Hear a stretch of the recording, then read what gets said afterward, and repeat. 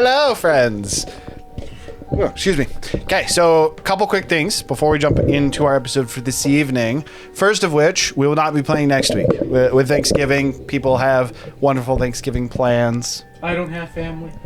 Hang out family. Imagine that. Who does that? So we will not be playing next week, and there will be no stream at all, just because people won't be around. So there will be nothing next week. In addition to that, Gurgle is unfortunately unable to attend tonight, so he will be absent for today. So it will just be... I was going to say the 5 of us, but there's 6 of us. It'll just be the 6 of us today.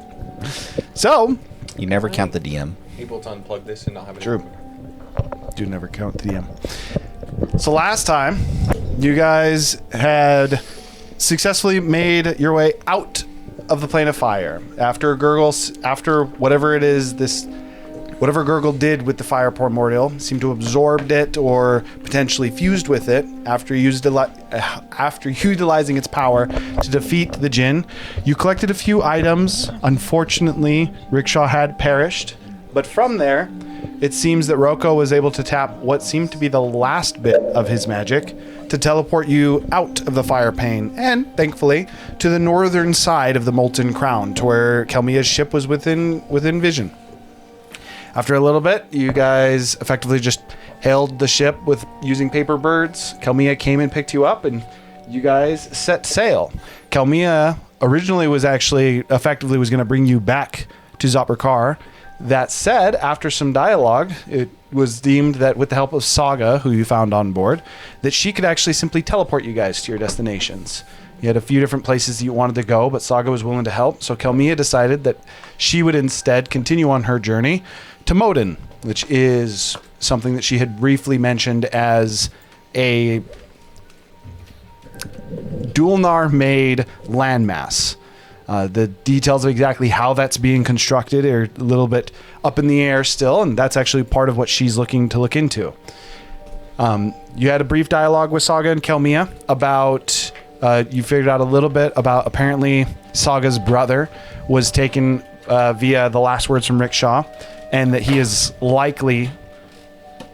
Wait a minute. We didn't give her any information. Yeah, you guys actually don't know. We only know that he said that he was taken. Yes, I was almost going to say the location, but that did not come out. So you gave Saga a heads up, who said that her plans were going to change based off of that, and that was going to have to take a bit of a priority for her. But for the time being, she's okay to take Gurgle and Roko to Gongili, and for the rest of you to effectively take you or teleport you to different locations, even willing to pick you up if you're wanting to have a little bit of downtime in the meantime. You can From hear me, there, Trinity. You can hear me, right? From there, you guys had we'll say a little bit of a disagreement. There was a little bit of tension over discussion over what was referred to as Kelmia and Saga as the soul coin in your possession.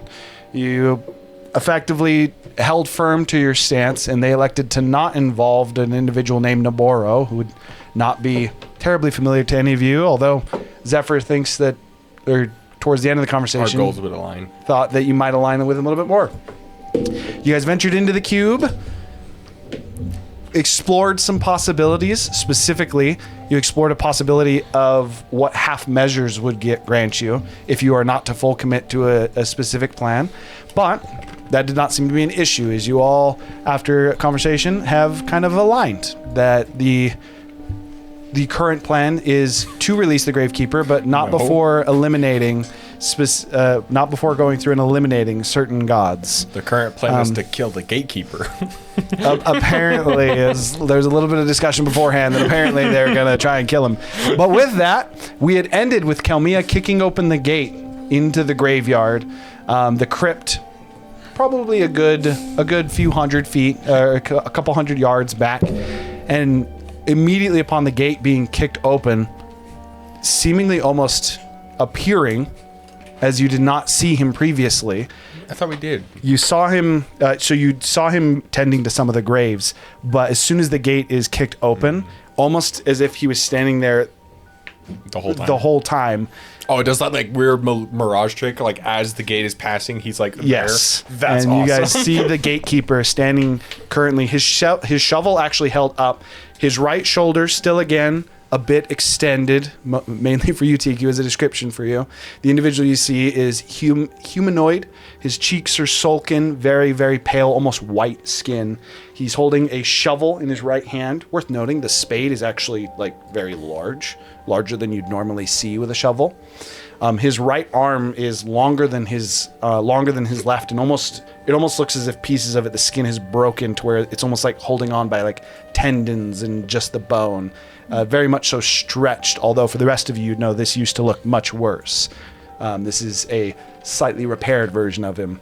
He's got what is a white, almost like a white, torn, dirtied, button-up shirt with a nice jacket over it that, again, is very weathered. It's got holes in it, covered in dust, wearing what appears to be just light trousers.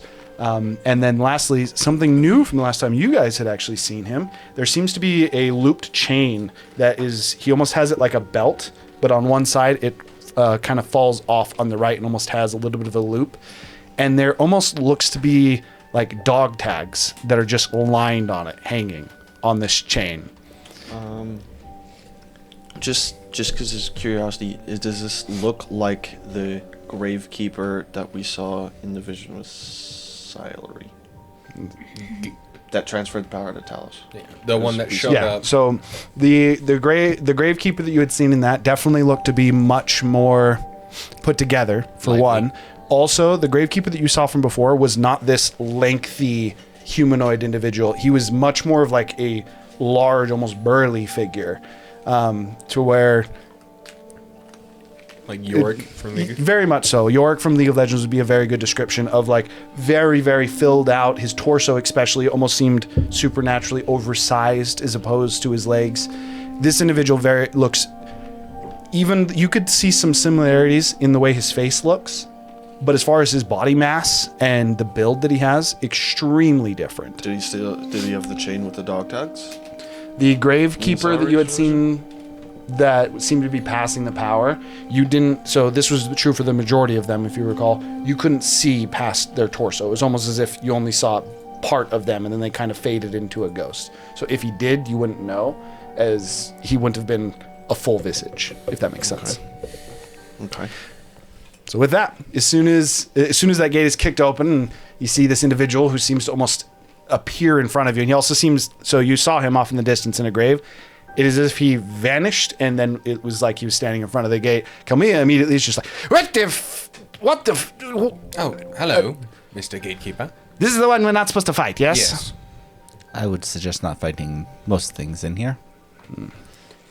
Camilla kind of turns after kicking the gate. She's like, I realize I did just kick this gate open.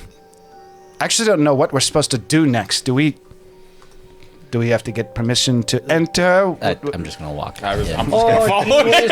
Are we? I always thought it was polite if we just knocked first. Tiku has the coin, right? She looks to the open gate and she's... Gurgle has the coin. Kelmia reaches over and like just knocks on the Gurgle bar. sold a coin last time. Yeah. Well, just... For the sake of this, because I don't want to control how you guys are doing this and Gurgle's not up here, I'm going to say that Gurgle passed the coin to Zephyr after they align. In fact, we'll actually say that it happens right now. As you're going in, Gurgle's going to say, he's looking to you, Zephyr. You're the one who actually put this in last time, right? Technically, yes, Zephyrin. kind of. Well, It's complicated. He's going to give it to you as technically yes, you and Cytherin were the ones who did it, but he was not directly involved with placing the coin. He's going to pass it to you, and that's how we're going to do it because he's not here. As I walk in, I'll show the coin to the gatekeeper and keep proceeding to the lock. The crypt, seal, whatever. The crypt is where it was before. Yeah, It was the crypt, almost as if when you were entering into the crypt, there was a stone wall in the way. As you walk past the gatekeeper, he just very much so to all of you seems locked on Zephyr. And as Zephyr walks past, he just falls in line behind him and is walking, just shovel still held, spade high, and doesn't even seem to be acknowledging the rest of you. He's simply walking in tow with Zephyr. I do want to pat him on the shoulder and just say, good work. If he reacts at all. He does not seem to react at all. You are able to like, he is very much so tangible. You can feel him. You yourself being more familiar with the arcane as well, as you touch him, you almost feel like a jolt. Think very much so almost like you had touched a power source and you got statically shocked. But you can easily feel this as like this is a source of magic, almost like it is bleeding off of him, or he's like a volatile source. Can I roll a history check or something of the like? Did I see this gatekeeper in the creation of the cube? I would say this would be a history check. As you were looking through the... Could I assist due to the fact that I'm trying to figure it out too? Or make my own roll? I'm the only one. No, because you immediately went to... Yeah, you I'm the only one who proceeded to saw present. the cube creating process. You would never even would have had a chance to do it. So the answer would be no. Well, I gave the gods up to the point that Char Plus wanted one. the cube to team Natural it. 20 for a 21. Natural 20 for a 21. First roll of the night, boys. That is good. It was gonna be no. He's familiar, but you don't know why. You know that this individual was involved in the cube, but you don't know if it's because he was in the cube, like he's a prisoner of the cube, or if he was involved in the creation of the cube, or But he's not the gravekeeper. Because he would have been there before the gravekeeper was. You are pretty confident he is not. I'll say so. I'll give you a little bit more because it was a natural 22, and that's just fun. You're pretty sure that this individual is connected to the cube. The Gravekeeper seems to be sealed within the cube, but as you're thinking back to the memory, while you can't place this individual like you've seen him, you almost feel as if he's part of the cage, I guess. Is the best thing you can remember. Part of the cage. Can I determine if he is... Was he a willing participant or an unwilling participant? That you cannot remember. Part of the ship, part of the crew. Okay. Oh. You're not the gravekeeper. Again, he does not seem to acknowledge you. He seems fully locked on Zephyr. I assume everybody's kind of falling in and following as well. Or? Yeah, no, I think it's just rude that they ignored their other guests. Ignored my other guests? No, him. Like, we're in his house, right? You're just ignoring us like we're not here. Like, what if we go ahead and we steal the silver? To be fair, I don't think he's ever spoken before. Also, we did kick down the door. I don't think we're That guests. is true. That is some aggressive knocking. We're sorry. Sorry about that, Mr. Gatekeeper. I'm assuming Kelmia is following too. Yeah, Kelmia and Gurgle would be following behind Okay. you. Kelmia Kelmia is seemingly very interested. So Gurgle is kind of like falling in line with you. Kelmia is like walking with you, but just like inspecting this gatekeeper. By the way, Kelmia, you'll probably find it. Don't touch your grave. She for the first time takes her eyes off, and at this point for you, TQ, as well, as I believe this is the first time you yourself have been in here. As he points it out, and you're like, Kelmia's grave is here, and you kind of like look over. Within moments, you see dozens of graves, many names that you recognize. Your kobold friends, your family. Hold on, Tiku can read. She can recognize names, including your own. As you continue to look through these, you notice that these graves, while they list the names of everyone, so you see a grave that seems to be dedicated to Zephyr, one to Razu. They Is there one are for me? there is, and you would find one for Cain as well. Worth noting, the grave for Cain and the grave for Herb are not actually that close, but the graves surrounding Tiku's is your own, Terrence's. Worth noting, Tiku is an empty hole. It's like dug out, almost like something's ready to be placed there. Terrence's plot is covered. In addition to that, you see currently a hole dug for Setharin. You see Just a hole. just a hole not a for filled Setharin. hole. Okay. You see a plot for Zestaria that has been covered over. And then you would also see one for Gurgle. You'd see one for Razu. You'd see one for... you'd actually see one for Rain, worth noting. Also empty. It has not been filled in. Rain's hard to kill. In addition to that, you Does she see... one for Onras? There is. You would be familiar. Would you remember Onros? She was with him. You see one for Onros, yes. That one is covered. The one that draws your attention next, though, is actually a grave for a Duodar. And the grave for a Duodar is currently filled in and covered. He dead all the Dudar day. What about his daughter? Tiku might know But effectively, his daughter. Tiku does know his daughter. I told you his daughter's name. Did you write it down? I'm writing it down. Wait a minute. Okay. So Not the something, startup Giga Jet something I Power remember. Freak. Can we like think things up while we're in this area? Have we ever done that? You did last time, yes. And it's actually how you and Cetherin separated from each other because you thought of different I things. want to look for. I want to look for Rickshaw's grave Okay. because I assume I can find it. Alyssa. Well, It is while we're Alyssa, walking in. and Alyssa's grave is currently empty. It still is yet to be filled. Is there a grave for Segway? It's also Elisa is how it's pronounced. Alisa. I have it. For the sake of this, you perception check? Yeah, it'd be perception check, as you are now searching through graves, and Rickshaw's grave is not immediately near you. What are you looking for, Zephyr? Seeing if I can find Rickshaw's grave. Would you like assistance? I'm gonna think of and Wrong- look wrong for. character, not Theric. What happened? You were alive last time I saw. Is there a grave for Segway? There is a grave for Segway, not too far off from Tiku's. Is it next to Razu? It'd be above it, so like you'd have him in like a line. It'd be on the next row up. Finally, he can't leave him. I'm not there yet, so. Fairly close. Would I see graves familiar to me? You would. And are any of them filled in? That I shouldn't be filled in. Not that you'd be able to. Not that you'd recognize right offhand. Okay. That said, while personally familiar to you, you're not finding anything out of the ordinary. However, you do find the names of some individuals that would be off to you. For example, you see one for. So you see a grave for that has the name Forgall on it, and you Forgall? Forgall.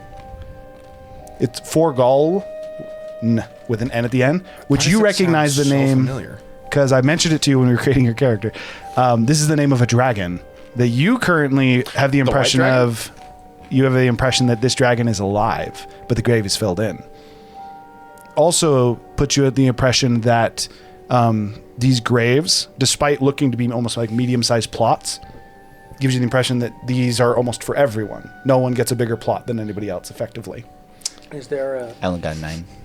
You got a 9? How long are you willing to spend looking? I mean, As I'm assisting you. Effectively, either rolling myself or giving advantage. I mean, you can did roll you yourself. Sorry, you told him you were actually looking for Rickshaw's grave too, Rickshaw's, right? yes. Yeah. You could go ahead and make your own roll then. 17. 17. Doesn't take you terribly long. Effectively, you guys are walking down the path. On this side, you find the graves. However, as you're kind of like looking around, you find Kelmia seeming very focused on the other side of the road, as Kelmia has found her grave. Out of curiosity, would just glance at the names. I assume I don't recognize any of them, but Kelmia has actually taken on almost a solemn stance. She is Kelmia almost always kind of walks with her hands almost up, like she's ready to fight. Very, very. It's very infrequent.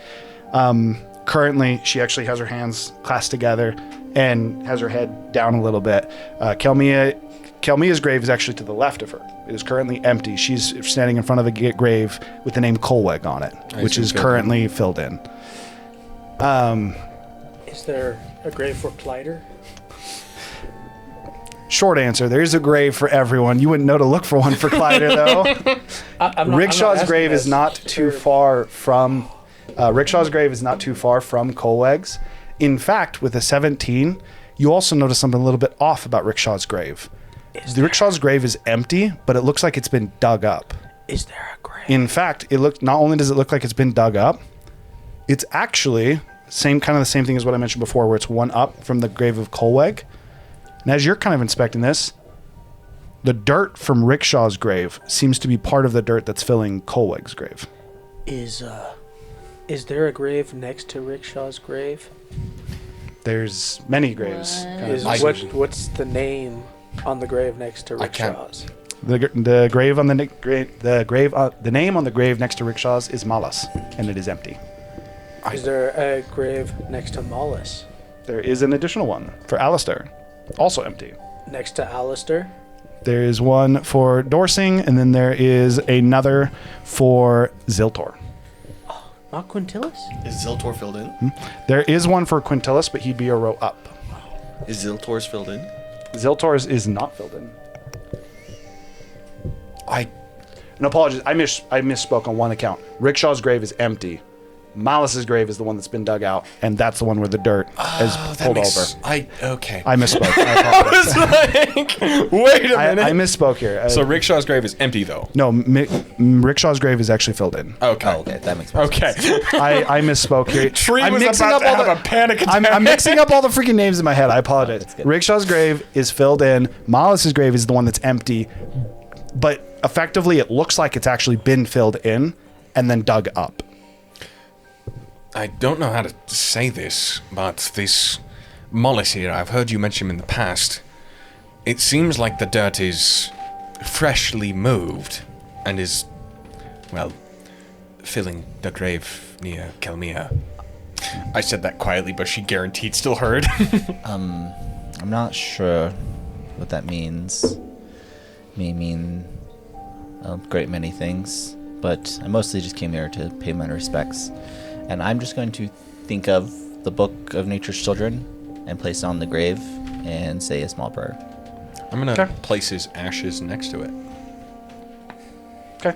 The book seems to appear like you think of it being on the top of the grave, almost like leaning on the tombstone itself, and the scriptures Like at some point, Zephyr would have read it during the trip. Yeah. So The book appears, and you, as you start your prayer, you actually before I go to this, are you? Do you have something?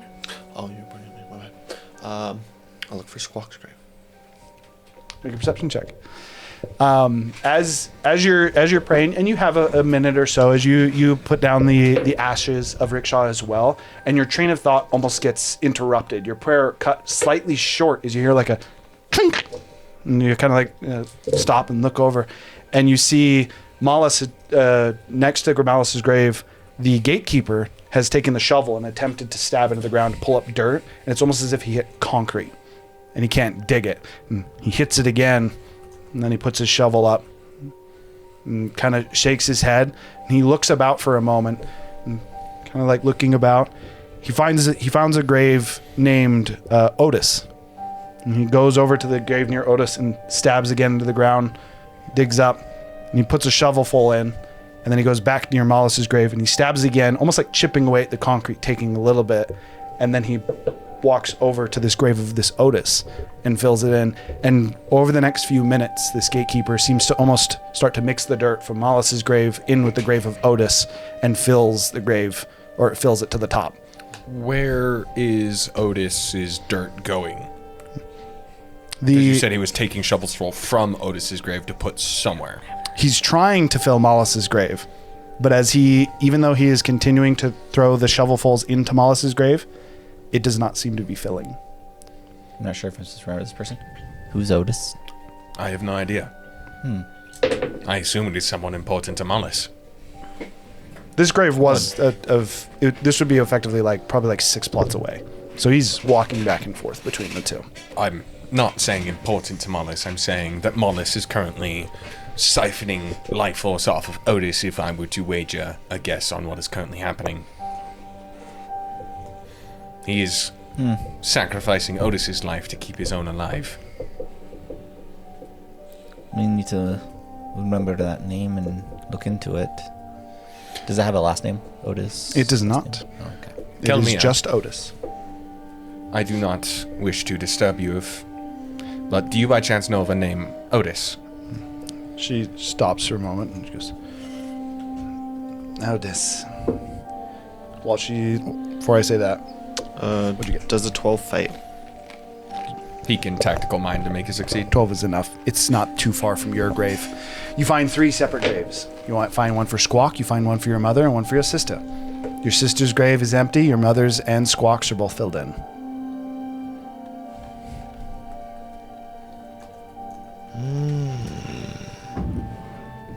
Didn't you have a brother? I thought he had 2 brothers from the stories I've heard. As you start to, like, a little bit kind of curious, you kind of start to look around in the area, almost like associating this with like a family plot.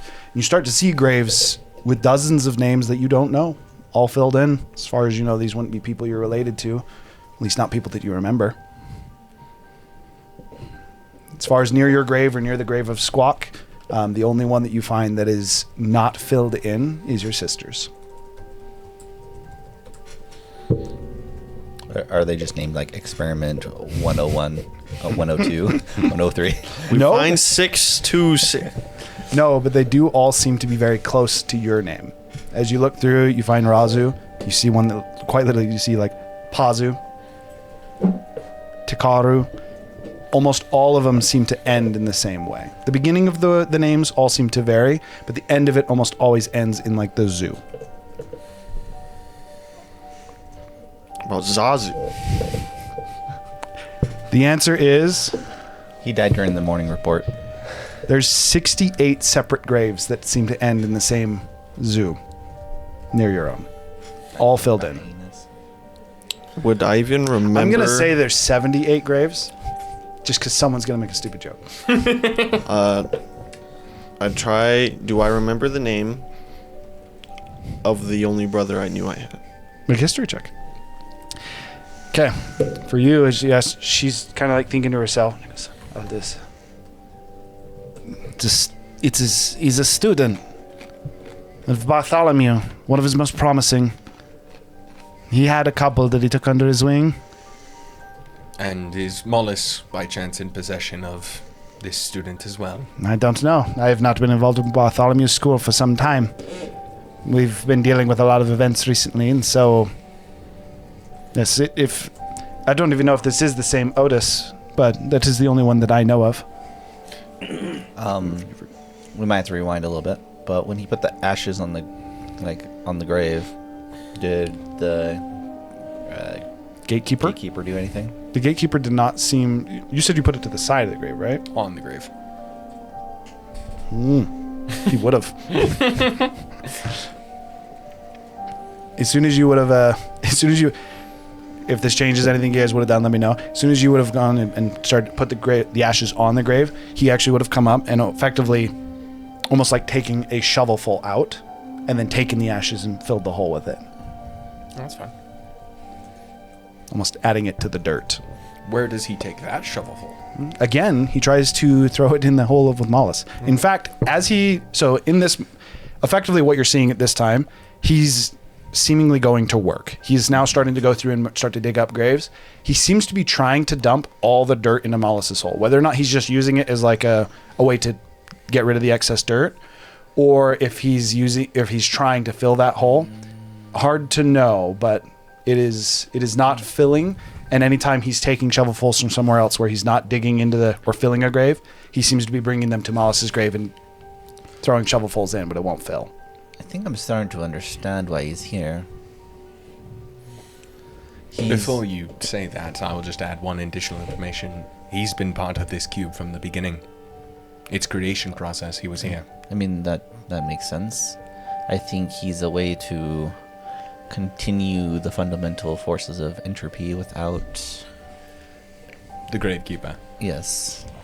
Otherwise, everyone would be immortal. Well, that's not currently what's happening. Entropy is out of balance. Some would be immortal. I'm not some saying would that he's die. not handling it. I'm not saying he's handling it well. I was just informing you that some would be immortal, some would die in infancy. Yes, but he's still... Well, he may very be well why it's out of balance at the same time. He's doing the fundamental forces without the power. strength. Yes. Wonder... Tico's gonna He's been check. at this for a long time. As soon as you say that, and you like in that moment, you kind of like almost like look up and think. And the graveyard that you're in it's like effectively like I'd say like a regular size graveyard, not but like maybe like a mile in length.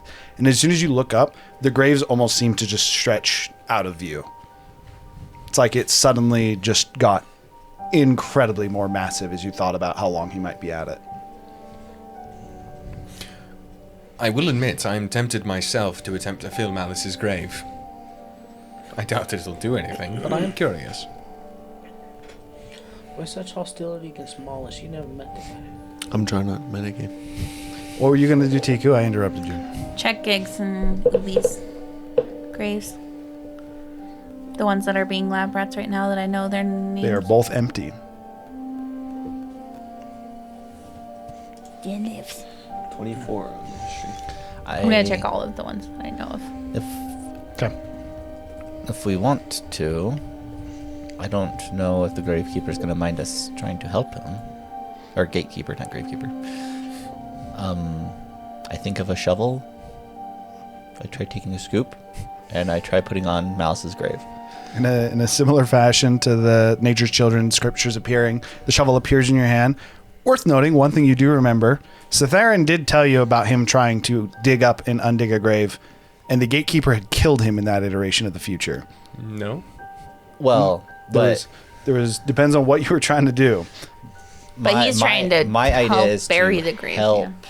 the Gatekeeper. I was just Regard. what you Yes. want to do is up to you. Yes. When you were there was two different futures. There was one where you were digging a grave, and there was one where you were filling a grave. I know he postured very angrily before it happened, though. Yes. Well, And then what wait, no, sorry. What I did was No. I took a shovelful from my wife's grave and tossed it into my own, and he got fucking pissed. Apologies. Yeah, you're right. You didn't actually finish that view. Like I spawned the What shovel you're and remembering, take a Harm?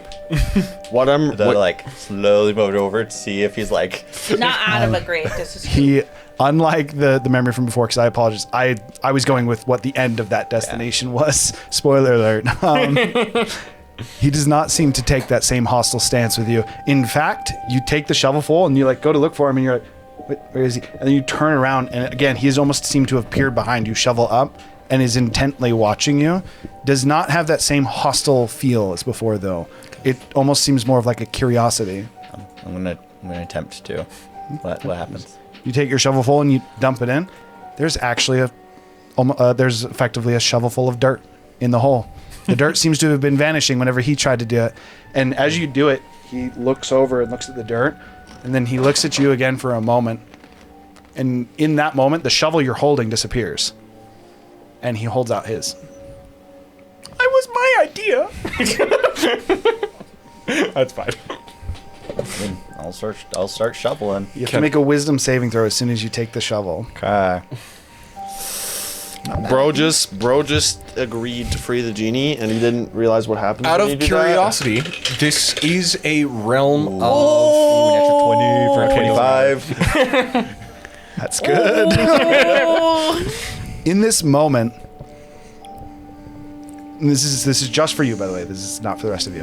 In this moment, Zephyr, as you take it, and you feel as soon as you take it, you feel almost like an excessive vigor in what you're planning to do and filling in this grave. And as you take a shovelful and you put it in, you're able to fill in the grave. And as soon as you fill that in, you realize there's more graves that are not natural. Like this is not the only one. You go to the next grave. You go to the next grave. And in this moment, you quite literally experience what would be a millennia, specifically 2 millennia. Roll a D-hundo. No, you quite literally, and you don't even notice that it happens. It's almost as if you've lost your mind and become almost like zombie-less in your purpose. You've just started to work with him. There are certain graves that only he can fill, and there are certain graves that only you can fill. And in this instant, you explore possibility of staying here for the next 2,000 years, helping to manage and fill these graves.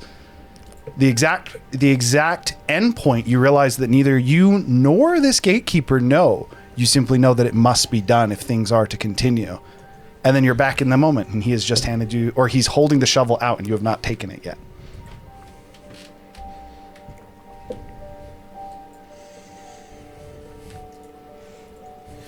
If I would offer my recommendations, I just kind of like, I don't grab the shovel, just put my hand on his shoulder. I appreciate all you've done. I will try to find you rest at some point. And I start heading over to the crypt. As you walk away, this is the first time you see any semblance of emotion, and all that it is his head seems to lower slightly as you say that. And as you start to walk to the crypt, the moment you go back onto the main road, as you guys had gone off that to start to venture amongst these graves, he again seems to almost appear behind you and starts to walk with you, heading towards the crypt. Kelmia, as you get to the road portion of it. Are you saying Kelmia or Tiku? Kelmia, specifically. You're Kelmia. I know. I thought you were saying that to Kayla. My No. apologies. As you get to the road, He's saying Kelmia, who has been mostly seemingly looking at Colweg's grave, and she started to look at a few other graves. Some names you recognize. She's found the grave of Theric, which is currently empty. She's found the grave of Tronile, which is currently plotted. She found the grave of someone named Akiro. She found the grave of Saga, all empty. The only one that she seemed to have taken severe note of is the grave of Tronile seems to be filled over. With that, as soon as you actually hit the road, she turns and just, effectively as he disappears and appears next to you, she goes, are we moving forward then? And she kind of calls out to everyone, and she goes back to the road to meet with you. I'll follow. Yes, I believe I've had enough time here. Before everyone goes. Did I find it? What was your history check again? Sorry? 24. 24.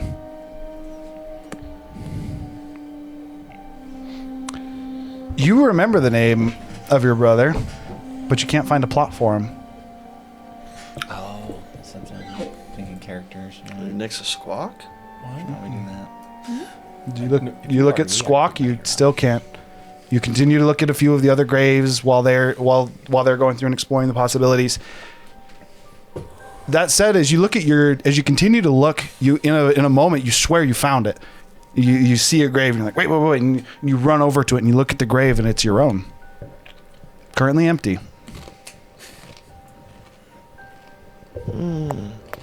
What happens if you feel your grave? You die. But he's not dead. The Great Keeper will kill him. Okay. With that, as you guys all move back to the road, kind of falling behind Zephyr, you make your way to more so the center of this graveyard, and again go to the crypt. The crypt itself being fairly small, and where the archway that would lead you in, where there would likely be a couple additional tombstones, maybe a quarters for a gravekeeper, is instead met with a stone wall. The stone wall has almost a circle in the middle.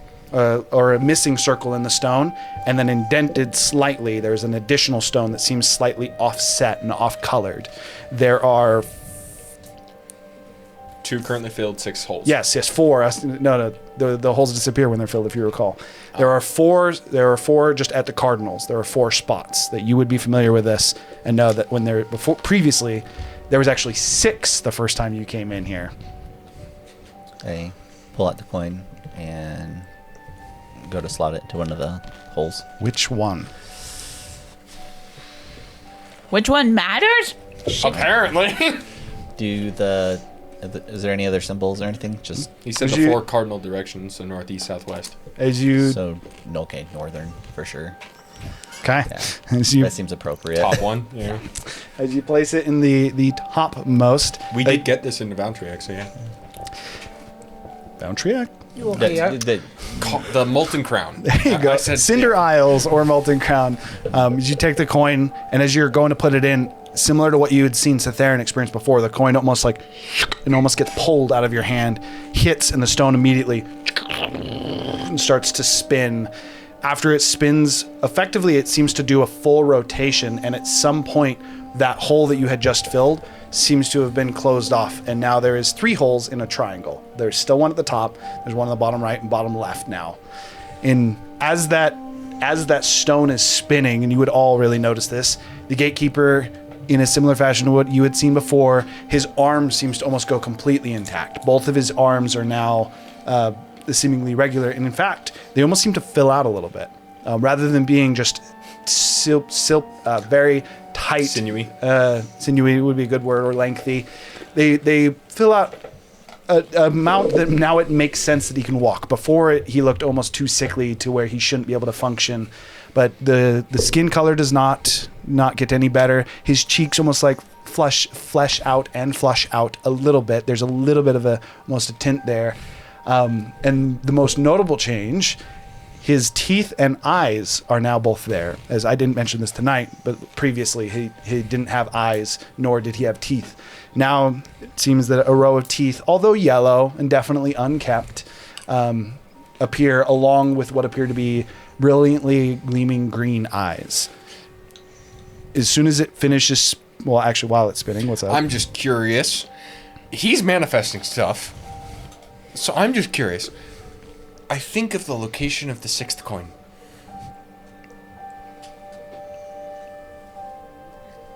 Make a wisdom saving throw. Fuck! Well, if we're also 28. What were you saying? we're also manifesting some things here. What we're thinking about, I'm thinking this is pretty macabre. Boy, I really would like a sandwich. You do get a sandwich. Hey, What's in the Herb sandwich? Spawns a it's sandwich. just a good old like grilled spam and cheese sandwich. It's not a herb sandwich. No, there. The spam doesn't spawn in. Spam actually doesn't exist in California. Yes. That's Hiram's way of saying fuck you. Ain't nothing like a good spam sandwich, I tell you.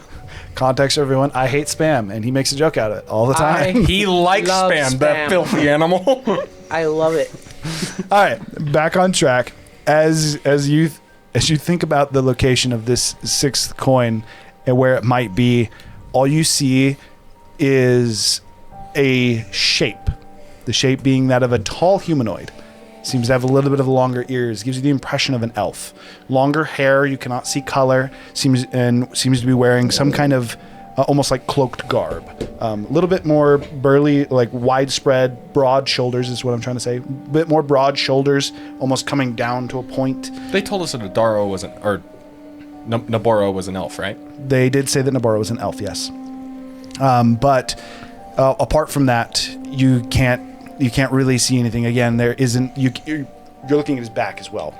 By the way, all you can see is that he seems to be looking up, seemingly like kind of up to the right, and looking at a coin.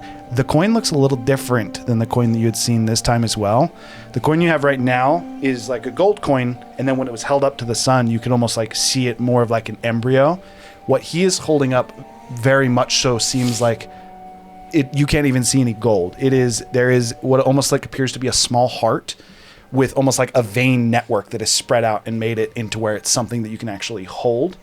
And in addition to that, as he's holding it, one thing you do notice is that almost like the embryos coming off the coin seem to have grown onto his finger, and it almost looks like it's pulsing attached to him, like it's a heartbeat pulsing blood into him as he's looking at it.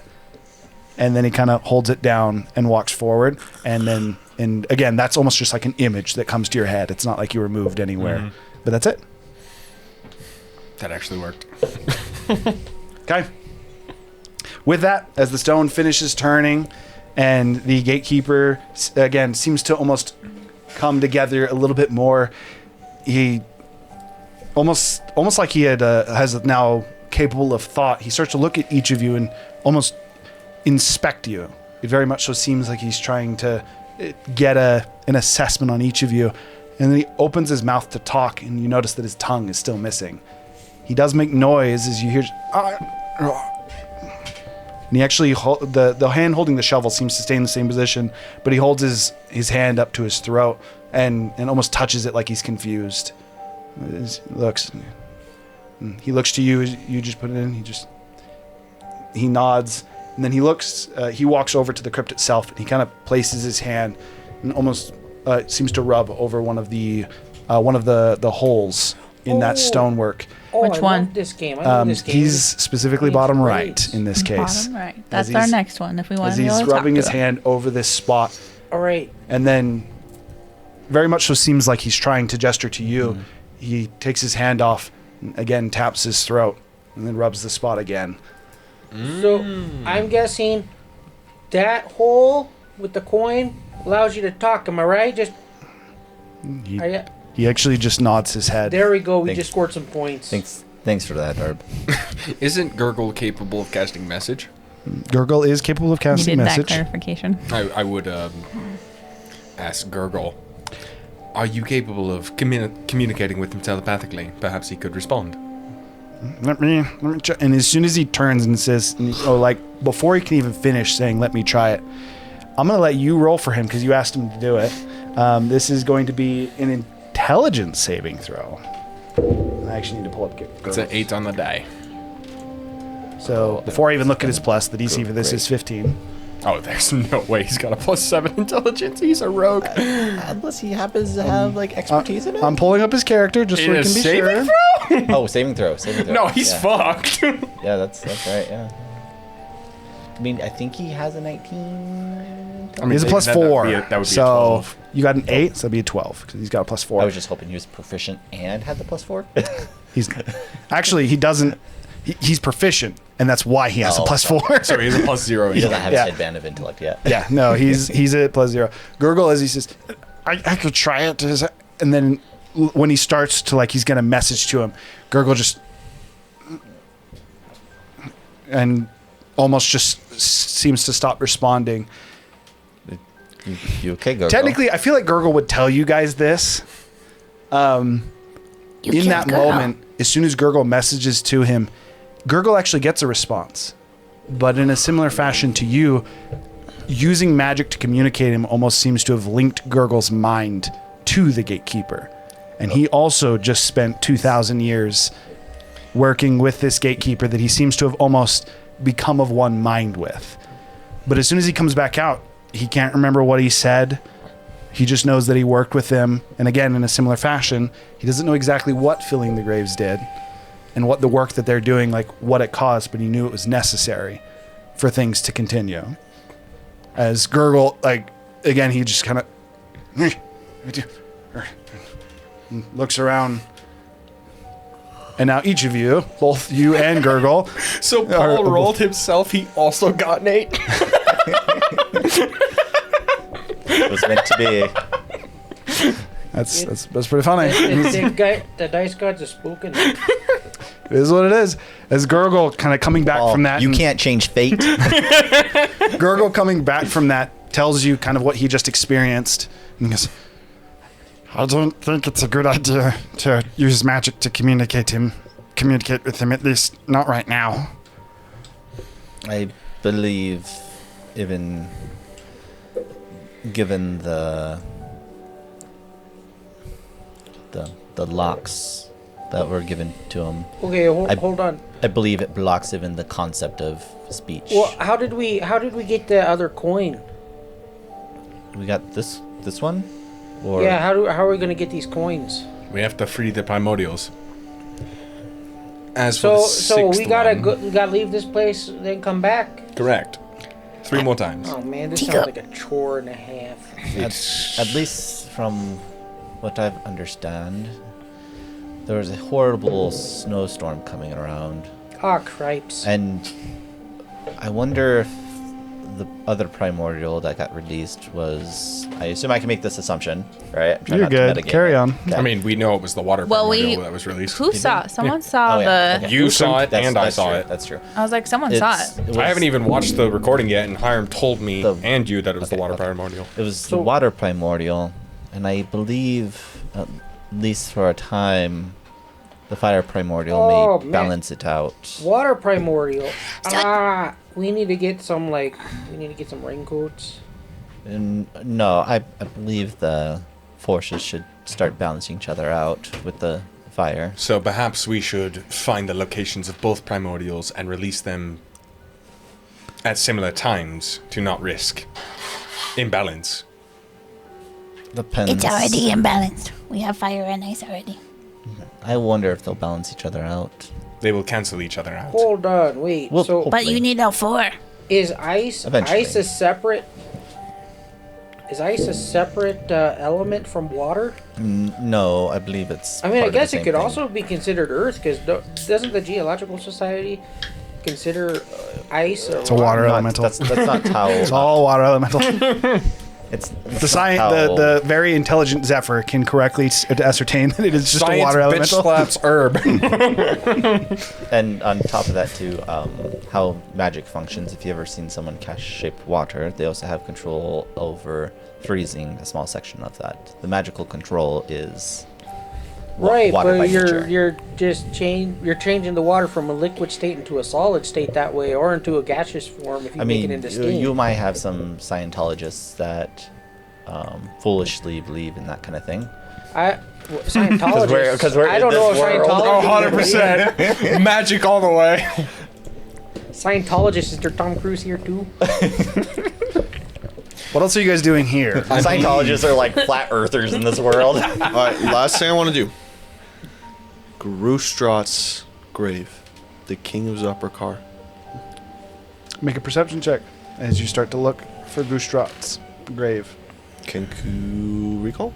No. Can't use it on this? Yeah. Zephyr also wants to look for a couple more graves. He goes to his specifically because he knows they're going to be nearby. 18. I'll let you do him first. Okay, so starting with you, Gustrat's grave is filled in. Did you say Gustra? Gustrat. He's the king of Zopricar. Gustra. So, Gustra, like the. No. He was named after the Gustrat. legendary creature. I would Gustrat is the king of Zopricar, father to Mutalim. find Zephyr. I almost said Dalinar because The you guys honking messed with terror. me and I messed that You up. made it literally 2 letters off. It was an accident, bro. I find Zephyr. Dalaran, their father, who runs Zopricar, and his grave is filled in. You also find the graves of all 7 high princes near him. No surprises there with the graves that are filled in and not. I pull Zephyr over to the king. Omerton was right. That's not his father. I mean, does it really matter? He's still the one with power and the one we have to negotiate with. True. It's not like we can just kill him off because he's not who he says he is. Gosh. Okay, so I'm gonna go to you because you said you had a couple graves. Yeah. So- I'm curious with the natural 20 history check that I rolled, with to basically see the history of this cube and with the conversations. Would I know about Ralamon? No. Okay. One thing as well for all of you, as you guys are continuing to think about like options of like where you want to go, is it kind of crosses your mind to just at some point of like how do we leave?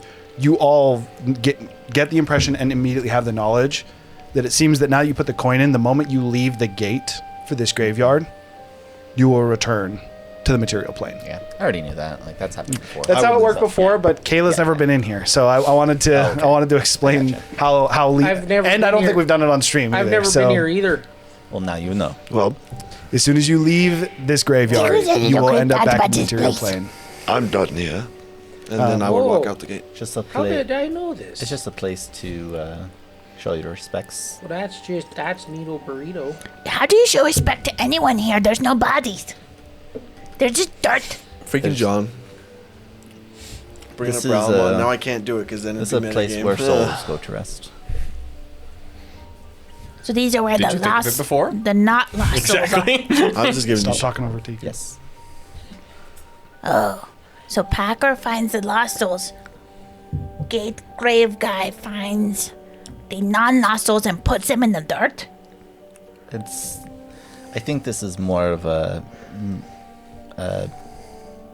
metaphor, a representation of what's going on in the larger cosmos to make sense to our mortal minds. So we put souls in dirt. In this case, yes, if that helps you process it.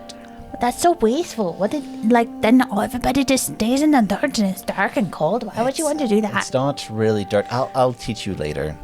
I'll explain it later. You know, I'm a little it's very confused about complicated. this too. Like, Well, like I had to get in the details of like because that's like a freaky grave. That's not like a real graveyard. Like I said, this is just a manifestation of our minds to make sense of what's going on. Wait, so did I really eat a sandwich? Wait, does No, their souls? but yes, it's complicated still. Well, now I want a sandwich. Oh, you can have a sandwich when you leave. Tiku, can you make him a sandwich after Maybe we get out of some- here? Ooh, do you got some like elk brats? No, Oh, shame. I don't have any elk. Or some like walleye. Who's musky maybe? They have. You can get that in the Coliseum, though. City. Hey. We can get the ingredients. Well then, what are we waiting for? So, just so you guys know, Razu has left the graveyard. He said that he was done and has left. Yeah, like, you guys can go. I'm just want to check out a couple more things. Paul, if there's any graves that you want to look at, because I know you're in the stream, type it soon. If Ooh, I'm curious. Not as Herb, but just morbidly curious. Is I just lost his name. Hold that thought. What graves are you looking Gargle? for? Gurgle, thank you. Is his grandparents' grave here? Oh, his grandfather's grave. Oh, yeah. Roko's grave is in fact here, and it's mostly filled in. In fact, as so we'll say as Gurgle's kind of like looking through it, and as Gurgle finds his way to Roko's grave, he finds the gravekeeper the gatekeeper, in the midst of filling it. Almost as if in response to him walking up to it, the gatekeeper is filling the grave. do you think there's like multiple gravekeepers around, like any ethos, and so like anytime you go to anyone that's so dying, they fill them up all simultaneously? No, it's just the one. But I mean, how does that work then? Yeah, Like, you that's can't make. like what if two people die at the same time? Yeah. This is a conversation that's going to take a lot more explaining than I can do in the short time. What do you mean short time? Are we gonna die if we stay here? I did see my grave. I did eat Do a does sandwich. mine start filling up? Like I said, I'll explain it. I can give you a full lesson on the metaphysical realities of almost mixed. Chico just realized that she is hungry and needs to go make some I'd lunch. be really appreciative if you did that, because this place does confuse me. You could do that. That'd be real great. I should be able to I'd Yeah, explain you what- totally I should, got this, I should be able to explain it Chico's to you dancing. very easily. She's Anyway, gonna walk her pick it up. away. Well, that's good. Good. As you turn away, Tiku, and you look, none of you guys were really looking for it, but Kelmia is currently a good amount away, walking through graves, seemingly intently, very focused. Kelmia is hunting for something, looking through these graves. Yeah. All right. So the things I want to find, real quick. Yep. So I'm looking for my family. Okay. All empty. Well, at least he's kept his word Well- so far. Although your father's grave is partly filled. And then I also look for Talos's. You find Talos's near a few others that you recognize as well, as you kind of immediately see it. Talos's grave is empty. Salaries is near it, filled in. You also find Riveron's grave, filled in as well.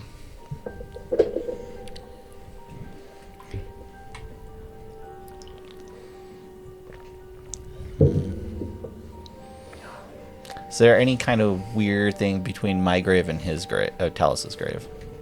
Is there any weirdness going on? As you go and you look at it, kind of like look at your Talos's grave and your grave, the only thing that you can really make a connection on is it's made of the same soil. Worth noting, your soil is actually even right next to like your parents. You'd again kind of almost assume, almost like that family plot or those nearest to you. As you look at the other graves, they seem to be made. They seem to be the same ground, so the same kind of dirt, the rock, the overall composition. That's the word I was going for. Is the same. However, yours is different from all the ones that are directly around yours, but it is the same as Talos's. Eerily so, to where it's almost as if Eerily. Eerily so. Yes. That is the only connection you can make, though, is that it seems to be dug from the same. Or the ground composition seems to be the same, even though they're in different places. I also want to... I wonder... No, maybe I'll do this last. I'll hold off on this one. I'll come back to Talus's grave later. So I might die. I wanted to find most of the gods' graves and just confirm the information that I know to be true. And I also wanted to find Bahamut's grave, and just out of curiosity. Okay. As you go through your speed for a little bit for the sake of brevity, especially because you have a high perception. As you go through and you start to seek these out, and you're able to find them with some time. Each of the known gods are their graves are empty.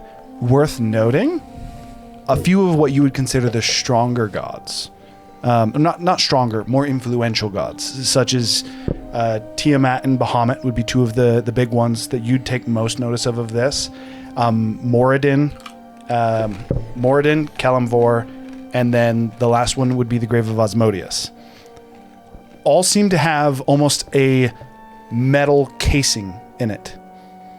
Like they have put almost like they've almost put like a bowl inside of it to where you couldn't fill in just like the dirt. You couldn't fully bury it. And even if you did, it'd be almost like separated off. Mm. What that means, you don't know. The only graves that you find that have it are graves of specifically the current pantheon of gods. Every god has this metal Not piece? every single one. The only Just graves the that have it are gods within the pantheon. It's only the ones that I just mentioned. Wait, what about the Wild Mother? Wild Mother's grave So is Bane empty, doesn't have but it? but also seems Does not have a metal. Bane's not have doesn't a- have the casing? it does not. No. And then just So Bane could die. one last thing that I'm just curious about. Are there any graves that I just spot, just with my passive perception, that have that concrete bottom? Not that you can see. So it's just Malice? Okay. Nope. By the way, Razu. Of course, In Bane fact- can die. Do you think he would want to make the game so easy? We're gonna say he said that to you right as you were walking out. Malice's grave, that almost like concrete, as you look at it a little bit more, almost metal base, seems to be the beginnings of what Bahamut and Tiamat have in their grave. It's almost as like he has a starter to Well, that. that's not good. What's up? Okay, come here. What are you looking for? As Tigu kind of makes her way through the field a little bit and walk I'll over. eventually catch up with him too. Okay. I will, because I need to talk to him. As you catch her, she almost seems out of breath and a little bit confusing to you based on how fast you've seen her run, and you get the impression that she's been running for hours. She is sweat just kind of pouring down her face, is very much so like out of breath, like she can no longer run, but she's continuing to walk. And as you ask her what she's looking for, she goes, I was a little bit curious. If you saw me looking at the grave, that was the one who raised me, but I wanted to see. I've always been a little bit curious what happened to my parents, as I didn't know for sure. Their graves aren't there. And that kind of led me down a path, and I found out that I noticed Colweg's grave right away, but Ina's grave and all the others of my crew, I thought I might be able to figure out if they're alive, as I haven't seen them in some time, and I can't find their graves. And I don't know why. She's kind of like looking about, she says, I've run for hours. She very much so seems almost like defeated or disheartened. She goes, it's almost as if they don't exist. Colweg and the rest of my original crew went ahead of me. As soon as Malice, Rickshaw, or however, I knew him best as Rickshaw, as soon as he was able to escape from the Isle of Athtar, Colweg, feeling slightly responsible, decided that my original crew would go seek him out. I received news that Colweg was dead, but one of the main reasons that I came to Altira, apart from just helping Theric, was to determine the nature of what happened to my crew. I thought maybe I could at least check if they're alive here, but they don't seem to be here. Oh, great. So does that Gates. mean your crew's Zombie. alive? I don't know. Well, if they're not here in the grave, But my Yeah. grave is here and it's empty. are you saying like you can't find their graves? Like, their graves are just not here, or their graves are empty? No, I can't find their graves. Like, they're just not... Are they immortal? No, I can't find them. No, your crew. Are they immortal? No. I look up. You look up, the sky still has, it's got a little bit of like almost like a tint of green, light clouds flowing. There's no like sun or moon. There does not seem to be anything out of the ordinary other than the fact that the sky looks off. Well, I would say we should ask the gravekeeper about that, but he can't speak until we get that other coin. So maybe we should just get that other coin and then we can come back and get more answers. Oh, great zombie. Shovel zombie. I wish to say your name. Where are you? As you start to look around, he's actually not hard to find. As soon as you start to look around, you can find him fairly quickly. Almost disturbingly close to you anytime you try to find him. Like within 3 plots of you.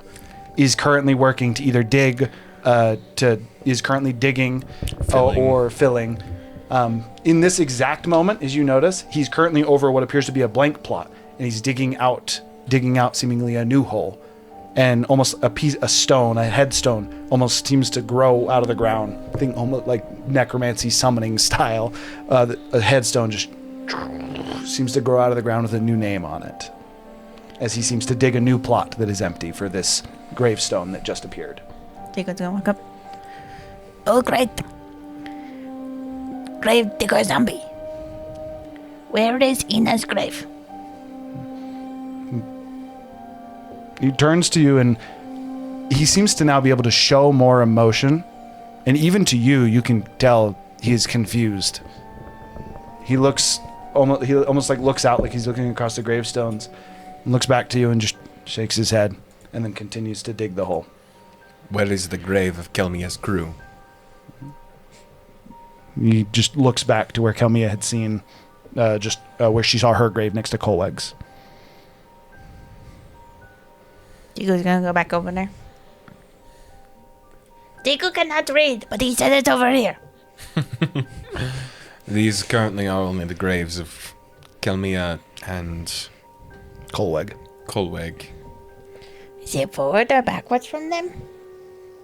Not that we can see. As you start to inspect, they do not seem to be there at all. Kelmia comes with you and makes again another looks around and seems confused. This can't. I don't think I can use this for what I wanted. I thought I could get an idea of maybe who was alive and dead from here, but I don't think that's what this is for. And Kelmia, at that point, seemingly frustrated, leaves the graveyard. Just for shits and giggles, can I roll a percentile to see if while I was looking around my grave and stuff, if I happen to see Ralamon's grave? Just because I'm curious. I might have let you do it, but that would have been like a, did you think about it before you were leaving, if you didn't already leave? The answer is no. I'm just curious. Can I inspect Coolwig's grave? Are there several names on it? Did you start to inspect it and look about it? Maybe rubbing at it a little bit. And just reach down, rub it off. Colwig's grave is actually fairly clean. Seems extremely well kept. Just continue to look at it. Does not seem to have any other names. All right. Kelmia's too, just in case, but yeah. Kelmia's also does not seem to have additional ones. Interdimensional travel. They no longer on this plane. Or on this planet. No grave. Well, I hope you're right about that, Tiku. Tiku thinks about the hag that we murdered. But Kelmia, Never got its name. ultimately, these are questions far beyond us. I'm not sure. All right. Oh, did she leave? Oh, I didn't catch that. She seemed frustrated when the graves weren't there, and she exited the grave. So currently it is. I'm going to say Gurgle leaves the graveyard too, because I don't know what he would do, and I did not see. What? Nope. Yeah. So Gurgle does not believe there's anything else for him to learn here. Gurgle's going to exit the graveyard as well. That is cocky. Always more to learn. And Tiku is dumb. So are you staying? Wait, maybe that's why there's always more to learn. Gurgle would look for Esophel's name. Did he say that and I missed it? No, that just... I was going to look for Esophel's name, to be fair, but then I was like, no, Gurgle would look for it instead. But I can look for it if you don't feel like he would. Tiku's gonna head out as well. Okay, you head out. We'll say that he did find it before he left. It's actually fairly close to his, and it is, in fact, filled in. Did he get the name for the UNT that was with... Esophel. That was his name? Okay. These two, Gurgle and Kamiya, have all left. So currently the three of you are left in the graveyard. What are you doing? I'm probably going to leave too. Let me just double check. Dying. That's what Trinity's doing. No, actually, I won't. I got enough information. I think I'm good. But Zephyr is just going to go to... okay, so we already did Rickshaw. I'm going to go to Terrence's. Segways, and at the end, Citharon's graves, and just pays respects, say prayers. Citharon's grave is empty. Again, as a quick He's reminder. aware. That's why that was the last one. I figured that was the case. He's going to fill it soon. And Zephyr's still going to say a prayer to Citharon, even though he knows it's probably a lost cause. But Citharon was still Zephyr's friend at one point. And Zephyr's still looks at it as a failure of his. And after saying goodbye to his friend again, he leaves the grave. Okay. Just one last thing. I want to look around my grave to see if there are any names that I do not recognize that are extremely close. Like the names of my parents, perhaps.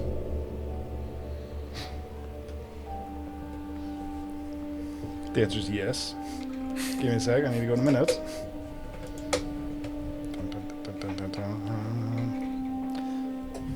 I also got to ask a weird question just for the stream purposes mostly.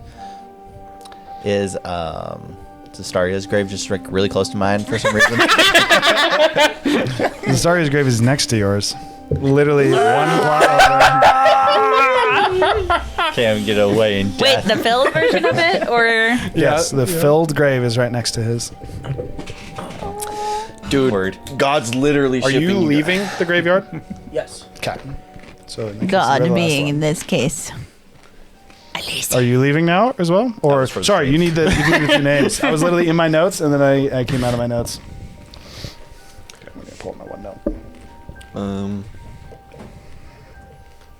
What's up? I'm just signing into my one note because I'm apparently not just signing because she Kalmia left, and I would assume I would have seen her looking for a crew. There's potential. I don't know exactly how sprigs work, which is what malice is. But if they got away and your crew, namely your first mate, blames himself, maybe the alternate version of Rickshaw is your crew in some weird way.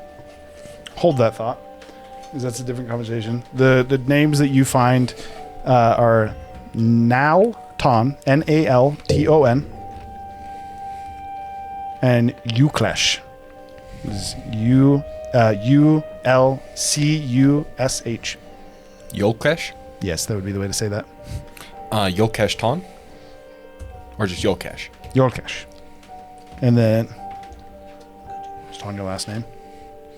I don't have a last name. I never knew my last name. You just said Nalton, like a first name, last name. If it's not that, if it's like Nal apostrophe Ton is in one name. It is with an apostrophe. Oh, okay. That said, they would have last names on them. Belpora. Belpora. Both of them would have the same last name. Worth noting, though, as you look at yours, it does not. Are their graves filled in? They're both empty. were adopted. Okay, as you said, that was the last one you were doing. Exit, yes. Okay, then you were at exit. You guys all exit at the exact same moment, which is why we needed to wait.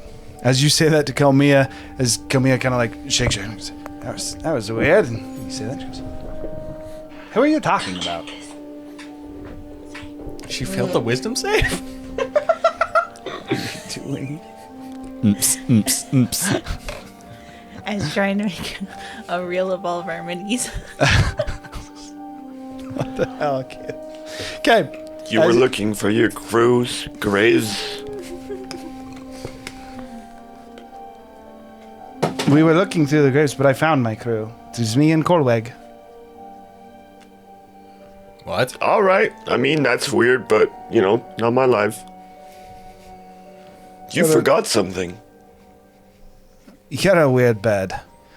So, As I would then quote what she said in her discomfort that she wasn't finding her crew. so I actually figured out there's a problem with this. Quote back to me what she said. You Fair. do not have you can mimic sounds, but if you can't tell me what she said, then you can't do it. The only way you can do that is if you pair it with the feet, which you don't have. Gotta pick up the keen mind feet, my guy. Maybe I'll pick that up on my next thing. But here we'll try my best interpretation of what she said. I've been running around for hours and I can't find them. That's pretty close. It was decent, but No, that's I'm not Yeah, laughing at that. I'm yeah, laughing yeah. at the DJ Kayla walking up the stairs. Yeah, they probably couldn't hear that one. They probably couldn't hear it, but we could. I think that's pretty close. No, close enough. And as it just happened, she goes, I mean, I know you can mimic sounds, but I did not say that. he can only mimic sounds that he's heard. He's heard me talk. The answer is Kelmia. I would say Hand. I'm gonna bust some logic into her. Kelmia, how many people are in your crew? There's two. Just me and Kovac. And Doesn't then it seem weird to be able to pilot a ship with only 2 crew members? make a persuasion check. You get advantage on this as you have logic behind it. Also, who's earning? I didn't actually hear what you said. Who's earning? Great rolls, but 11. could I 11? like It's assist actually with still that? enough to where she goes, I assume we just hired some hands. Don't you think it's weird you don't remember any of them? Can you even picture what they looked like? She starts to think. I can't. What is this? What is that? And as she gestures to your cube, you notice, for one, it's no longer humming. Mm-hmm. For two, as you look at it, the cubes are larger. There doesn't seem to be as many almost like spinning and moving parts to it, folding on itself. It almost seems simpler in its design than what you had seen or when you previously looked at it. And as you kind of like look at it, almost like a little bit of like, wait, and then you realize it did not have any kind of pull. Even when it wasn't humming and you could kind of inspect it, it was still dangerous to truly try and study it. You realize that in that moment, as you kind of like look at it and you're just like, oh, and you start to put it away, there was no pull towards it. I forgot about this. It's been a week. I immediately look around for Saga, make sure she's not trapped inside. As you look around for Saga, you see Saga, who is in this moment. She seemed to have been looking just above the cube, and she looks to each of you. She goes, "I don't think that I went in that. I didn't. It. I'm not gonna lie. I was slightly afraid of it, and it seemed that when I tried to look at, I looked above it, and you all seemed zoned out. And when I tried to look at it, You lost your chance. No, I didn't see. I don't think I went to the same place all of you did. You were dead in our reality. Well, my brother was dead in mine. As you look, and you can actually see there seems to be almost like dried marks on her cheeks, like she had been crying. Saga, sorry to change the subject. Do you know Kelmia's crew? I never got to meet them. No, I did actually. I know Kolwek. But to no one else. Any others? I don't think there was any others. I'm gonna insight just in case. 21. She's not lying. Zephyr's going to do some studying here. Frickin' to understand the frickin'... Perhaps you can determine if they're cursed. I don't think so. I don't think cube magic counts as a curse. Modify memory is a spell. Saga at this point says, I don't know what all of you saw, but I have additional business that I think I must attend to. Before that, Would you like to tell us about it? My brother is not safe. Oh, we know that. I mean... No, he is in a very bad place. I wasn't able to explore enough times to be able to save him. I'm sorry. I know I said that I could take all of you, but I think that I can send you to Altira where you need to go, but I can still pick you up. That should be fine. And she seems almost like she's just put something down and decided not to do it. It's fine. It's fine. if you need to leave, we have our own means of transportation. I can at least send you somewhere, as I know Kelmia is going to Modin, which is not your destination. Where did you want to go again? She just seems very disordered. Gurgle and his grandfather are going to go to Gungili. From there, I can bring us where we need. But before that... Have you been to the Dinnerhold? I have not been to Zinderhold, but I've been near. The edge of the...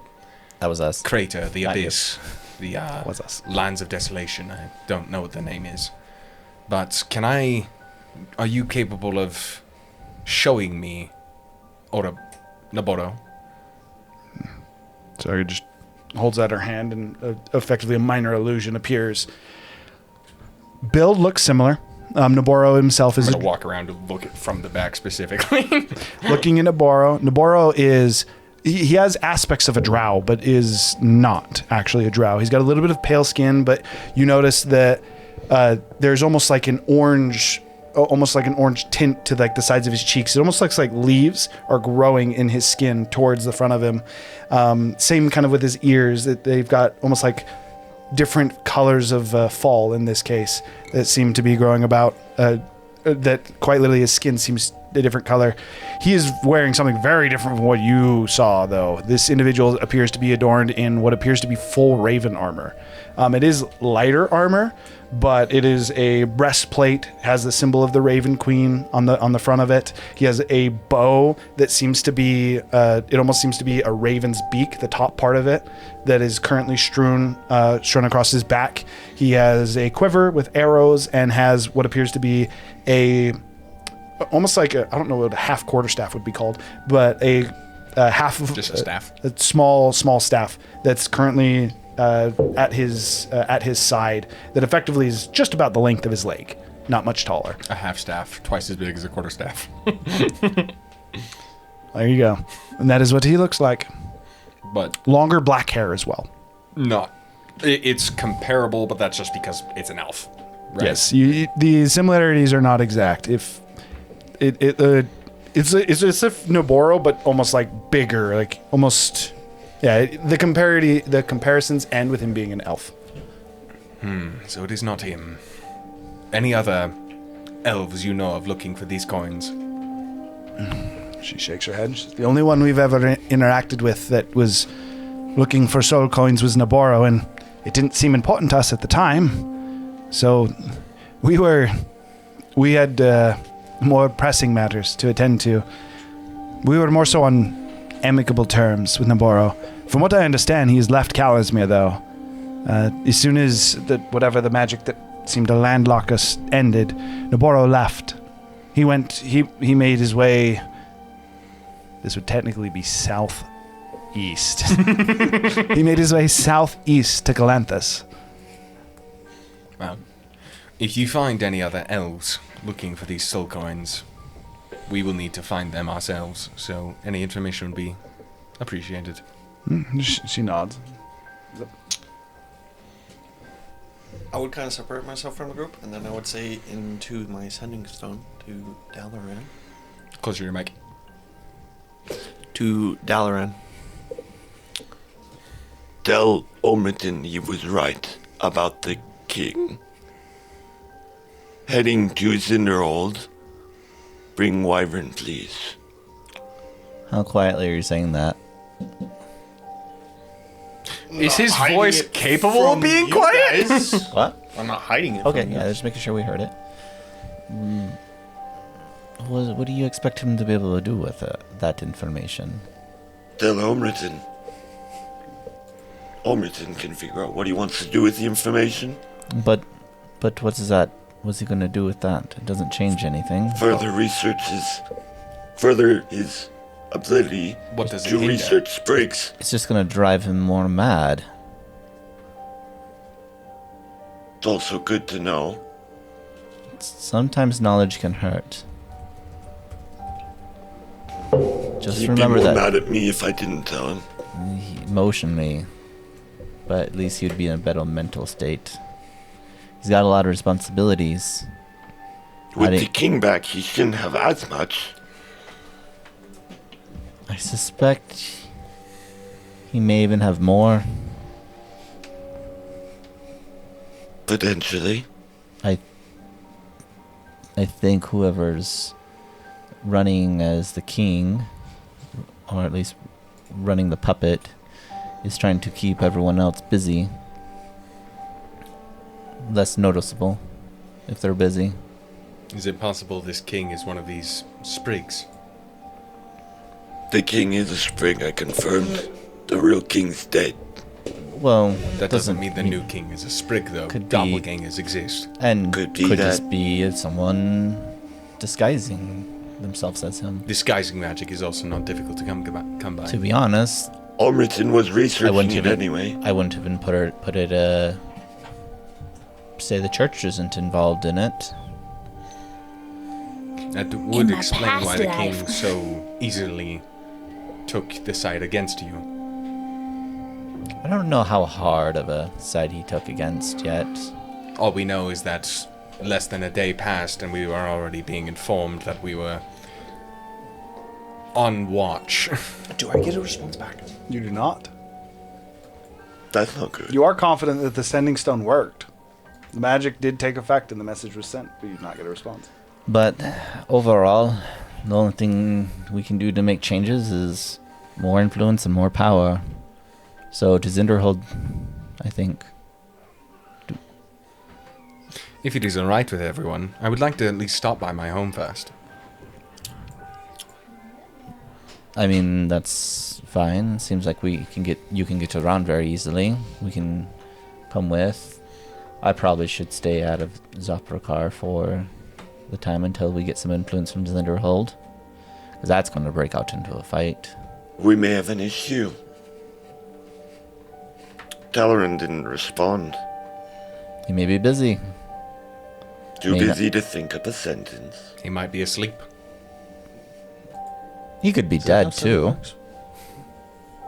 They have to actually hear it, yes. You send it, so effectively it's like, think there's a walkie-talkie on the table, the way your stone works, and the stone would just start making sound when you make a sound. Like it effectively would light up. Specifically, these ones glow white. Wouldn't it be directly to the brain? It shouldn't be able to be heard by Only if he has a everyone sending in the stone room? on his The person. spell sending does that. Correct. Sending stones, you literally talk into the stone, and then they hear it through the stone. The stones are connected.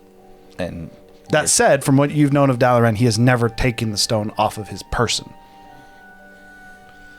The answer is he's never not responded, so either it's stupid and he's sleeping and or Midday? or he may be somewhere where he I mean, It's later after. It's He- like at this point going into the evening. he could also be somewhere where he can't have the stone on his person. or Wouldn't want you spouting off nonsense to him in the middle of an important government meeting, like you may have.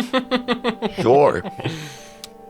Oh gosh, can you Or- imagine he says that? the king is right there. Just like talking to the king. The king isn't real. I don't know who that man is. I didn't specifically said that. Who planted this on me? I purposely didn't say anything Incriminating. giga incriminating. It's up for interpretation. Sure, That's why Hiram's not a big enough dick to pull that off, but it would be really hilarious. funny. Sure. But also, we find out later Dalaran was just Now I murdered by know. the king. now I know. I did not think that's how it worked. I thought whoever was holding the stone sent brain message to person holding the other stone, and no one else could hear it unless they were obviously reading. Definitely the mind. not. To the point that usually the way that sending stones would be used is they would have someone assigned Right to up the cell listen phone? to a sending stone. Like it would be like a guard post listening to a sending stone. If you were to have one that was like a communication between nations. So it's actually like a cell phone. Rock Effectively, cell phone? yes. Except for it doesn't ring. It just the magic activates. Yeah, I woke up married to a pineapple. it'd be very similar of like was it telegraphs? Yes. Yeah. like, SOS like you'd have a person there that would just be there waiting for messages to show up. Exactly. Well, we'll just hope that nothing went wrong there, and we'll see him in the world. If not, then we'll know there's a Saga at problem. this point asks, so where is your home again? Where did you want me to send you? Well, I can get there from Gungilly, no problem. So if you are aware of that, Did everyone go on? Did you? I can cast this a few times. If you wish, I could send you to Zinderhold. I could send Gurgle to Gongilly and you to your home. We could get started in Zinderhold if your town's safe, right? I'm sure there's some paperwork adding like 4 new members to my crew. it was as safe as your town when you left it. I wonder if Cytheran's gonna That's- show up. That's not a good thing. Was your hometown not safe when you left it? It was destroyed. It was destroyed after you left it. That's what. What I'm saying is I have no idea. Like, are you expecting a fight? Like last time we I went, am not I was expecting for it to be destroyed. No. and no, you're not expecting enemies to like jump you or anything. No, I am not. Pretty peaceful. It is protected. And what was the town again? Just in case we have to come save you. Do you have a specific name for it? I did write one, but if you wanted to name it, he named Hethelburn. I didn't think I needed to. So let No, me no. double So check. I have it. Okay. I have it. I left it blank on purpose. So Kilrosh. Kilrosh.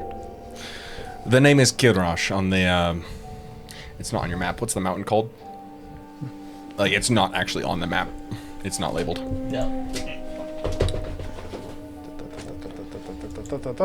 Did I really not name it? You've told me the name in the past. I just forgot to write it down, and it's not on the map, so I can't just look it up. You can just point it out for me. It's the city right next to Igladon. It's Or the mountain Lone right next Peak. to It Ecuador. is not labeled. It's Lone No, Peak. Claude Peak. Claw Peak. Claude Peak. You're right. Goes by the name of Kilrosh, located near. Specifically, it's the one right to the north. So it's northwest of Tiltafar. Oh. Yeah. It's like right at that crossing. The name is Kilrosh, located on Claude Peak. I can. It has an X on it. Oh, it is that thing. Okay. That's what I thought. Actually, it doesn't. Not on this map. That's It has it on the other one. on one of the maps. Also, Kayla went through and X'd a bunch of stuff on that, so good luck. And Okay. Why would she? So with that, speaking of which, why did she? Oh yeah, she marked this of towns that got destroyed, huh? In the future. It was marked before that, though. I don't know the reason. Yes, I think you're fine. It's not going to get destroyed today. okay. So with that, as Cytheran's markings on the maps are now gone forever. So to confirm, Saga's sending all Gurgle and Roko are going to Gongilly. She's sending the rest of you to Zinderhold. And she's sending you. I will pick up Gargo. Okay. Sounds good. I'll send you a paper bird of where we spend the night. Well, it won't be set for several days. 2 days from now at the minimum, before we can join up with you. Yes, I mean, I'll just send you the message. We'll find a place tonight. That way you can find us. Leave a message if you leave. So And if Pass does anything, I'm sure Razu's going to make a pretty big ruckus. So you'll probably find us fairly easily. also, when he handed me the coin, Don't fight without me. the guy in the king's room, I do not remember his name. When he handed me the coin for the Colosseum, did I touch my blood with it? Is how you join or something? Pretty sure just having the coin. No, he just gave you the coin. He just gave you a coin that showed basically which seat you held. Okay. Okay. So with this, Saga is going to start to effectively cast teleport and send each of you to the different destinations. You're going to Claude Peak. You guys are going to... Herb, you're planning on coming with us, right? Worth noting. yeah. Worth noting, Zinderhold. Saga has not actually been into Zinderhold. She is sending you near in the Pits of Annihilation, which is just the fields surrounding She's been to Zinderhold. Claude Peak? She's been to Tiltifar, which would be very near it. Okay, that's fine. So she would send you guys to the Pits of Annihilation close to Zinderhold, specifically on the side near the Crystal Eye.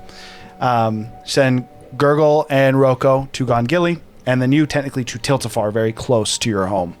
And with that, that's where we're going to go to break, as I believe Kayla already had to leave to go put her daughter to bed. So we'll be back in a few minutes after we have a chance to put the baby to bed. See you in a bit. Bye-bye!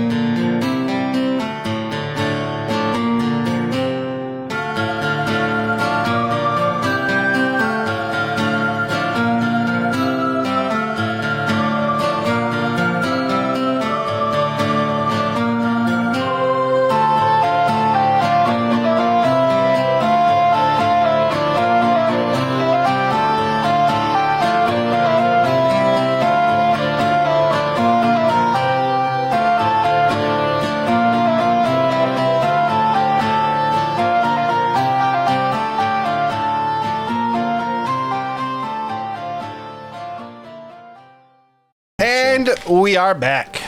My music is wrong. Okay, so excuse me. We technically have a tie vote.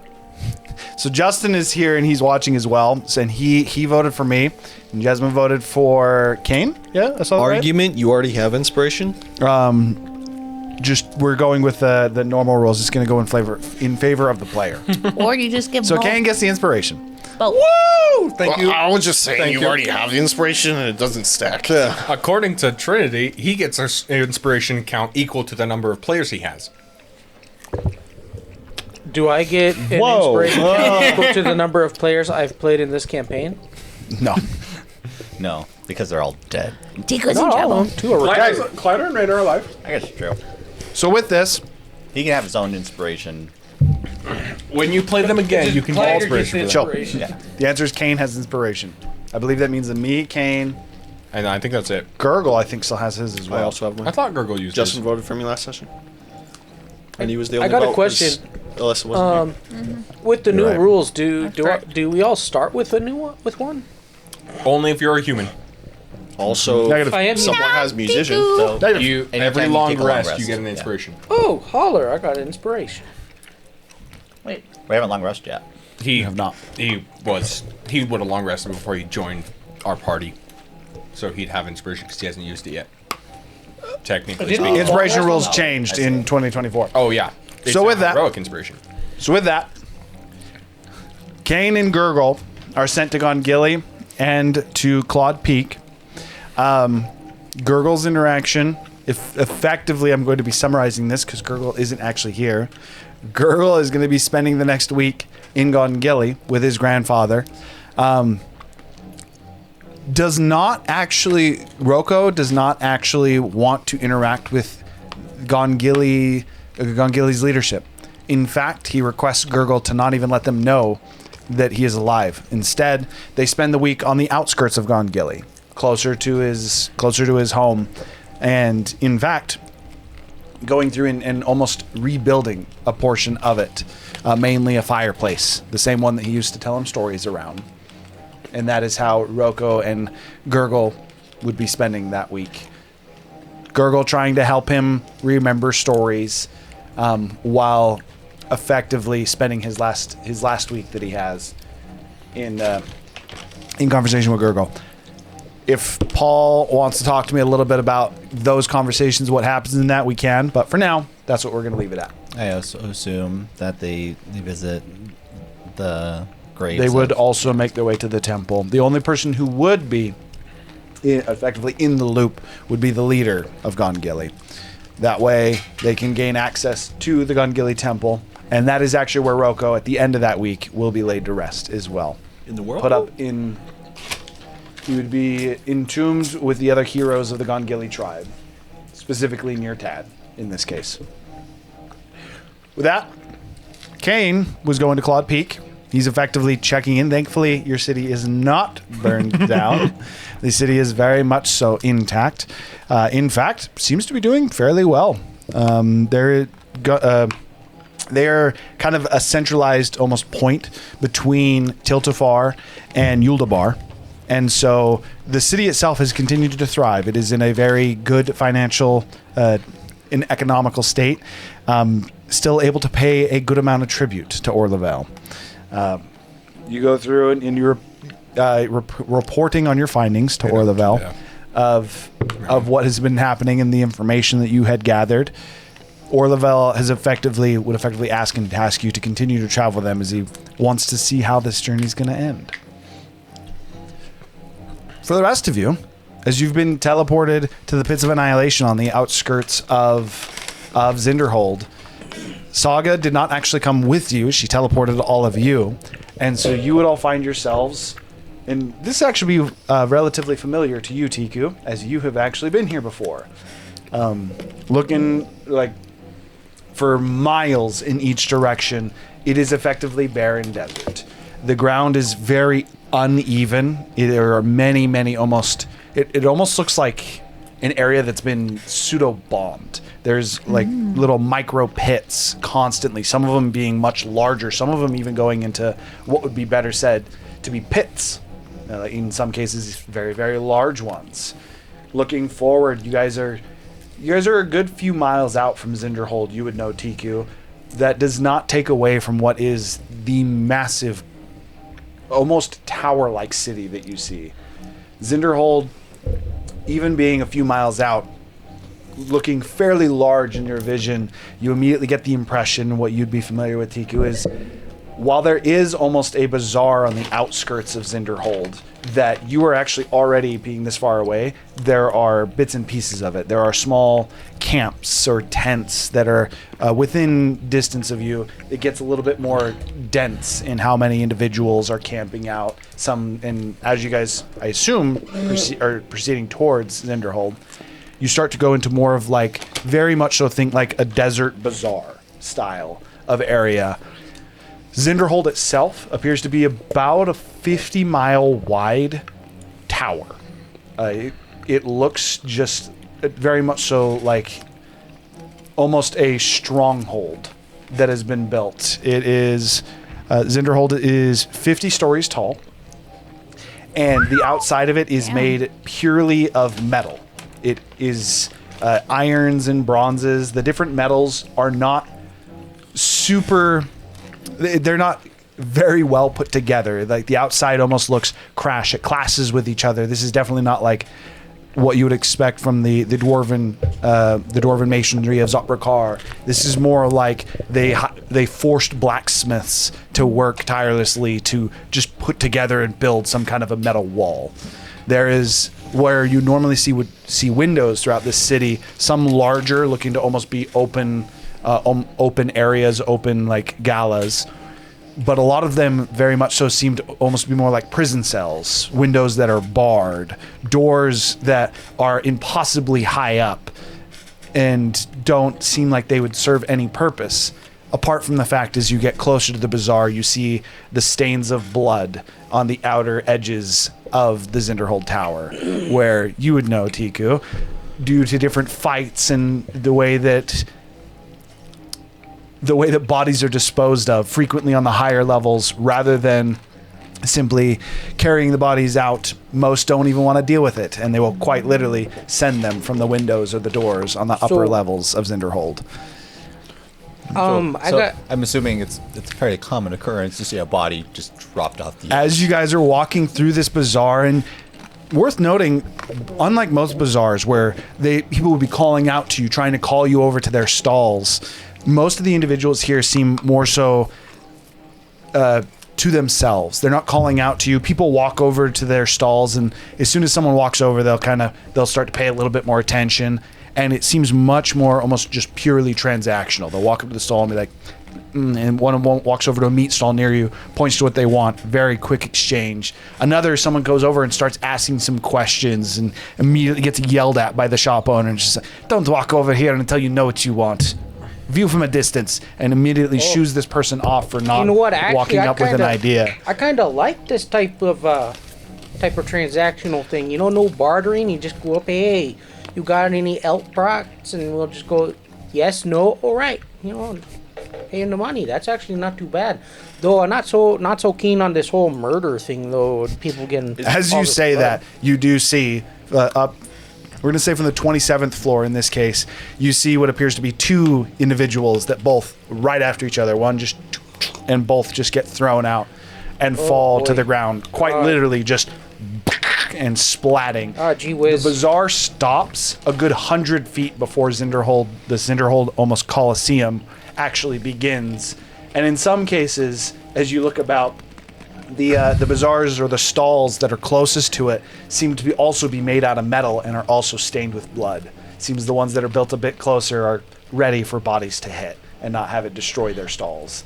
The majority of goods sold out here there is foods, but the majority of things seem to be weapons, armors, in various bits of... there are varying degrees of both craftsmanship as well as repair. As soon as that body hits the ground, and bit of a grotesque sight to you. 3 shop owners immediately all run out from their stalls, go to the bodies and start to loot them, taking the what seems to be broken gear, some of it fully intact, some of it again broken in the fall or maybe in the fight before, as they quite literally seem to loot the body and then just leave the freshly picked body within moments just in that almost gap, what would be equivocal to a killing field in between Zinderhold and this bizarre area that seems to surround it. Lastly, Zinderhold itself, the base floor, has many, many different archways. It is almost as if the entire outer edge of this city is held up on pillar bases. That is to say, it's very easy to enter this Colosseum city. First floor up, all of the doors, windows, things like that either seem barred, shut. Some of them open, maybe if you could fly. And in some cases, you actually see individuals kind of what appear to be humanoids that are flying out from higher floors. The only other thing I'd mention is, despite the heat here, I should say, you would assume this isn't in spite. This is likely in relation to the heat here. The smell of death is ever present. It does not smell good. You can smell what is rot.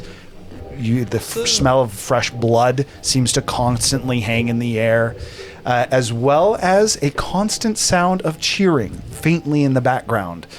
Very much so seems it is apparent that it is coming from deeper within Zinderhold and almost seems supernaturally echoing out to where you can hear it over the sounds of the slight commotion of this bazaar. Oh, this place hey, sounds Zephyr. nice. With all the blood around, it smells kind of funny. Because of all the irony smell, Oh, the blood, because of the iron in. very irony. funny, Herb. But really, we shouldn't make fun of the dead. Wow, that's louder than I wanted. How apparent is disease? Kiku, you said you've been here before? Yep. So, where do we go? So I'm gonna be loud for just a second. When do you want to go? Coliseum? We should find I a will place get to there. stay for tonight. There we go. Should figure out where we need to go for your challenge. So we at least be in the right area.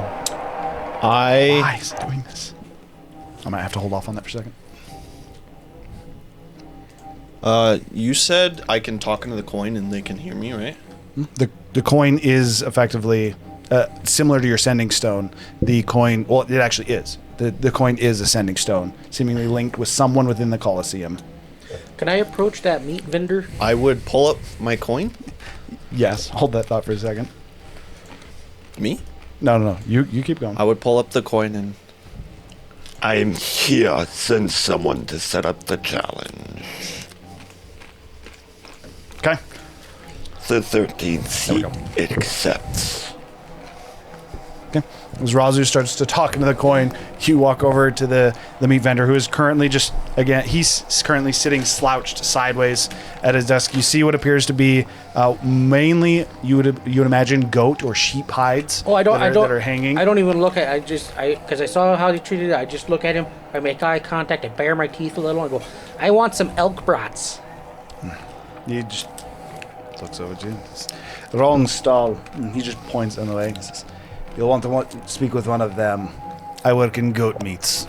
And then he just sits down. All right, I go walk over. Okay, as you walk over to the other stall, this one, it seems to notice you as you walk up. And says, "What can I get for you?" Elk brats. And just nods and immediately just prepares you a plate. She sets it down. She says, "That'll be..." She seems to inspect you for a moment before actually giving you a price. She goes, "That'll be 8 copper pieces." All right, here you go. 8 copper pieces. Okay. Well, actually, do you got change for a gold?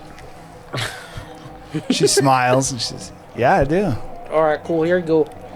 As you give her the gold piece, she hands you 5 silver back.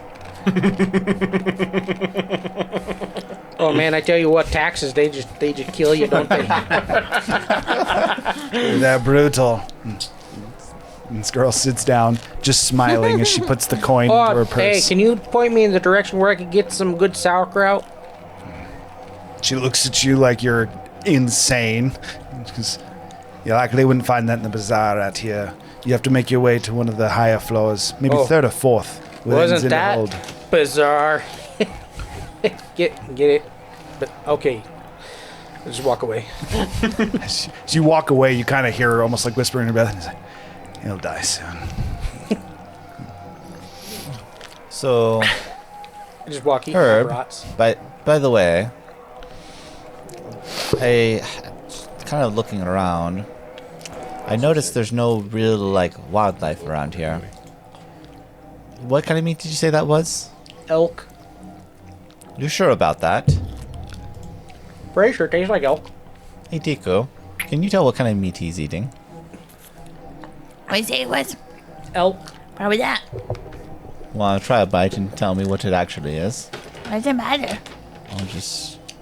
I'm just not convinced that it's elk. I mean, meats can be imported, right?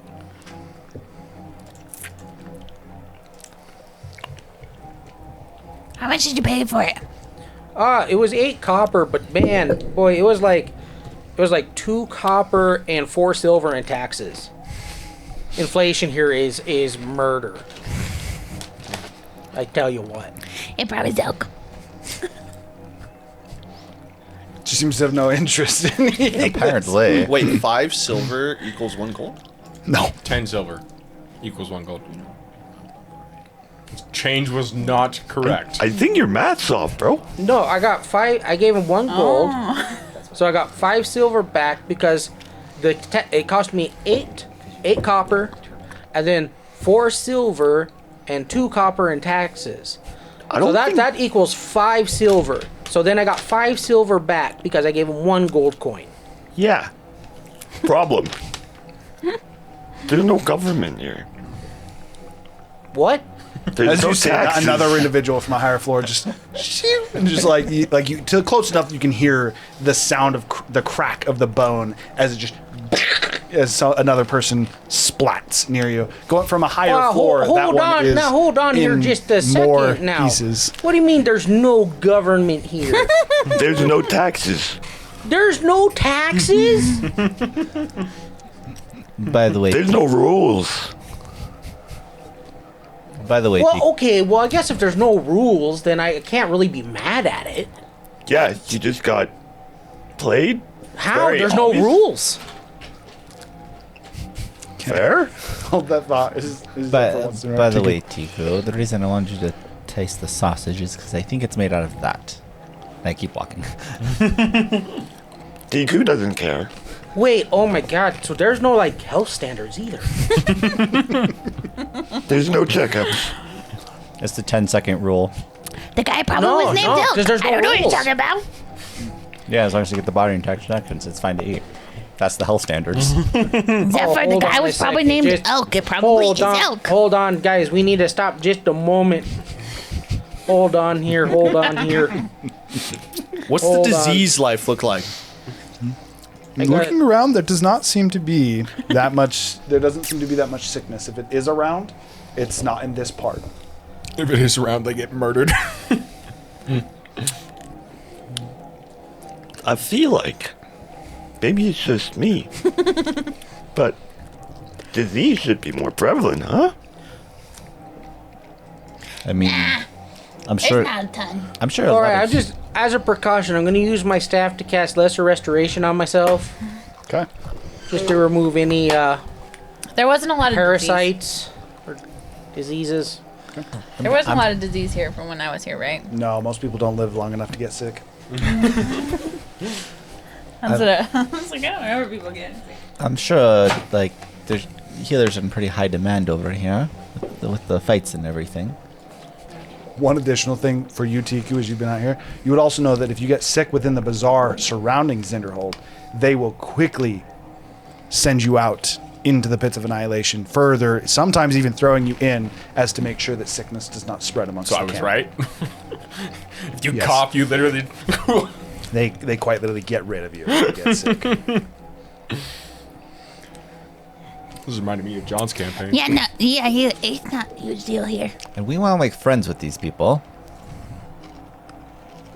Well, I mean, I don't see why not. I mean, right now they're all just strangers, and strangers are friends we haven't met yet, and I think it might be nice to, make a few friends here that might not murder us. Yeah, let's go up to a floor where the friends actually matter. I'm not going up there. How do we go up anyways? Does anyone know? Yep. Okay, Tiku. Lead the way. There's like literally hundreds of entrances. You just pick one. Yeah, but like if we just go up, we're not gonna get like murdered for trespassing, are we? No. No, nobody cares. You go in there, watch any of the fights you want. Okay, if you say so, Tiku. There is like the fancy smancy boxes that are up really high, but I have a question. if you're just in the regulars, you're good. If your seat coin gets robbed, do you just lose your seat? You Oh, robbed it, gained your seat. That's a good question. Geggs is here though. We could go see him. If you weren't strong enough to catch them, that's your fault. Guess so. You would know that Eggs has gotten us. He would have a room on the 3rd floor of Zinderhold. Yeah. Oh All no, right. it's Gerbu. I mean Gerbu. Lead That's the way, what I meant. Tiku. Gerbu's here. Tiku usually stays with Gerbu. Can I? I don't know who that is. So it's a family member, Is other kobold, yes. like part of your clan. Yes. Oh, I haven't seen another. Well, no, I guess I saw Jan. But Jan's the only other one I've seen. Jan. You saw Snug. Is that Jan's real name? I don't know what you're talking about. Oh, it's fine. It's fine. We just keep going. Yeah. As you guys start to walk towards walk through this pseudo killing field Why of Zinderhold again, why you would get, you Snug get a call himself Jan Jean? you get a very clear idea Snug talked about that Jan. there are many people who have likely rotted here. As you're just like looking across the ground, there seems to be almost a slight layer of metal just beneath the dirt, seemingly so that things can't pull, and it seems to be at a kind of an angle. It's very slight, but with specifically you and Gurgle, with the perceptions that you have, notice that Zinderhold is not almost effectively Here, currently, just FYI.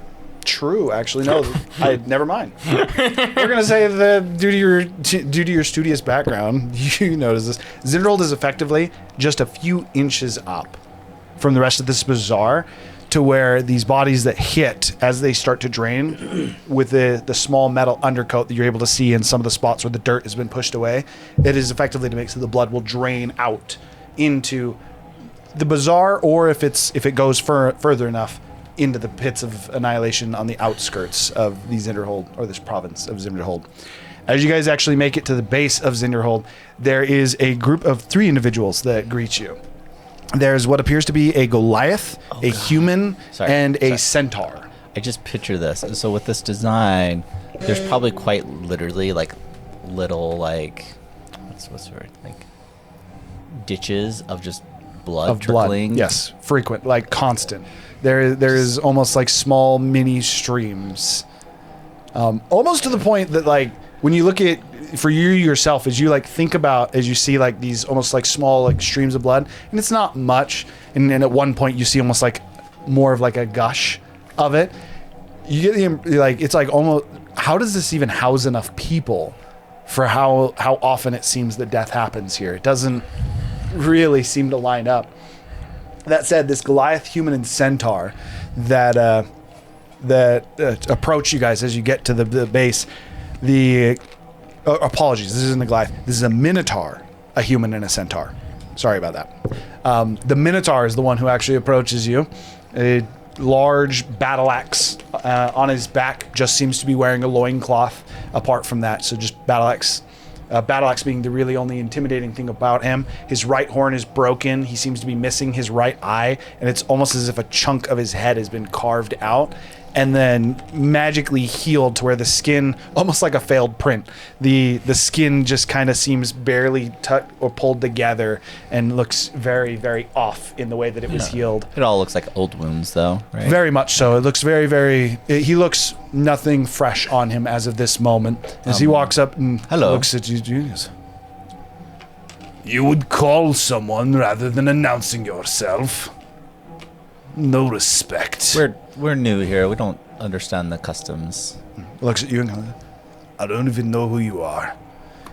He reaches out at this point and grabs you by the front of your outfit, almost the cloak part of it. Grabs it and kind of like pulls you close to him, Razu. This Minotaur being about 7.5 feet tall, just like leaning down to you. As he smiles, you can see that his teeth are stained red, and it is not from like a lack of hygiene. As you see, his teeth seem they seem filed down to a mouth of canines, almost making this Minotaur's mouth look more of like a jackal's, with the face kind of closed in. He's like picking up Razu right now? No, he's bringing him. He brings him in close, and he just smells like one soon to die.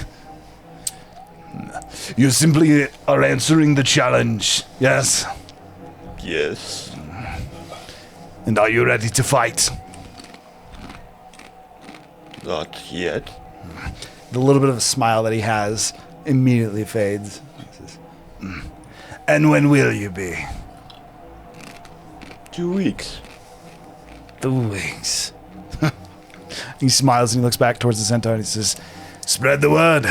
The coward needs a few weeks. And he turns back towards you and he says, I'm looking forward to it.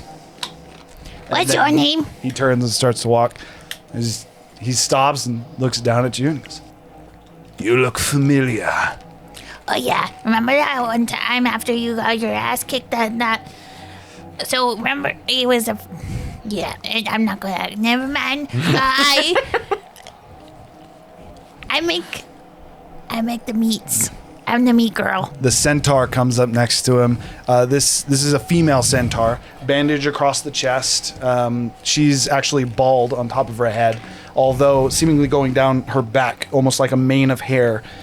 Looks quite off when you contrast it with the bald head that she has. There's a massive bow adorned on her back, and despite the human portion of her being unarmored, the horse body is in a full suit of armor. I'm the carnivore chef. Zephyr's eyes suddenly widen at the realization that Tiku is a female. This has never been mentioned. True. Wait. I've called her Miss Kobold several times in the past. He never noticed it. Huh? Apparently I never noticed. Like, wait. Apparently he just realized. The centaur kind of walking up to you, the Minotaur inspecting this. Is she part of the carnivore Kobold chef. crew?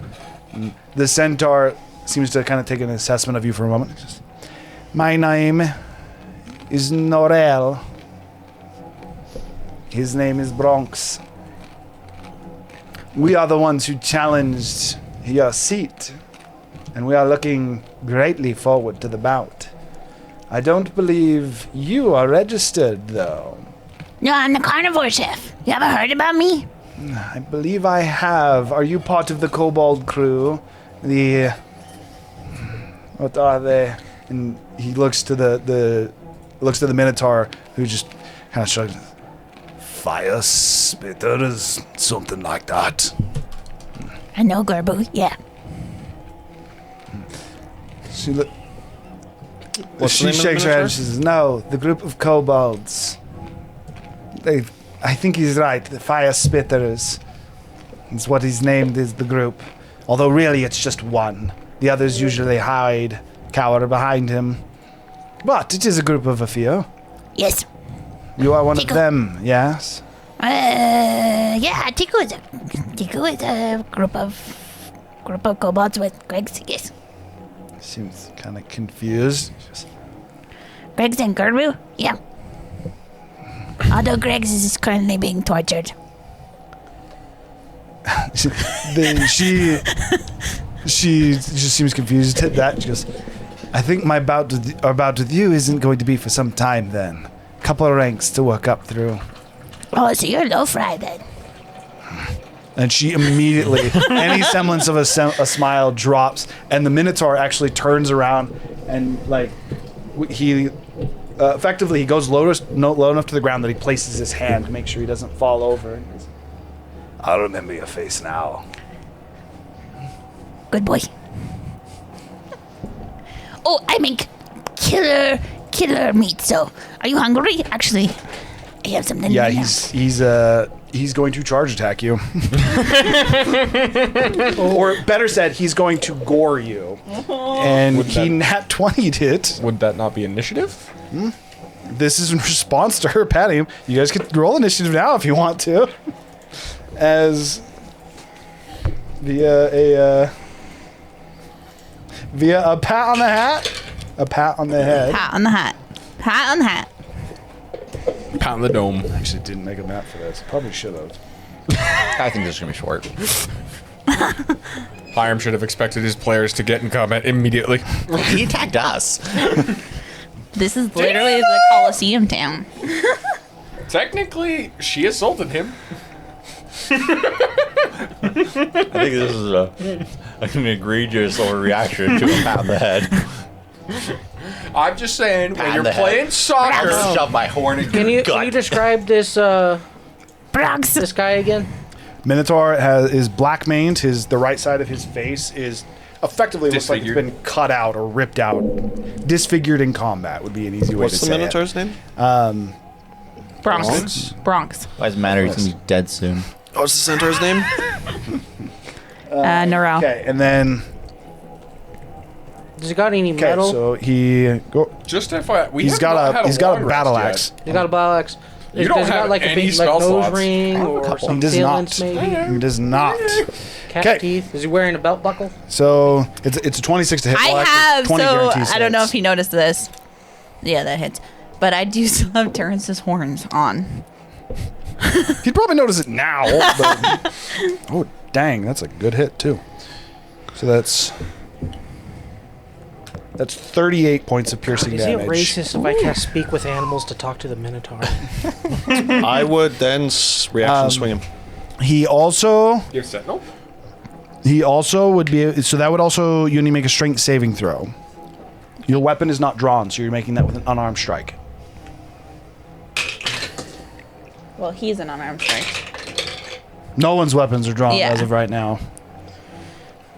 You'd 20. effectively be socked. 20, you would not get pushed back as he gores you and effectively expecting you to get flung. You effectively just kind of like stand your ground, almost like kind of grab him a Grab little his bit. horns, yeah. He like picks you up a little bit off the ground. You almost like and just pull his head back to the ground as he kind of pulls back and he goes, fascinating.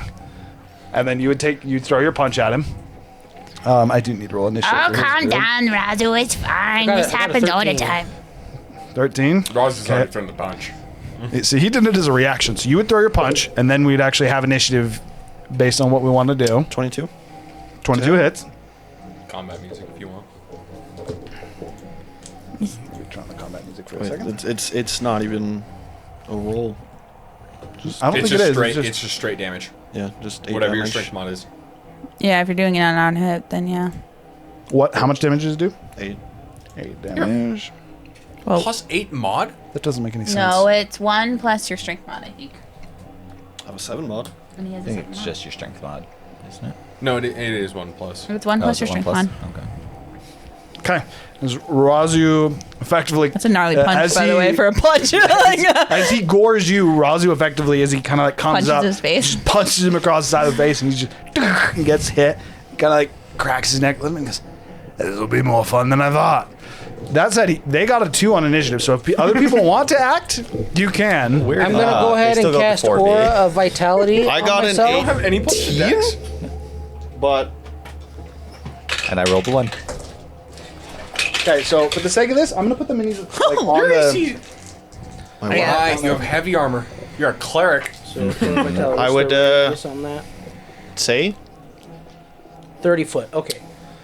So Tiku gets Zephyr was so not 7 points of healing I back. would say Thank you, Herb. I'm just here pondering what's in the meat. Still, Okay, can't be hey, elk. No, I'm missing you. Cripes Almighty, guys, calm down. For the sake. Are we going to battle map mode? I guess. Although it's just. It sounded it like just- you guys were, so I was putting them down. Are you Okay, guys? I was like, I don't know So if we before are. we move, before what are move, people doing? I would say I already casted Aura of Vitality and gave Tiku 7 7 health. hit points. Yeah, I got it. Calm down. He's just testing me. These kinds of little squabbles happen all the time. Also, now you don't get any of my cooking. We revoked dinner rights. Effectively, kind of like standing up a bit shaded. He says, You're supposed to save fights for the Colosseum. "Many fights happen outside of the Colosseum." Yeah, but not to Tiku. Tiku is the carnivore chef. Anybody who attacks Tiku doesn't get carnivore chef food. He kind of smiles, and as everyone's now effectively taken offensive stances, the centaur has drawn her bow, and the human in the back is actually still standing with his arms crossed. He's leaning on a pillar. He does not seem to have taken any kind of stance. The centaur kind of like drawing her bow, and you being the one who hit just immediately pulls back. Worth noting, the bow that she just drew, to give an example of this, it's about an 8-foot long bow. And as she pulls it back, it's more of like she's sending like mini javelins is what the arrow that she dons this with. As you can actually hear, she just, and you can hear almost the creaking. You can hear the tension on the bow and the arrow as she pulls it back.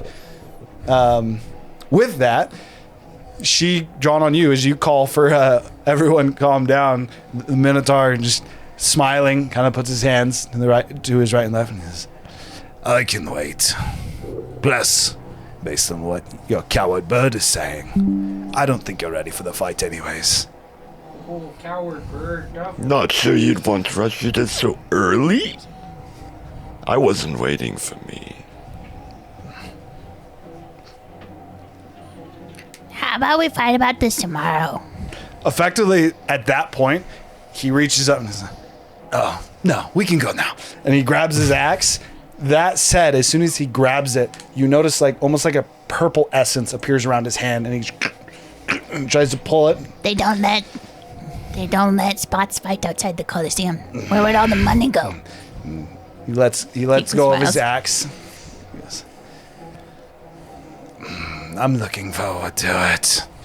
At this point, he just turns. The centaur kind of like lets undraws the bow, and for Nice you, to see Zephyr, you as you again. kind of thought that was peculiar, you see the human on the wall kind of lower his hand as you see that same almost purple essence kind of almost get grasped into his hand. Nice to see you again, Bronx. I'm glad your face is feeling better. He just as he's walking away, you kind of just get like as they clot away. How many Both of hit them. points are you down, Tiku? 47. 47. Well, another round goes by, I guess. You'll get another 10 back, and I'll go ahead and I'll cast Cure Wounds at 3rd level on ya. I like this new guy.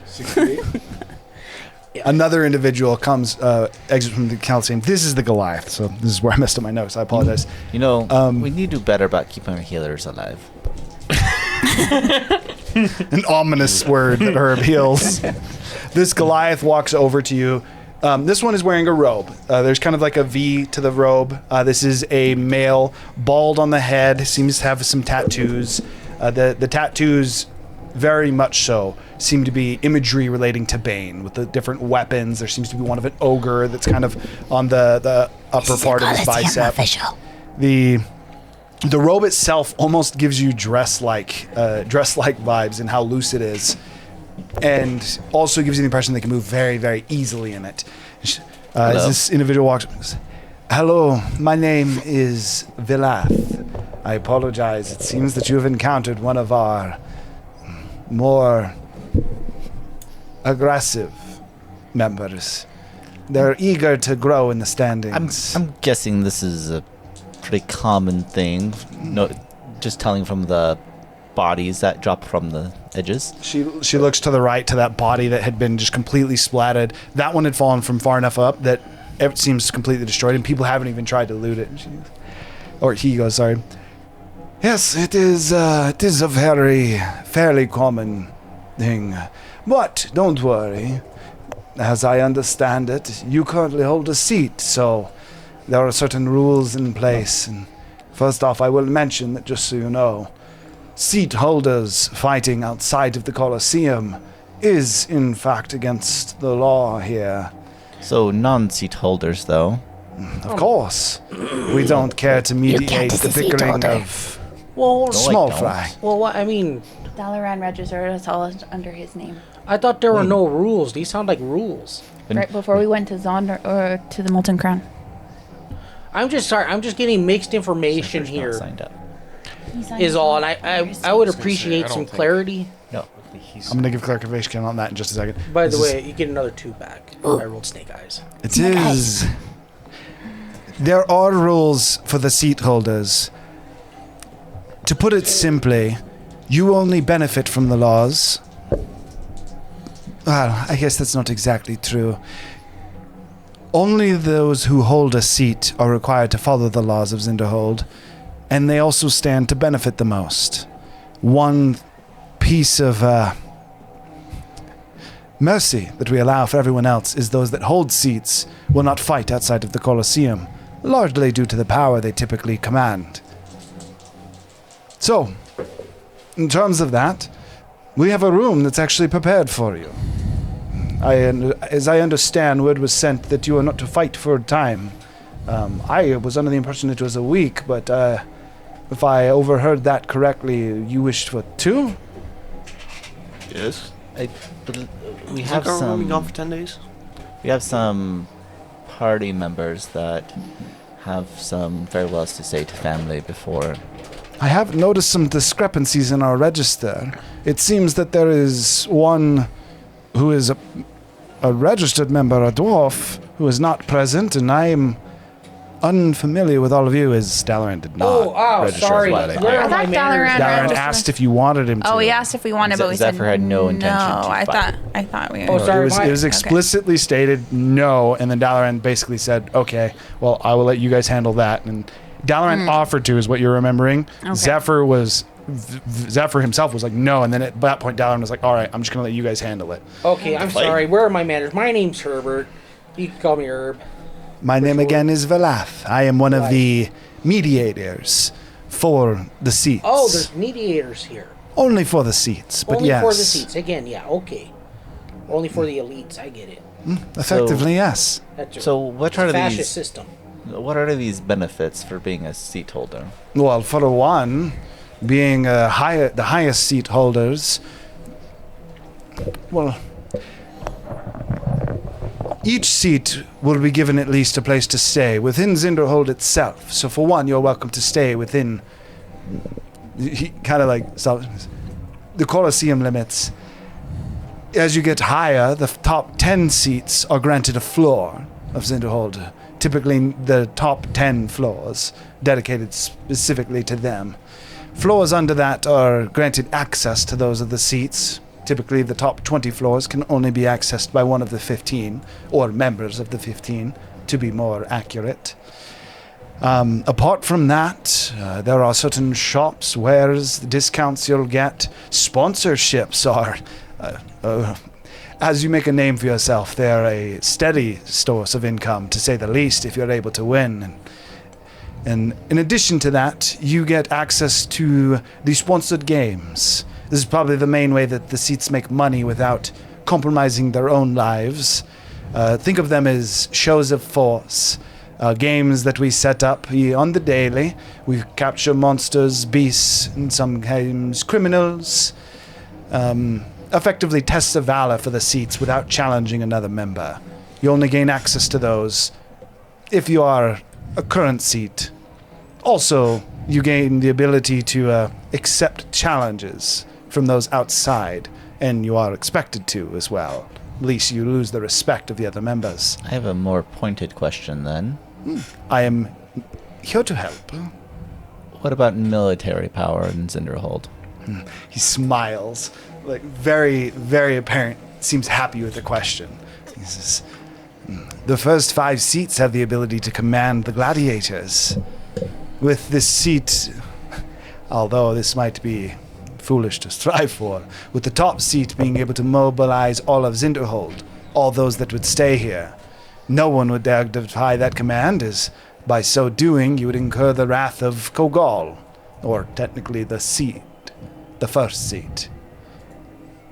So, make it to the top 5 seats, and Kogal is rank 1.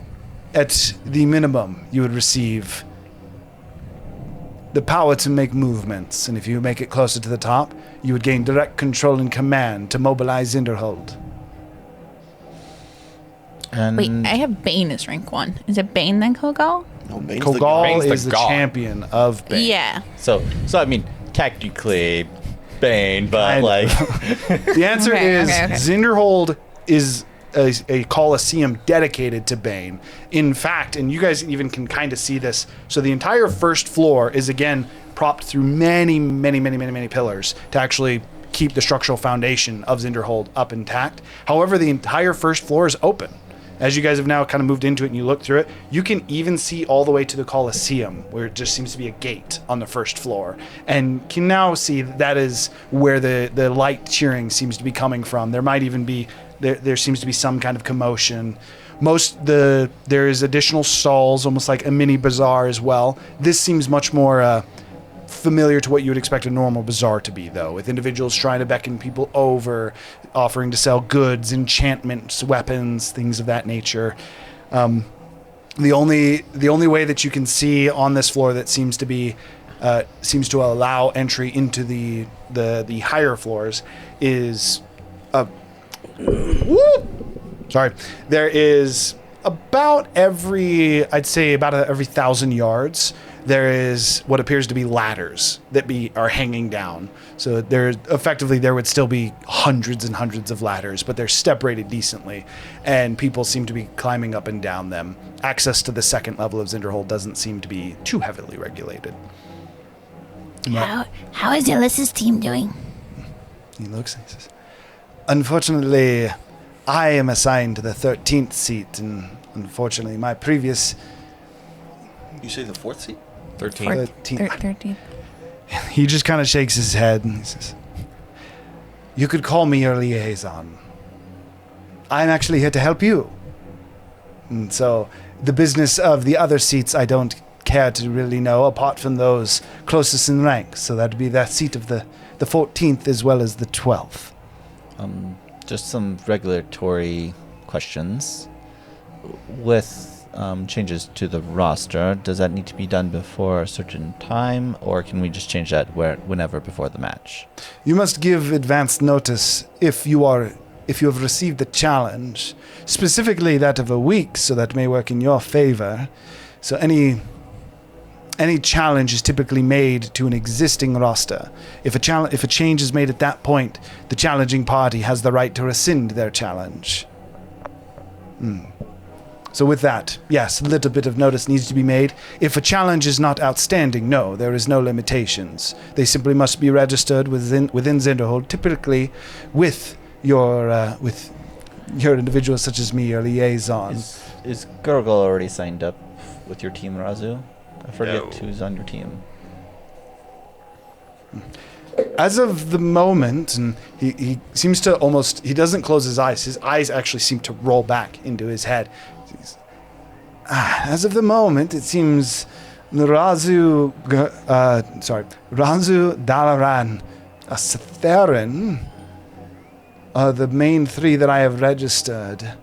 I don't believe I have any of the rest of you. Razu, don't you think we probably need to update Oh, that?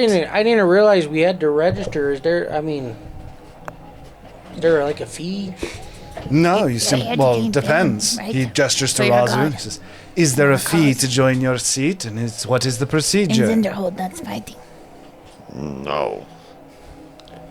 Just update it to Kane, Herb, TQ, Zephyr, and Gurgle. Tico needs I to talk assume to. for the majority of them, that is all of you. Yes, Tico one needs of, to talk to Gerbil first. yeah, one of the party members, Gurgle, is currently the one visiting with family. Technically two. Kane's not here either. Oh yeah, Kane, and Kane's also visiting with family. I expect him to be showing up a little. Well, actually, I guess he'd show up at the same time. He said he's gonna pick up Gurgle, so. Well, if that is the case, I definitely can make the adjustments, assuming everyone is compliant. I can submit the changes now, and then if your friends arrive and they are not up to the task, I will have to make the adjustment, and it could call into question the duel. So I hope that they are willing, as consistent changes again shows as a sign of cowardice. But with that being the case, from what you said, I will set the match up for 2 weeks from today. Changes in the roster are signs of cowardice. They died. Adding individuals specifically. But we're replacing the people that died. But from the number you gave me, you would be superseding the original number of 3. It is all right. I will not judge you. I see what you're saying, because we're adding more than there were before, not because we're replacing the dead guys. There are some that would still look down on you for it, but don't worry. Well, that Again, doesn't for seem myself, fair. Like, they don't think like people die, you gotta replace your team. I'm sure. It's Kogal fine. doesn't. there are the 5 top standing spots all hold their seats individually, and despite having grown with individuals, in the end, when they were left alone, they still continued to rise. I believe that most of those in Zinderhold have taken to them as a shining example of, yes, others can help you grow. And in some cases, and again, there's a bit of a sly smile, it says, even be stepping stones in that growth, as is often necessary. However, I mean, that doesn't sound very like honorable. Like stepping stones, like you're exploiting people for your own benefit. you hold to your honor, believe, and I will attend your funeral. And that is not a threat, that is We'll a genuine... We'll see if about you... that. I would be more than impressed and happy to work with one who would hold to that standard. But from my experience, unlikely. I also suspect that the top 5 don't all see it that way. Some of them may see it as if they bring others in, they'll just die. I don't know. I feel like we should be more like lifting people up than putting them down. The laugh is, again, this seems almost more of like a sad smile as he kind of like looks down a little bit and he says, I wish you the best of luck, Herb. I hope you can stay clinging to your I ideals. appreciate that there, bud. He actually does chuckle a little bit. He says, I will go make preparations. Your room currently is on the 4th floor. If you wish to make your way, you do not have a room assigned to you, so I simply had to make a reservation for you. The inn you're looking for, inn's a bit of a stretch. I'm trying to relate this to you in ways that be more familiar to all of you. It is, well, by name, it's the Goblet of Blood. The actual establishment itself, think of it more of like a house that you're renting for a time. Again, make your way to the 5th floor, and apologies, the 4th floor. No, he starts to think for a moment. He kind of gets confused. And he says, so my previous, we were with the previous 13th seat, we were able to make it to the 5th floor. Your room, the Goblet of Blood, is on the 4th, for sure. With that being the case, that room is already reserved, and I will make the preparations for the fight. Should you need me, simply, and he looks to you, and says, send me another message. And same, if you need any help from us. He smiles and he says, I would hope that I would be more service to you, being new to Zinderhold, than you would be to me. If you want to be the biggest service you can to me, win. Easy enough. That's the plan. At this point, he kind of like nods to you. His arms have kind of been folded this whole time together. As he just kind of bows a little bit to you, and he says, until we see each other again. And he makes his way over to one of the ladders and climbs up. Then I would go to the Goblet of Blood. So 4th floor? Okay, so as you guys start to move up, you had your hand raised before. I was just going to inform you the answer is Adaro. That was so delayed. It's a question I asked him on the break. I forgot about it until you remind Tiku of the champion of Kogal. With that, effectively, you guys would be spending the next little bit. I know that you'd be looking, you specifically. Gonna go to Yeah, you're. So we actually probably to Gerbu's room. We're gonna play that one out. Gerbu is actually on the 7th floor, as you have to axe around a little bit, as his room has been moved up. He's moved. They have ascended Zinderhold. Wait, so lower the number, the worse the floor, The bed. and the higher it is, Yeah. the better. Yes, the higher in Zinderhold that you are, quite literally, like as you go higher, you and you start to learn this is just like a quick summary There's for 15 floors. you. There's 50 floors. The higher you go, the access to better stores that you have, better fighters, better food, better. It literally, it continues to get better as you go up. And There's Kogal more just options. owns the 50th floor. Yes, Kogal owns the summit. Is typically how that would be referred to. I need to have a conversation with Herb. Oh, Herb, I just Yeah. Was- What can I do you for? I was just wondering if you could maybe seem less like a healer, become less of a target. What do you? I don't follow. Be more intimidating. Your pleasant nature just kind of exudes that you're the healing type of person.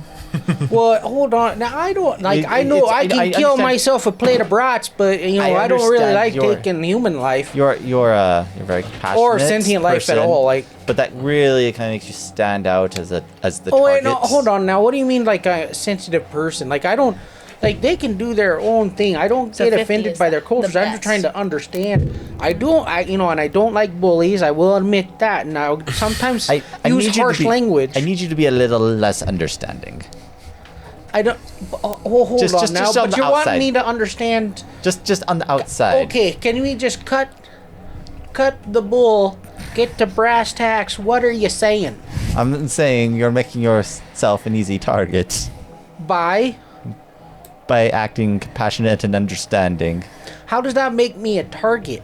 I think that makes me approachable to people. They think that I'm a safe person to be around. We've People- lost a few healers. I'm just saying. Well, don't whose wanna fault lose another. is that? Hey, I actually have HP now. It's okay. Just trying to keep you safe, Herb. Okay, well, I appreciate that, but I'm not going to change who I am. Right?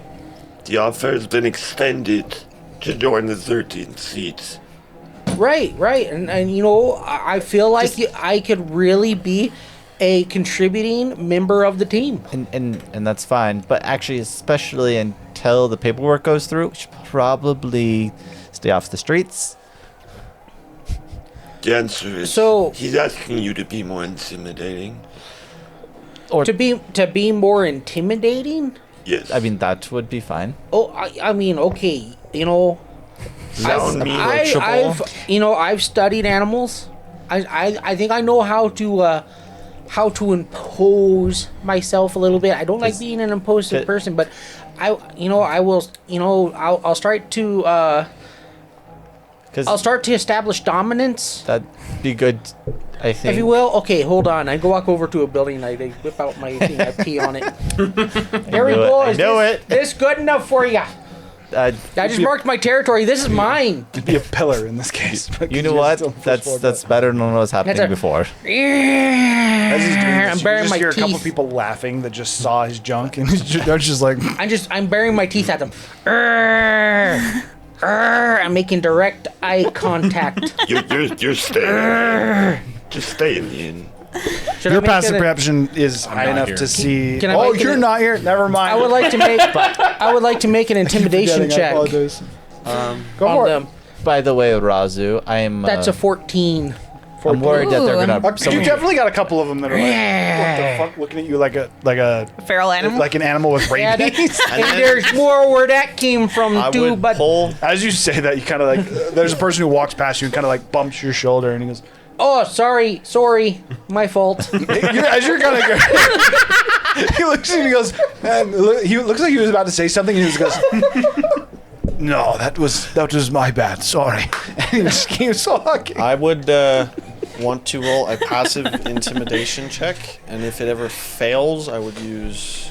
Herb just got robbed. I don't know if anybody else. There's no such thing as rolling a passive intimidation check. It's just your passive intimidation. Yeah, passive is just your normal like base. He wants How an intimidating. ongoing intimidation. He wants While to I'm walking around purposely town, look I'm purposely intimidating. being intimidating. Your purpose is being intimidating, which is your passive intimidation. He wants to make an active intimidation check. You can't My- make an active generalized. By the way, my Yeah, passive that's They perception have is to be in 18. individual sequences. Your passive perception is 18. Yeah, Okay. just let you know. Okay. Good. That is good to know, though. I did not think it was that high. So Razu, ultimately, what I'm worried about Herb is that someone's going to approach him with a dagger. Herb I just know. got Did you- robbed. well, hold on there, Zephyr. Did you just see what I did over there? I got Nobody some cares respect. that The Herb other got guy, He robbed. apologized to me. Did anyone walk close to him? He literally was just got someone- robbed. You got robbed is what you did. I I got just said robbed. that. No, like my gold pouch is right here. It's gone. Oh, I got robbed. Where'd he go? I'm actively looking for him. Make a perception check. You know, That happens all the time, by the way. If 17. anyone ever like It's hits you, gone. it's bad news. did this Okay, happen to hold you, on. Tiku? It happened to me like 3 times. They kept stealing all my food and my spices. I'm going to It's probably because you keep them in gold pouches. I'm gonna go ahead and use my wild shape. Not my into a fault. Those are bloodhound. the best pouches. Okay. I also have I'm now. gonna sniff the round area where he. What bumped is Herb into me. doing now? I'm gonna try and track him. Survival check. I think. I don't know. What You it was. use You're the gonna sniff the animal. ground in a town I just literally turned covered into a in blood. bloodhound. Yeah, he turned into a bloodhound. He's like, wait, what? Yeah, but the whole city's covered in blood and like terrible smells. It's difficult. However, I would also now have my scythe. yeah, so you have drawn. advantage. And then with the way that wild shape works now is you actually use your own stats. Oh, okay. With what happened? Only your wisdom, intelligence, or charisma. That's cocked. The 3 physical stats, you use the animals. Oh, apologies. Well, in this case, no, perception Survival is. is wisdom. Somebody Yeah, look that's at still his wisdom. face. Hey, go. Nate's going. Nate's going. Snace walks around the whole thing. Yeah, Nate's got it. I was talking. No, it's fair. But you are using your own. So for wisdom, intelligence, and charisma, you use your own stat when wild shape. Now, I Wait, would- so am I survival or perception? this would be survival. Survival, which is wisdom based. Okay, Both so of them. You're 14. 14. There's Teague's right. There's a lot of sense in here. You literally just pissed. Also, Also, higher. That's what we're gonna say. That throws you off is.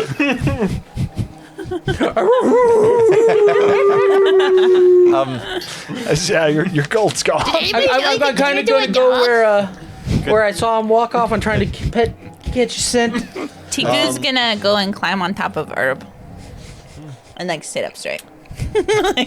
I would now, with what just happened with the Minotaur, be walking around with my scythe drawn, but like to the side, so I'm obviously not.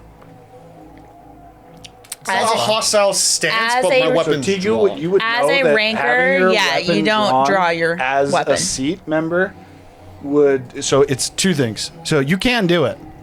When they say it's against, and so I'm going to give just a couple things about the law that we're going to say And that we'll just say that you the part of this giant you told learn. us? No, part of this you're going to learn over the week with the giant. He goes to grab his weapon. Tiku's like, no. But in addition to that, like in this scenario, Tiku has actually been in Zinderhold before. So you are not allowed to fight with. Effectively, you're not allowed to start fights with people, and most people. And most of the time, you're not even allowed to draw your weapon. And You even have to when do, like, yeah. even when a fight is started with you, if it's not another ranker, you cannot pull your weapon unless you legitimately feel that your life is in danger. Okay. And if you, as a ranker, kill someone, and this is the reason for this, is they don't want the people who are higher up to just go through and basically kill it to get everything they want. Well, it's the concept wouldn't be to kill. It's just Gargle's not here, and I don't want my shit to get stolen. That's why I was trying to roll a passive intimidation check. So, if you walk around with your weapon drawn, you are issuing an active challenge. And this is true for anyone. Walking with your weapon drawn is an active challenge, basically saying, I want to fight, someone fight me. Okay, well, I would just go to the First of all, your Goblet of- entire and aesthetic I would assume- is anti-thievery. I would Just also- FYI. I would Yeah, also you're assume You literally 7 foot have tall or a whatever. skull bird. Skull bird with a scythe. That's on Let- hella hold steroids. it, Trinity. Theron. Wow. one observation I make. I assume then, with him not being able to start fights, all non-rankers could choose to attack him at any point for Yes. his rank. Indeed. It is one of Well- the dangers of being a seat holder or a ranker. Well, then I would go to the Goblet of Fire. Well, The Goblet of Blood. I don't know about you, but We're going to rename I it have Blood to Goblet. I'm doing that right now just to get out of the confusion. It's renamed to the Blood Goblet. I'm going to return to the inn for tonight. I mean, I believe we're all heading that way. Herb, come here, boy. Come here.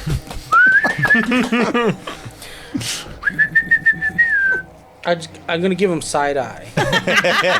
Tiku's currently riding you. He's a lot softer than he looks. How strong are you? We're going, Oh well, I'm now as strong as a bloodhound. we're So you going got- to the inn. Okay, you cannot move fast. You are moving at half pace with Tiku on you. She is fully armored.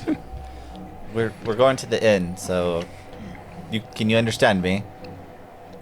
Oh, okay. Okay, we just start walking. I stop it. Do we even know where we're going? We're gonna have to ask for directions, aren't we? It's on the fourth floor. Yeah, it's Fourth floor, but where? These floors are pretty massive. I know. It'll be What? called the Blood Goblet.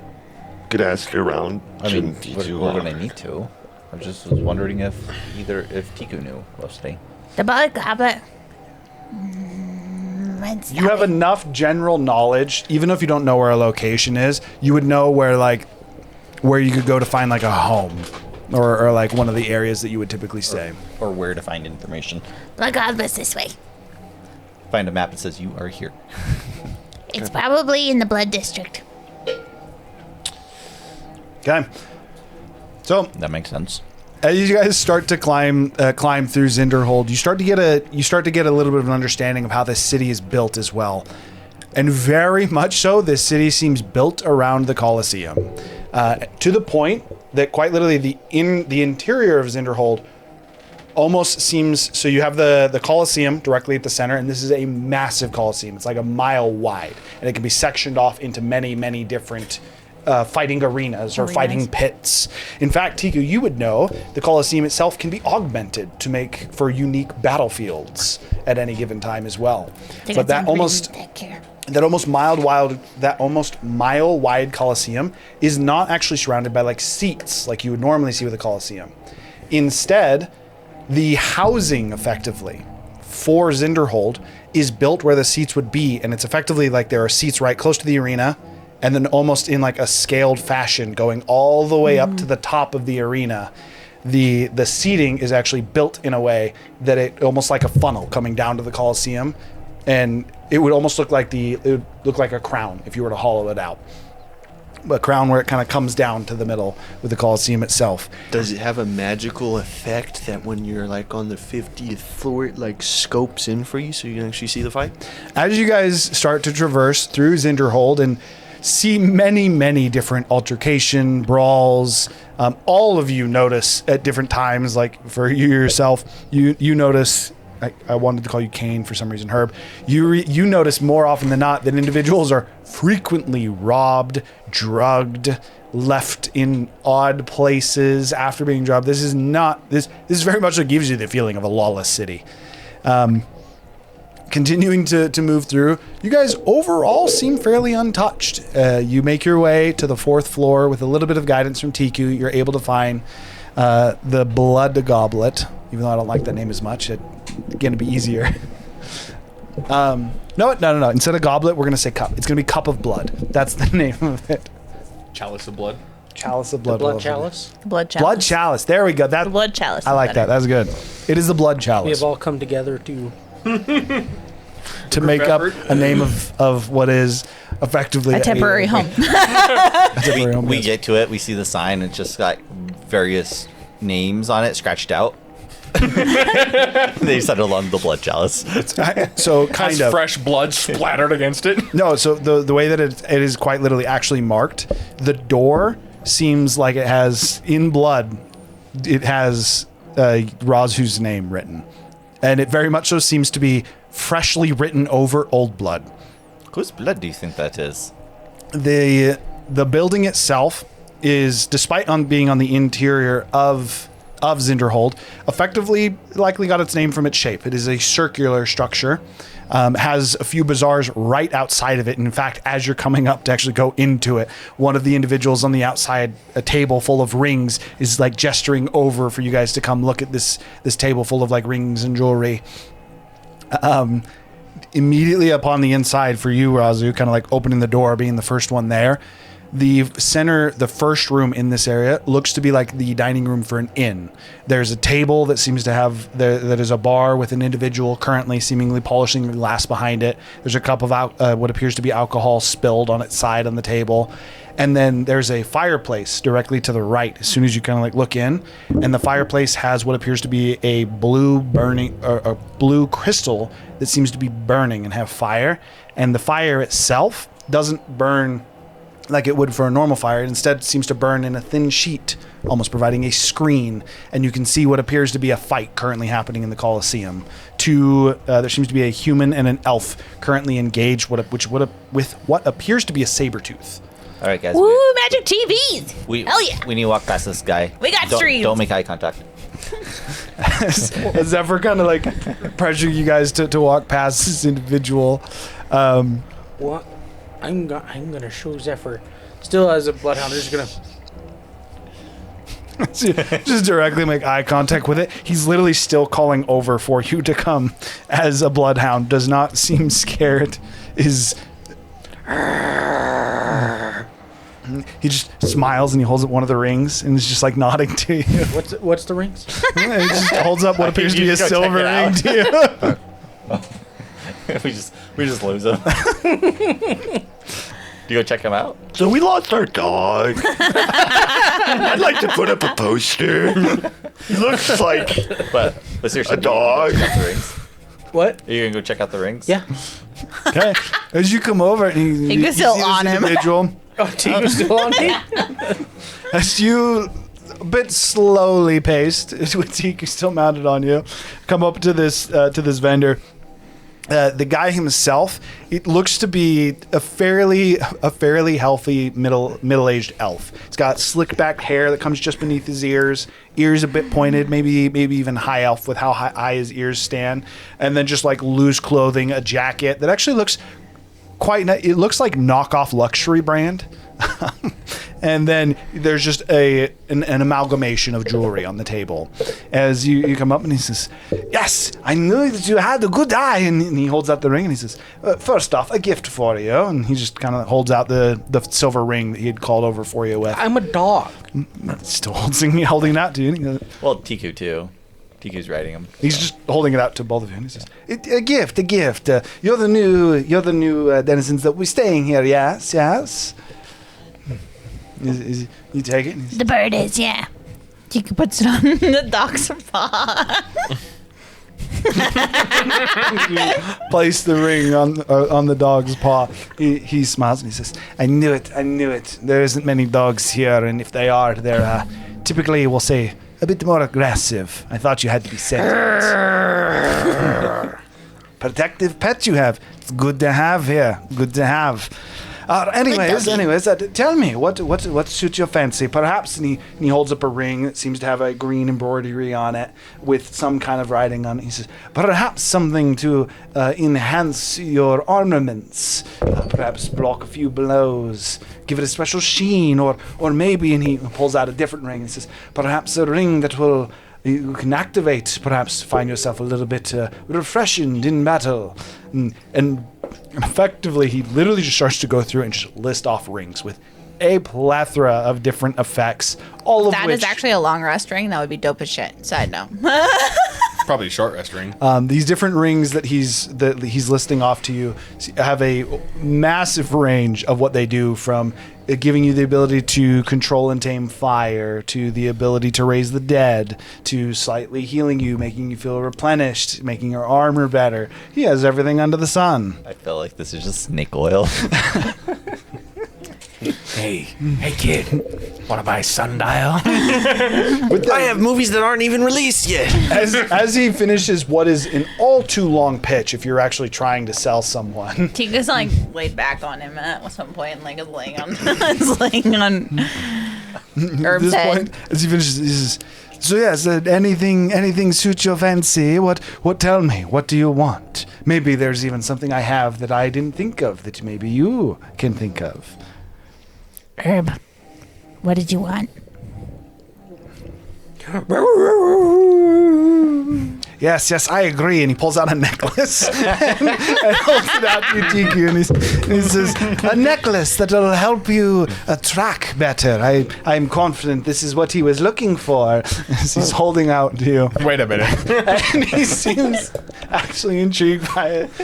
See, he understands. Yes, and he's holding out this necklace to you. And he says, it is cheap as well for you, the Dedison's here. Only 5 gold for this. A steal of a deal. Tika has literally no money, and he just got robbed. He doesn't know that unless he does. Do you have any money left? You can see visibly his excitement goes down. He's, yeah, and he holds it out to you to give it to you. And he says, "This is all I can part with for today. I can't give away too many gifts, but as a show of good faith and a chance to conduct further business, take it." He's again handing this necklace out to you. That shit's cursed as fuck. I put the new collar on the dog. As you are adorned And with I what appears to pat be his a head. very nice silver necklace that has almost in the middle of what appears to be silver, almost like leaves. Right in the middle, there seems to be like a gemstone. Well, that is centered let's start on- looking for a new healer, guys. And at that point, he says, "Now, I What's don't your mean name?" to take any more of your... Oh, apologies. My name is Till. Till. I Till don't or remember just seeing Till? you here last time I was here.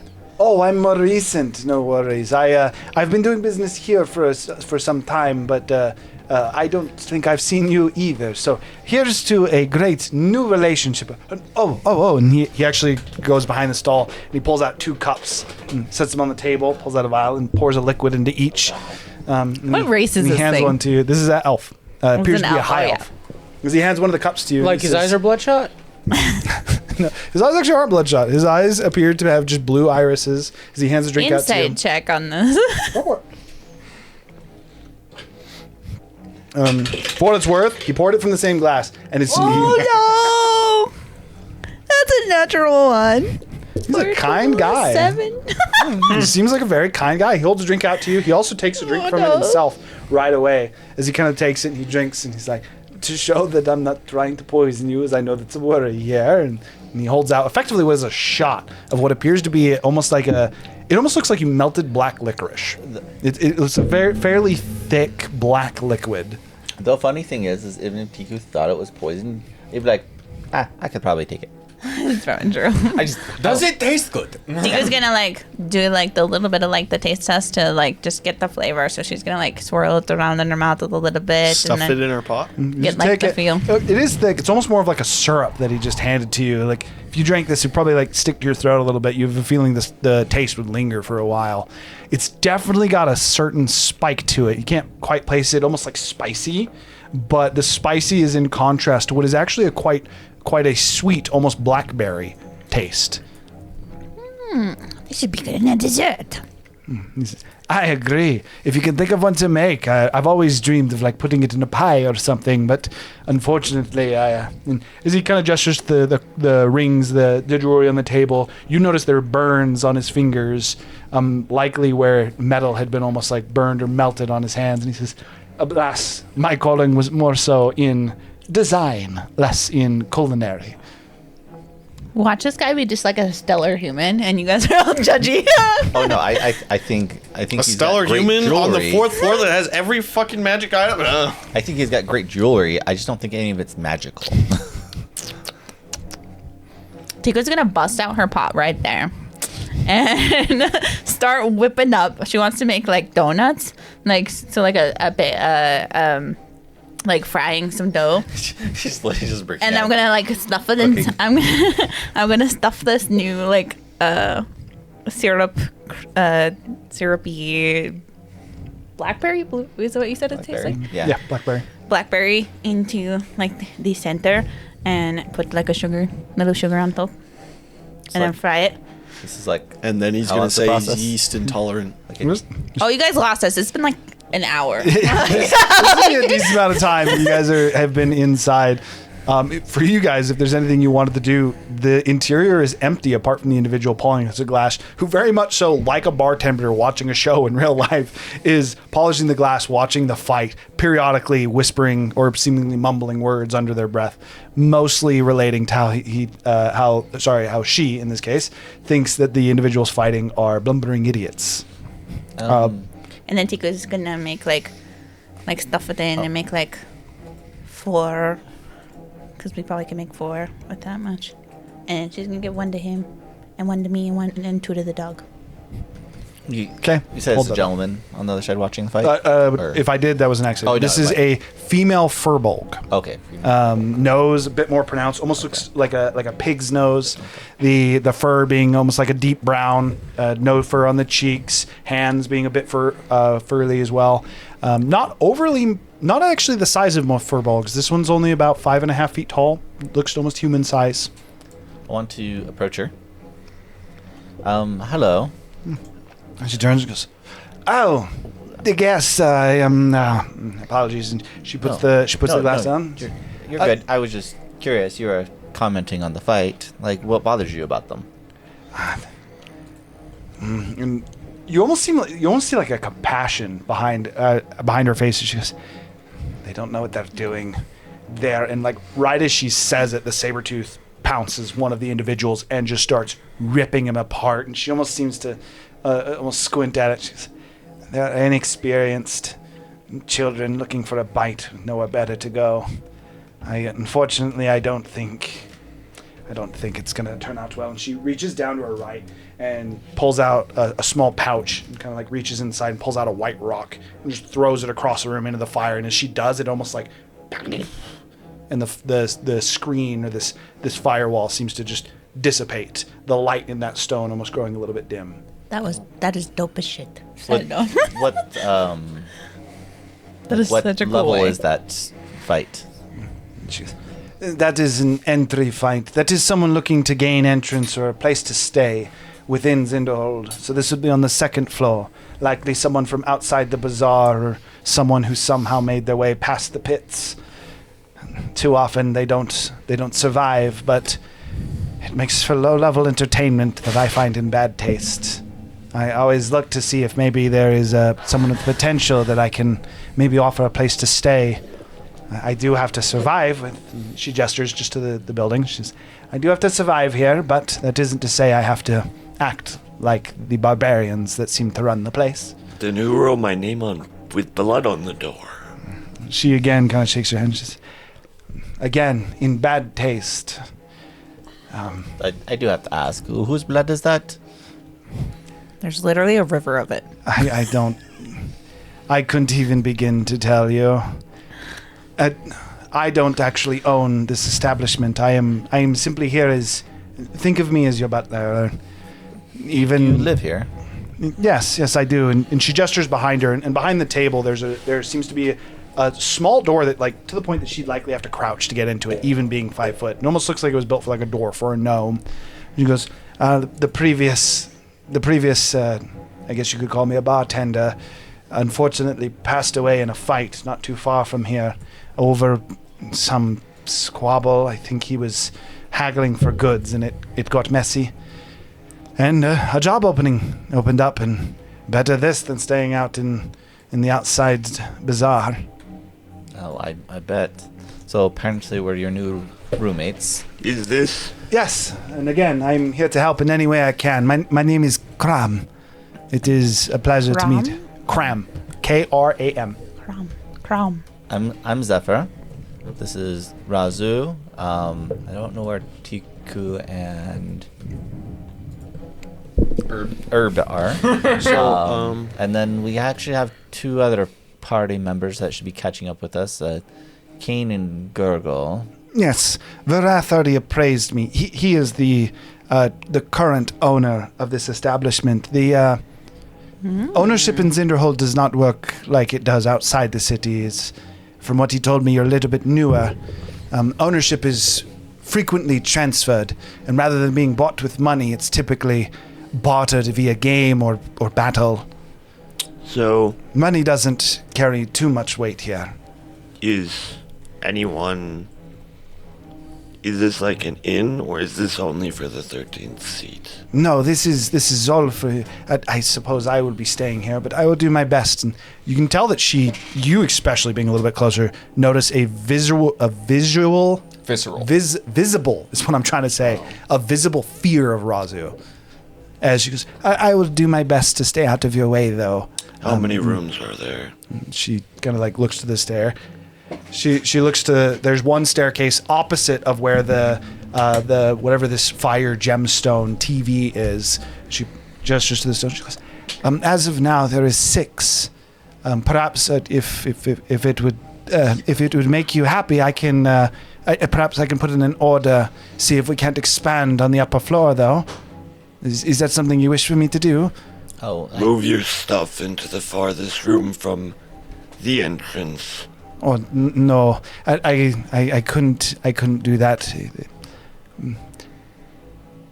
I appreciate it, but is there anything? And she kind of gestures to this table in front of her. And she says, "Can I get you anything to drink?" As she seems to almost try to veer the topic. I know. You'll be happier and work better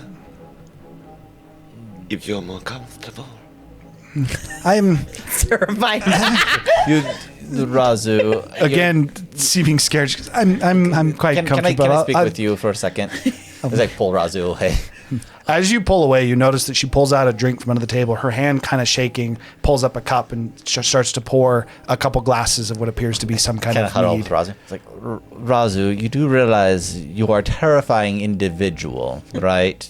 Not just like on a political sense here, but on a like physical sense. You're As you literally also notice voided that- out all the time. As you kind of notice that he's also like freshly coated blood on his blade. His eyes look a little bit more pronounced as he's been trying to look imposing.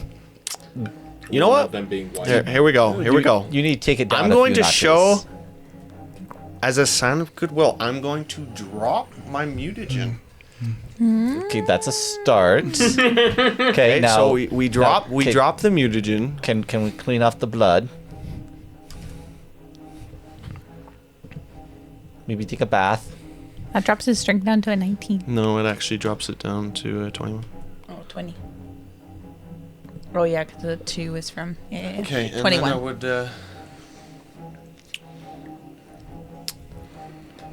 I don't know. Charisma check. And do you know how to Chill a glass of Goodwill? and can you smile? Can a bird bend their beak? I was just curious if you have any way to smile. Can you roll like something for smiling? The skin around my beak goes up, and I start to look more creepy. I would say. Go ahead and make a. Wait, do I have? Hang on, can I check something? This would probably still be persuasion. Trying to persuade her. Yeah, that you're it's not. effectively. I think this is persuasion. Let me real quick look through this. Yeah. Yeah, no, performance. Or performance, This yeah. is going to be performance. That's what Performance this would is be. like trying to act, right? So Well, it's actually not trying. You are. No, you're trying to act nice. friendly. You're trying to It's act not a faked nice. act. You're literally trying to act friendly. Performance is 100% what this is. I feel like your default is just intimidation all the time. So like this is something new for you.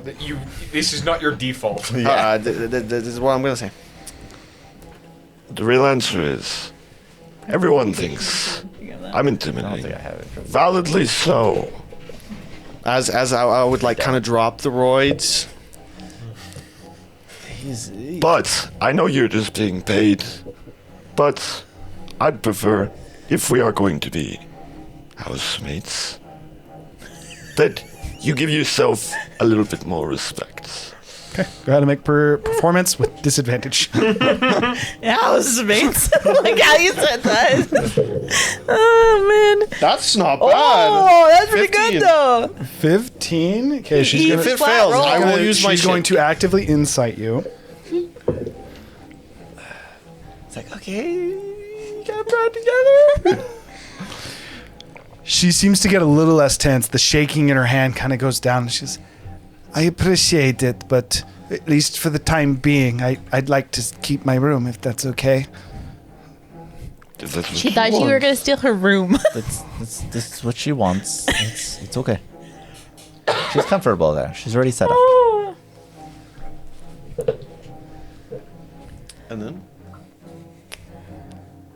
I I would Rosie, just if you want to go take- upstairs and check out the rooms, I make would sure take everything looks the. good. So I'm assuming it's like stairs, room. It's just like a staircase, and then there's a hallway. All the rooms are on one side, and all six. It's just 6 doors in a row. I would take the farthest one from the entrance. Okay. The door furthest from the entrance is very ornate, actually. As you go inside, you see what appears to be like a king-size bed, multiple dressers, what appears to be a wardrobe, currently open with some like finer noble's clothes. There's a nightstand next to the bed, as well as an actual table with a chest near it. The chest is currently shut, with a key on currently lying on the table, seemingly left there, so that you could use it as like a lockbox. The room looks very, very nice. Fine quilts.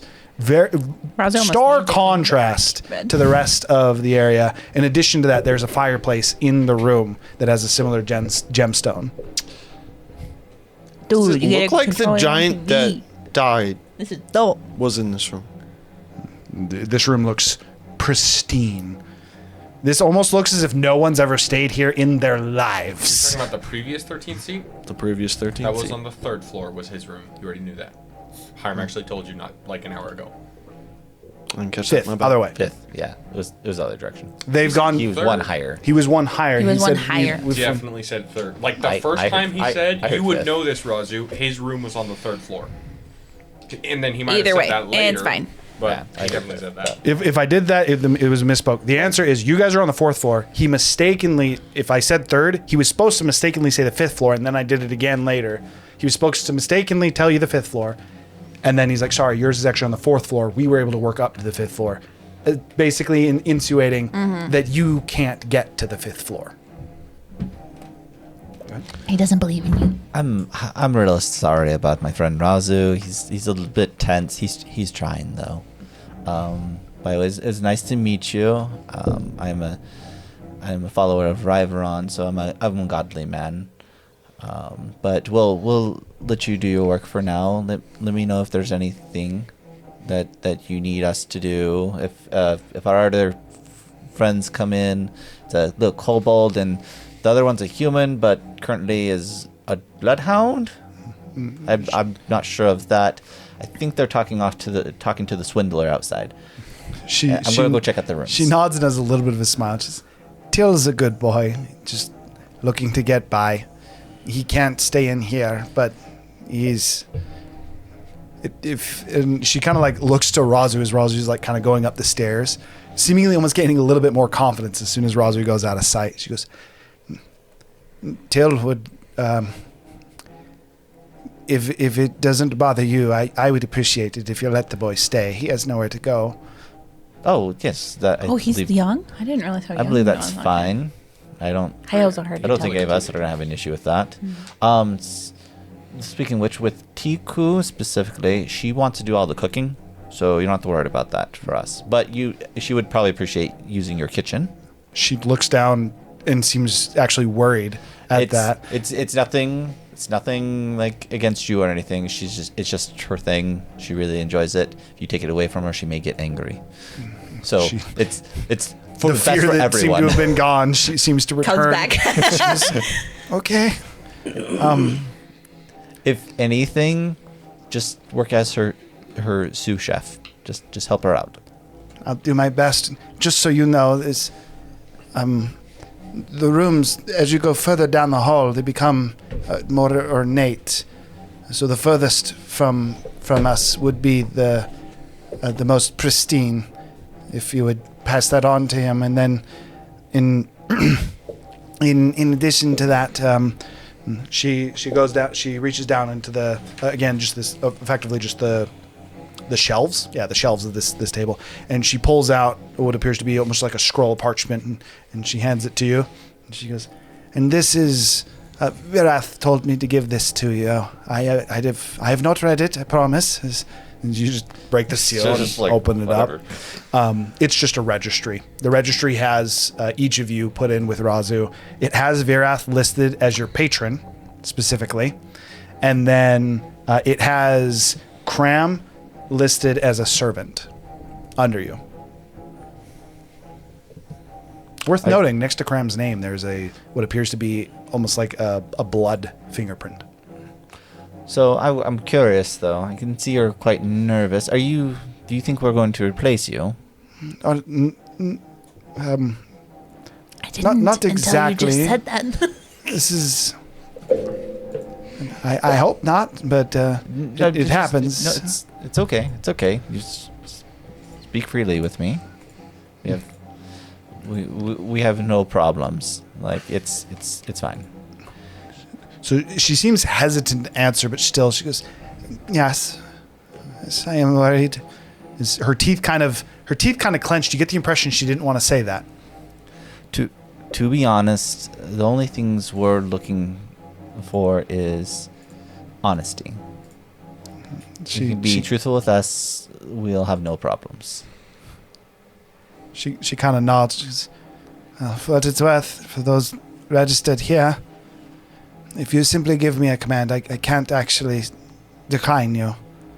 And that's fine. And if I give you command to always be honest with us, can you follow that? She nods like rapidly. Then we'll be fine. Even if it's something negative, feel free to tell us. This one's a little bit slower, but she again nods and she says, Let me prepare you some dinner. We had some fresh meats delivered, and I'll see if I can't at least present myself in a way that Tiku will allow me to assist.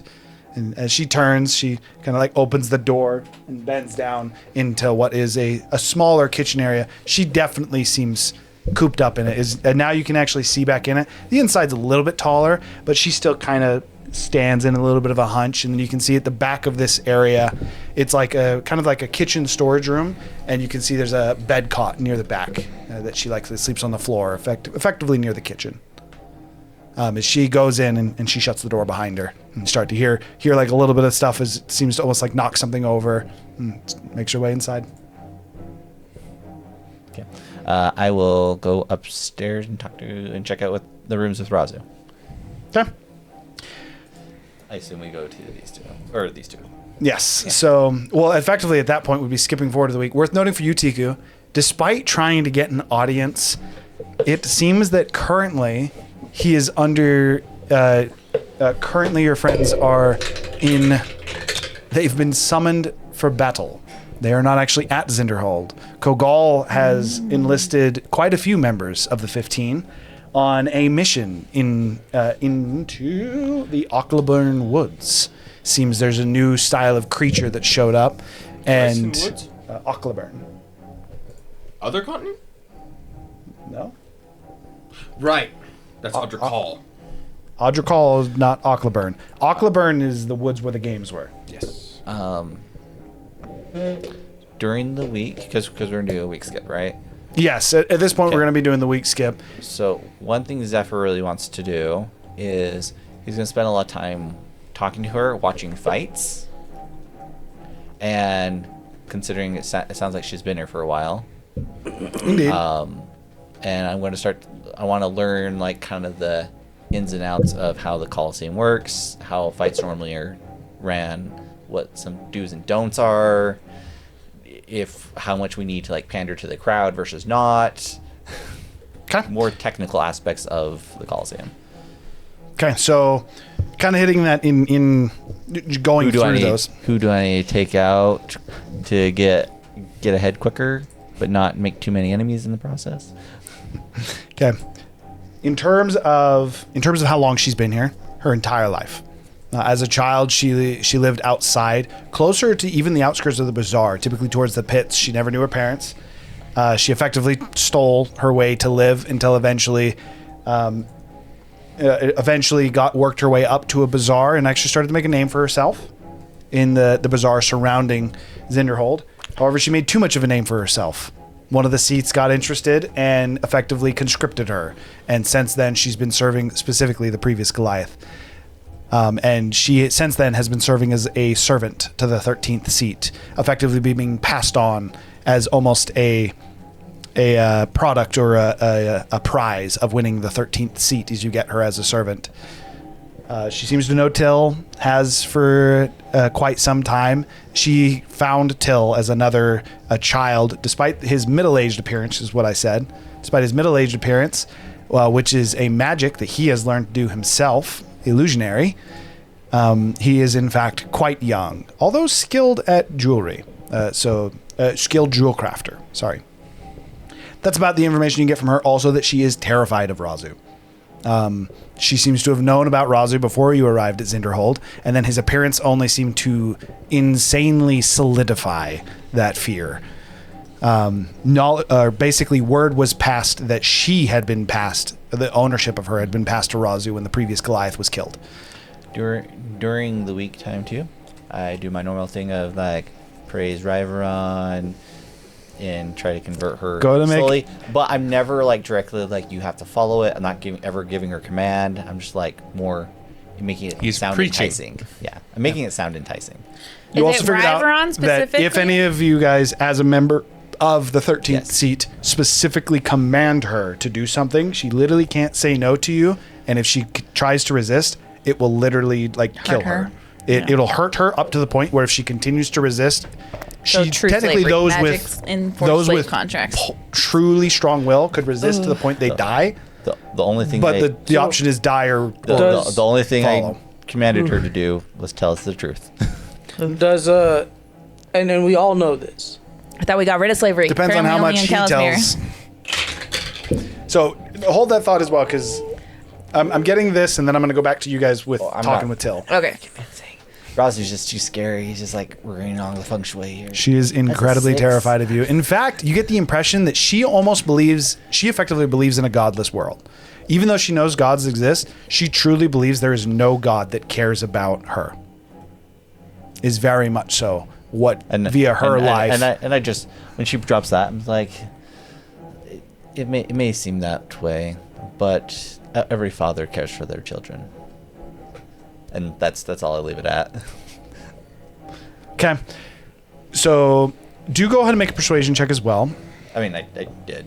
That was the 7. No, that was religion. Okay. I thought. The persuasion. Sorry, religion. Sorry. I thought. Okay, so religion technically is still an 11, but that still would not be enough to convert her. Yeah. And then, sorry, based on literally what I just said, this would be performance, Lower. not persuasion. Lower.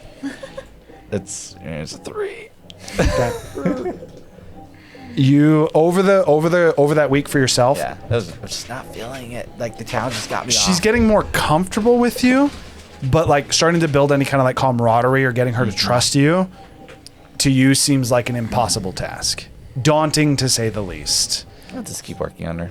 She'll warm up to me sooner or later. Okay, I'm gonna do you, Razu. Then I'm gonna go to you guys. That doesn't sound then we're dirty gonna- or then we're terrible gonna, at all. fulfill the skip, Having a so slave everyone and saying that. else. Sorry, you've been doing something for a bit.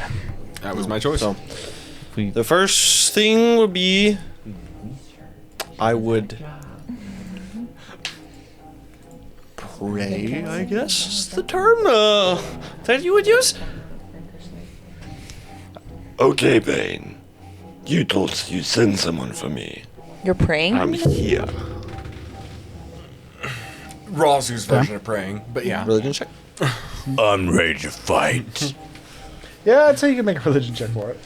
I decided I want to start with the top. Bring it on, Kogal! No, you just jump to Bane. Screw Kogal. Yeah, like, who needs a champion? Like, God, like, Go fight 20. God. 20?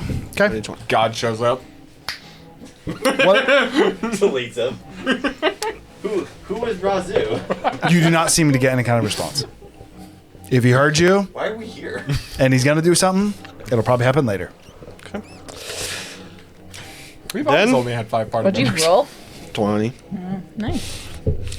Then I would I'd be so scared of a freaking like Hydra, though. pseudo talk false to Hydra. myself. We always only have All right. Why is there 6 Squawk. All right, Squawk.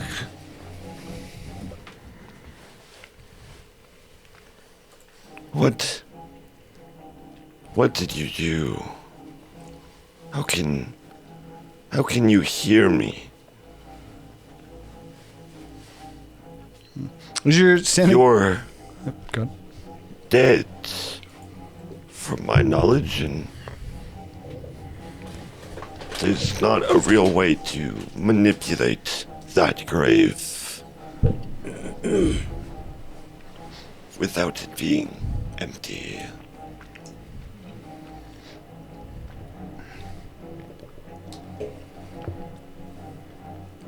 As you finish this topic, the fireplace in the room seems to and light like a screen, very much so like a screen turning on.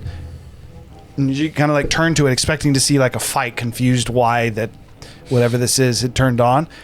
You seem to see yourself. Better said, you seem to see Squawk in that fire. He says, Does anyone truly ever die? Well, I guess your body does. But I've learned how to do fascinating things. Don't worry. I'll always be with you, son. and then it flickers and is showing the Colosseum fights. That's not terrifying at all. Sorry, I have to make a comment because I just thought about this. It's freaking Amazon Fire TV.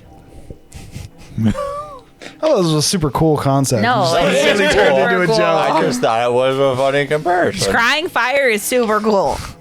And then, It's like scrying Oh, water. Funnily enough, scrying fire is literally what you figure this out from talking to her. They're called scryers. That's what they are. then Scryer, interactions throughout the week. Originally got its name because they originally would have announcers that would talk in front of them as like town criers.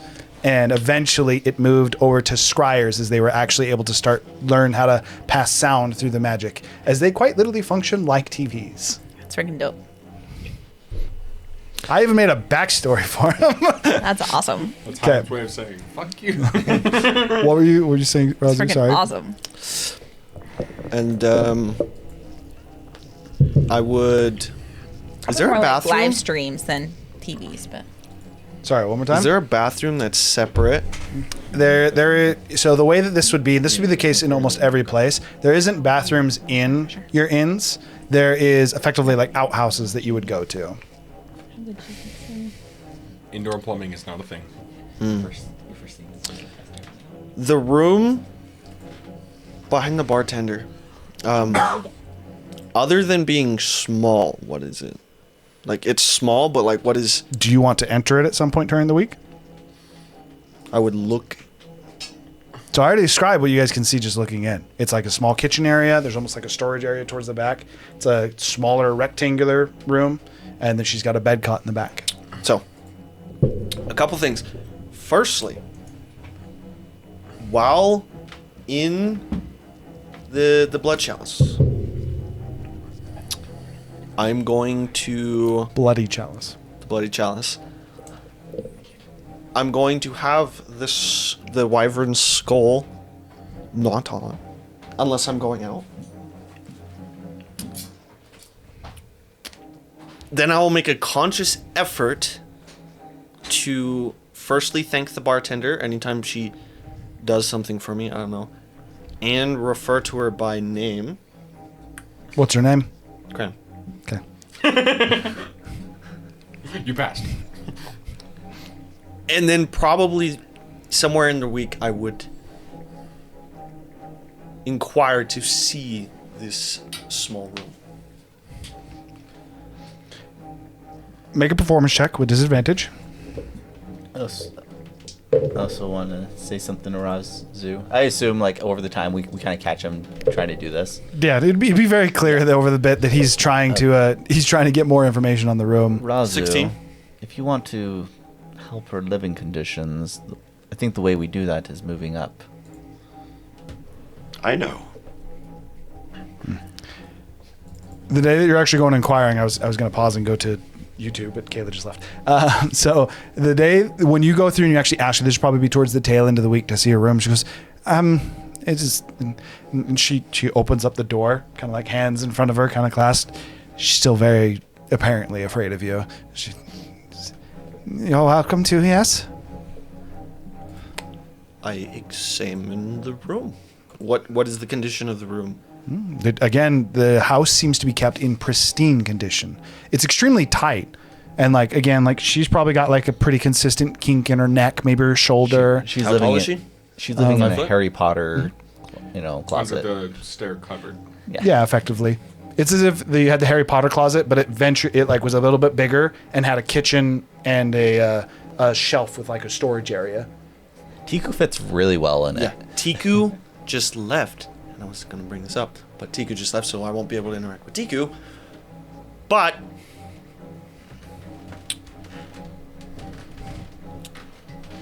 The rumors never actually talk about how I treated my underlings.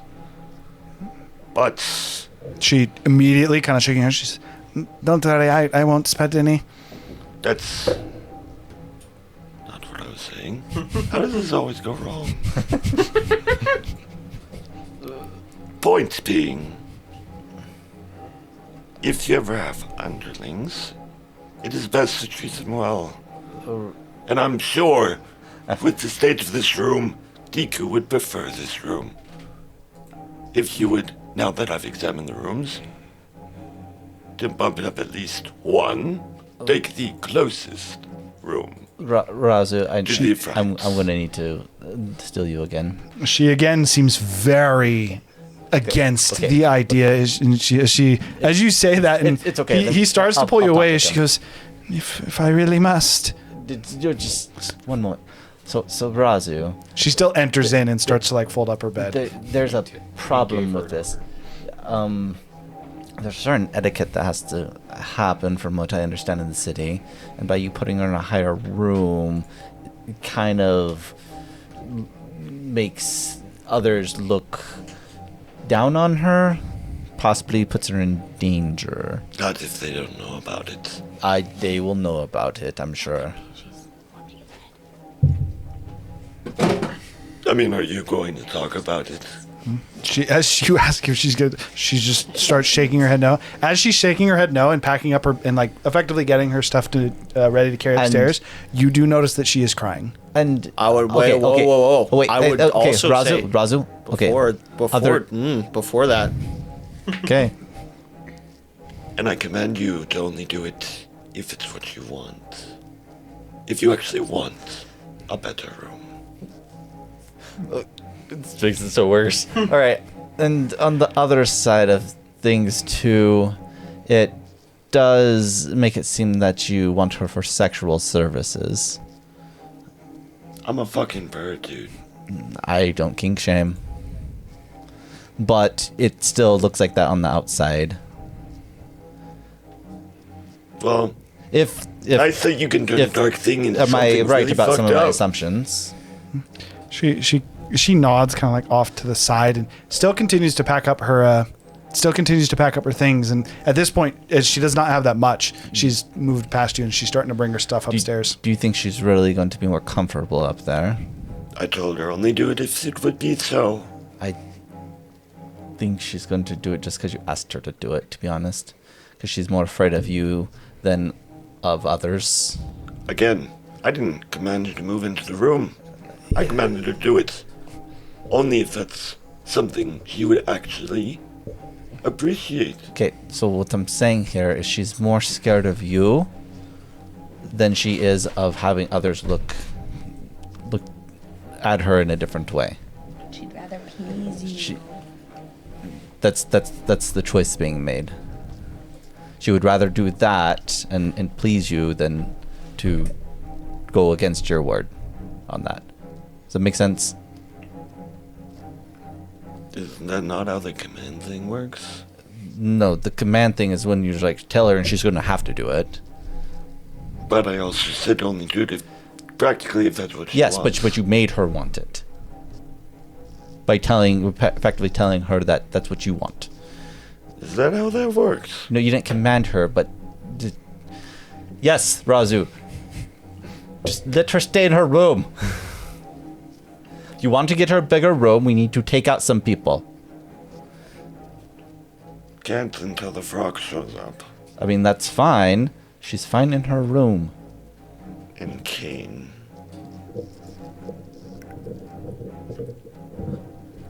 The answer's ever. Just let her do her thing. You take the nice, pretty room at the end of the hall. That wasn't even on purpose. I actually thought I was doing y'all a favor. I have to walk further to my room. But it ended up not working out that way. Razu, it's fine. Just let her be in her room, okay? I'm not. Can you please tell her that you're okay with her staying in her room? She's already taken her stuff upstairs. She is no longer on the same floor with you guys. Again, she has small enough possessions that she was able to pack it up and kind of carry it. She's still not gonna be happy up there. But that's not how the command works. I said only do it if that's what she wanted. Yeah, not but what I wanted. You're not understanding me, Razu. Hold that thought. And we go around again. If you guys want to continue to discuss it, you can explain it to him off. But for now, we're gonna cut to you guys, which is technically back a little bit, as you give the donuts to Till. Oh, I rolled for it, by the way. I actually do need to know what you rolled because this can have effects. 28. Jesus. Yeah. All right. For the duration of 8 hours, each person that consumed it has advantage on all charisma checks. That would have been convenient for Razu. As you That'll rolled, be convenient for the haggler. as you rolled really high, as Till eating him was like, "This is amazing. I'll have to acquire some more of this and maybe get you to make some more of these treats." Tiku. Tiku, are you opposed to selling these? Do you have more blackberries? I can get some. No. I sell all my food usually. He smiles I worked and he out actually here for a starts to while. he starts to almost like take down the wares, all these jewelries, and he places them into bags. He ties them up and seems to store them under. You hear the sound of just like a lock clicking as he seems to Your lock what stones is a small portion of are it. very shiny. Looks good. He stops for a moment. He goes, "Yes, they are. They do look very good. I'm gonna see if I can go get some more of the." It's not blackberry juice, and it's called taro jam. Taro jam. Yes. Also, But, one thing I didn't mention, I sent a paper bird. Like the day we got in. Just saying that because I forgot to mention that. Who are you sending it to? Me. I'm sending it to. Oh, King. yeah, it's just communication wise. Yeah. Okay. With that, Till Sorry, what jam? My brain. taro is how it's spelled. Taro. Taro jam. Taro Just jam. Taro jam. Okay. He says, I'm gonna go get some taro jam and maybe you can make some more snacks, and if we have extras, then I'll see if maybe I can exchange it for some other goods. I'd love to see what else you can make. Do you make more than just sweets? Yeah. Tiku cooks everything. What kind of culinary delights would you like me to find? Do you sweet things, spicy things? Tiku is known as. They sometimes call me Monster Chef, but Tiku doesn't get that one. It's more.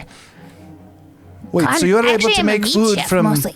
You're able to make food from the bodies of monsters. Yeah. I have an idea. I'll be back. And he just takes off. Oh, okay. Bye, too. Tico, she'll be here. My name is Till. Just saying it back, even though he already introduced himself. He's kind of like waving, and he just takes off running. Okay, bye, too. He's gone. What do you want to go now? Oh, wait. Trot over to the. Okay, we're hotel. going. Okay. So as you guys also enter the Bloody Chalice, effectively you would meet Cram as well. This Hi, would be Cram. towards the tail end of it if you guys wanted to have a conversation with her as Tico well. is Tico. Actually, for the sake of this, what I'm going to do is this is going to be after she went inside. So this would be in the next time you see her if you wanted to introduce yourself to her. Tico, Cram, you cook? How does Cram's food taste? And as literally her goal from what we had just set was to make dinner, she made just what was a fairly bland soup. A fairly bland soup with some breads. Definitely could use some spice.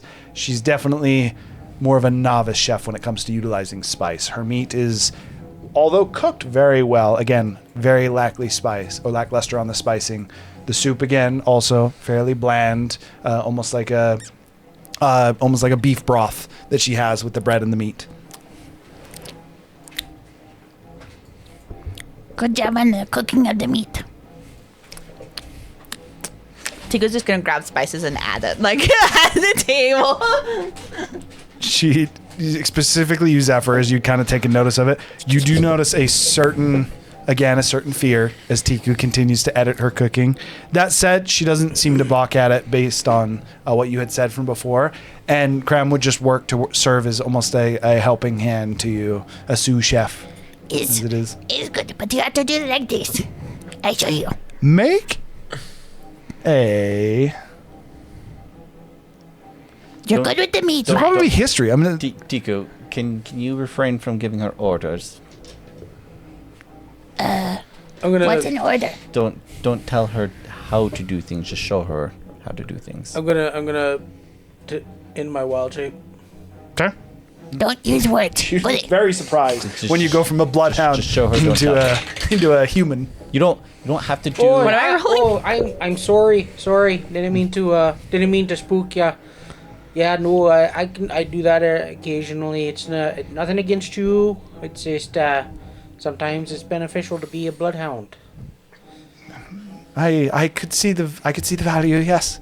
Oh, good. I hope that I hope you're not too spooked. I hope we can be good friends. She just kind of nods to you. I'm gonna have you go ahead and make a performance check as well. You do not have disadvantage. Why am I performing? Fucked up. This is just I'm using the performance check as like a Friendliness count. yeah, effectively as a friendliness check to see how friendly she is Can with I all use of you. persuasion instead? I would say no for this because you're not trying to convince her to do something. I even looked it up Okay. after we talked about it. And if you're just trying to be the bonus chummy is with both somebody, the same, so it doesn't matter. 5. He just sucks. she is scared of all of you. It's like Okay, you know despite what? your So best bad. efforts, Wait, it is. I'm sorry. What? Well, you haven't rolled yet, but what's I your rolled. name, I don't know what I'm miss? rolling. Go ahead and make its performance. Performance is bad for me. 13. She is scared of all of you. still better Miss, than. okay, you know what? Miss? I'm sorry. What's your name? My name is Cram. Cram. That's a lovely name. I'm sure you're a lovely person. I noticed that you're a little nervous around us. I get that vibe. I want you to know you're in a safe place. As with like us. over the course of the next few days, me and Razu constantly are talking about the room. As he's trying to get her to go out into the. I'm Towards going the end of the to- 7 days, she does move into it. I What Razu said. am going to help her expand her mind with my herbs. Do not tell her to silence her mind. I'm not telling her to silence her mind. What are you talking about? What are you talking about? That's not Silence the voice. that's not what I'm doing here. What I'm doing here is I'm having her expand her mind. Silence. Let go of some of her inhibitions, and that fear is something that we can control and suppress. Totally healthy. Can he go 2 for 2? She would be unwilling to partake in drugs unless you were to command her to do so. Well, see, because Did you tell me about that? I explained to everyone that like what the consequences of commanding her are. Okay, so I won't command her, but I'm gonna go like, okay, hey, let's make some tea out of these mushrooms, and would you care to join me? You can make a persuasion She for does that. have to be honest. She does have to be honest. 15. To which she'll tell you, I'd rather not, but she also seems willing. See, I sense a little like you sort of want to, but you're a little scared. So here's what I'll say: we won't give you a full dose. We'll give you a little nip. See, you can feel the effects. If that's something you want to continue to do, totally your choice. You could say no at any time. You don't even have to do it. She's gonna take it. She'll take the small dose. It's 5 years from She's now. making a Constitution saving on the throw. streets, just like trying to get the next fix. This doesn't control me. I can stop whatever I want. Oh no. Okay, you seem to chill her out slightly for an evening, but the fear does not go away. Thankfully, it does not seem to make her more paranoid, which is an effect you've seen before. That is good. Yeah, so that's a good. But I'm taking the full dose, and I'm gonna talk philosophy with her. Oh god. She's like probably more down philosophy though. She actually, her view on philosophy so you have a lot of people that think like man is innately good, effectively. Oh, if you think in the real world. No, that's not She the is way it is. not that. She Man is animal.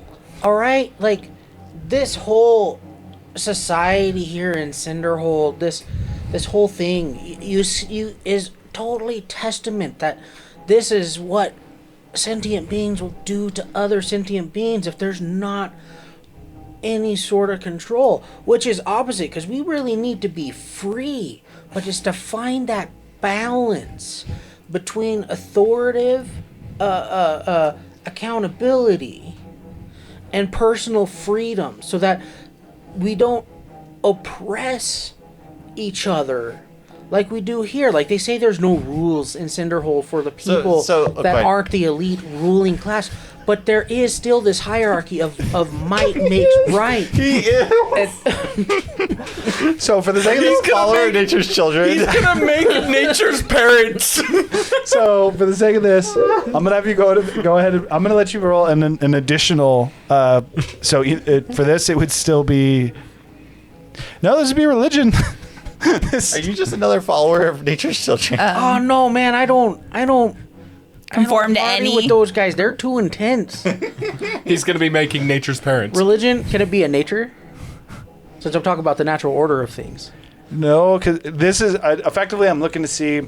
This would actually probably still be another. This would effectively be another performance or persuasion check. You agree with her, so I'm giving you another chance to see if she's all right, more casual and not afraid of you. 19. 19. You are the first person that she gets comfortable enough that she doesn't seem to shake when she's with you.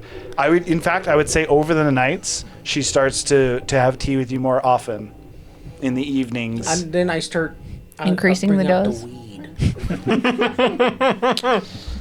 I'm just gonna have her make 7 separate checks for each day. She's gonna get addicted. On a low enough roll, she will.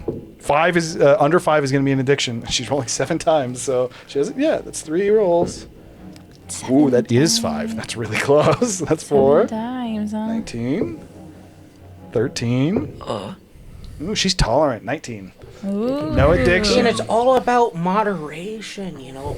You can't just want to crave it, because if you start like wanting and doing this, you start seeking it out in unhealthy ways. She does not get addicted, but she does seem to start to enjoy having a nice glass of tea with you in the evenings. Right.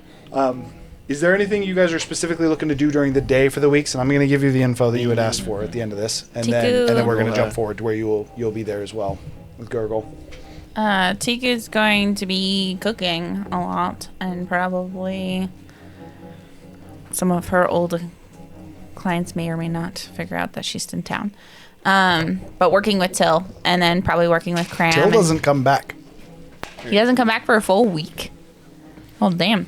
Well, then she's probably going to be working with Cram, and then telling her about, one, teaching her about, like, cooking, but also just teaching her how I made, like, not without the jam, but, like, teaching her how to make the dough and, like, make donuts and stuff, because she said that, and she tells her about Till and how he wanted to do it, but she's not going to have time for it, so she was teaching Till how to do it. Telling her about Till. Or about Cram. Telling her that Till wants these sweets.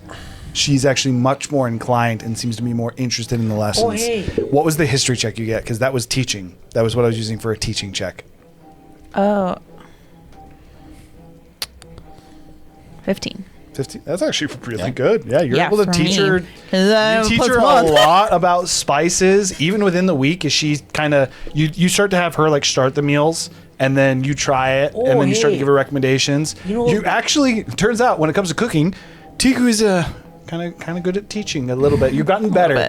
I would like to come downstairs one of these days, eyes completely bloodshot, into the kitchen where Tiku's cooking, and be like, hey, sorry to bother you. I hate to intrude, but I got this idea. All right, let's make a flatbread. Right? Okay. Let's make a flatbread, and we're gonna put some let's make like a tomato paste. Okay. Seasoned, I don't know, like maybe oregano. Put that in there, some salt. Put that there, and then we're gonna put some cheese, like lots of cheese. And then we're gonna put on like some meats, and maybe some veggies. Oh, definitely. I got some mushrooms we could put on it. Do it. And then You we're know it's coming. And then we're gonna bake it. We're gonna bake it until like the crust is nice and crispy and the cheese is all melty. I think it's gonna be great. And call it Make a persuasion a check. zip. Make a persuasion check. 11. What's your passive insight? 16. 16? There's something up with the recipe. It sounds good. It's not just an idea. He has a reason why he wants that to be cooked. So by the third day, I want to say something. Tiku's There's gonna try it conversations happen. and just be like Okay. skeptical and see where she needs to improve and stuff. So And you where are she gonna would you're gonna make it substitute though? out. Yeah. Okay. Tiku's always down to try new recipes. One of these days, everyone gets high. Once We're she gonna say it's on the realizes, fifth day, and I'm gonna make everyone roll for it. But once she realizes the drug effects and like that it doesn't have a lot of benefit, she would start It's swapping a pizza. out the mushrooms for like Weed on it. Oh, higher quality were you ingredients. not wanting like mushrooms? Kind I of thought you wanted mushrooms. drugs. oh no! I want a pizza. Oh no! Oh, Apologies. okay. We all thought you wanted drugs. Yeah, we all thought you wanted a mushroom. No, drug. he's He got even the, made the joke a zip. he's got the munchies. A zip I is thought pizza you spelled wanted to backwards. make a pizza, With- but the mushrooms were like mushrooms. We're shrews. Okay, so no, never mind. He just wants you to make pizza. Yeah, that would have been fine. But she would eventually like try to up it with higher quality ingredients and like ingredients that give effect. What you're saying is you take it from a pizza into the lasagna because lasagna is superior. Okay, we're gonna False. Black. just because yours is a conversation, it might be a bit. What are you? She ends up like cooking out of this kitchen a lot. Just two things. Last thing I was gonna say to her. If you want to share your room with Till, if it's comfortable with you, he can stay with you. That's gonna be at the end of the week. Yeah. And So- then, yeah, that would be at the okay. end So of she the week. moves into the room at the end of the week, and So that's when you could go through and mine's talk to her. Basically, no command, just informing her if she's comfortable with it. Till can say in the room, and then the last thing. Shit. I was wondering if I could make a roll, because this is like persona I'm trying to develop. Razu tries to be really nice to people under him. So Crimson Covenant, can I roll individually for each person in the Crimson Covenant to how they received Razu's awkward trying to be nice? Now you can make a single performance check as you trained the Crimson Covenant as a As group. one group, yeah. Okay. Oh my gosh, Tiku, what if we take the flatbread and then we fold it on Disadvantage? top of For what it's worth. crimp the No, it's edges, not. and then bake it? And you do know for what it's worth. All of them love Dalaran. Of course I know that. 15? Well, I don't know. Alright, so is 15, because I do not have a plus, and I wasn't a fighter at the time, so I wouldn't be able to add anything to that. No, you wouldn't add anything to it. This is just a performance. It would just be 15.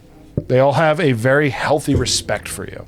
They know, so they would know that you are very aggressive and you seem very, very mean. And they are not.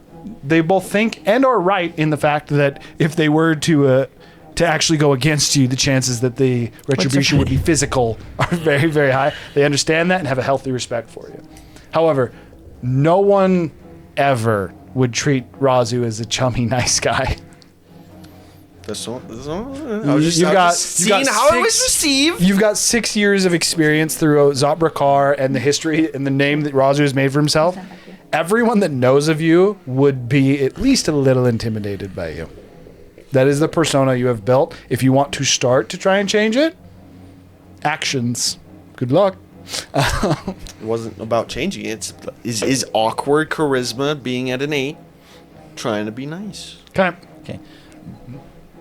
By the third day, you mentioned Teal was supposed to stay with us. I haven't seen him around the last couple days. No, he wasn't going to stay. He can't come in, she said. No, she was asking if he could sleep here. Okay.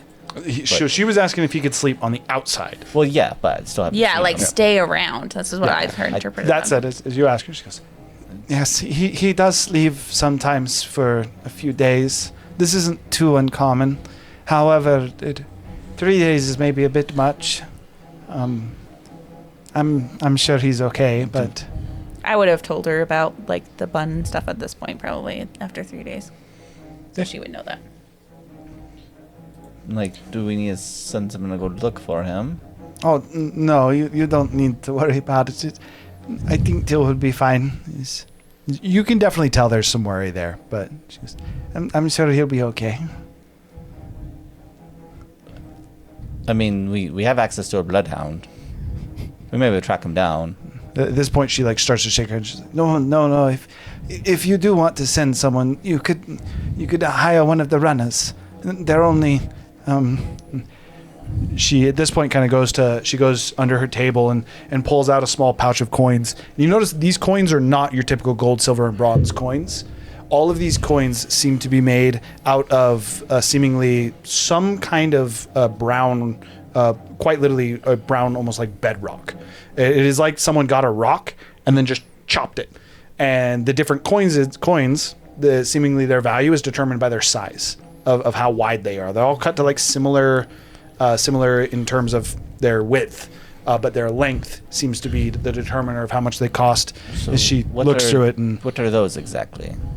She pulls it. She says, "This is the main currency used within Zinderhold. You can use gold and silver, but oftentimes your prices will be absorbent. Or in another scenario, it's they won't even take it in some cases." Is there a way to convert gold and silver into yes, currency? very much. So you could either do it at the the betting gates.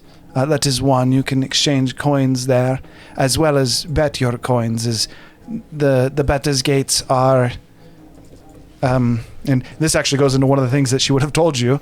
She goes, the betters' gates are the most commonly interacted with portion of Zinderhold from the outside world.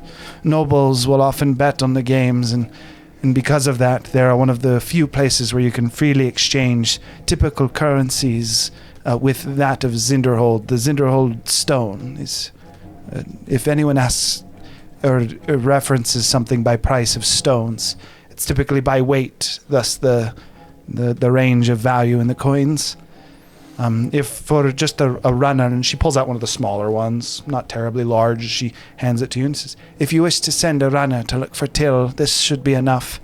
And they'll at least get you his whereabouts. They're actually quite handy and good at finding information." How much is a stone? If you have a full stone, Well, just one like this, mostly. If I was to relate it, Just ballpark. and she kind of shows you so if it's about an inch wide, that's going to be it's equivalent to a copper piece. 2 inches is going to be equivalent to a silver. 3 inches is going to be equivalent to a gold. A 5-inch one, which would be like a fairly large one, 5-inch ones are almost never found. So they seem to skip platinum and go to effectively the price of like gemstones, diamonds, things like that. Depending on how large it is, going past 5 inches can give you a huge range on how much they cost. Okay. Well, man, how do I call for a runner? Yes, if you just simply put word out, I could send for one if you could, I would really appreciate it. She nods and she goes over to the scryer in the fireplace, and bringing over that pouch from before that she had thrown the stone from, she pulls out she had a white stone the first time, she pulls out a black stone, and with this one she places it on top of it, and after a moment it seems to light up and a smaller fire burns, and she simply talks into it, and then it douses after a moment. That stone completely burns up. Like she had just sent like almost like a one-time message.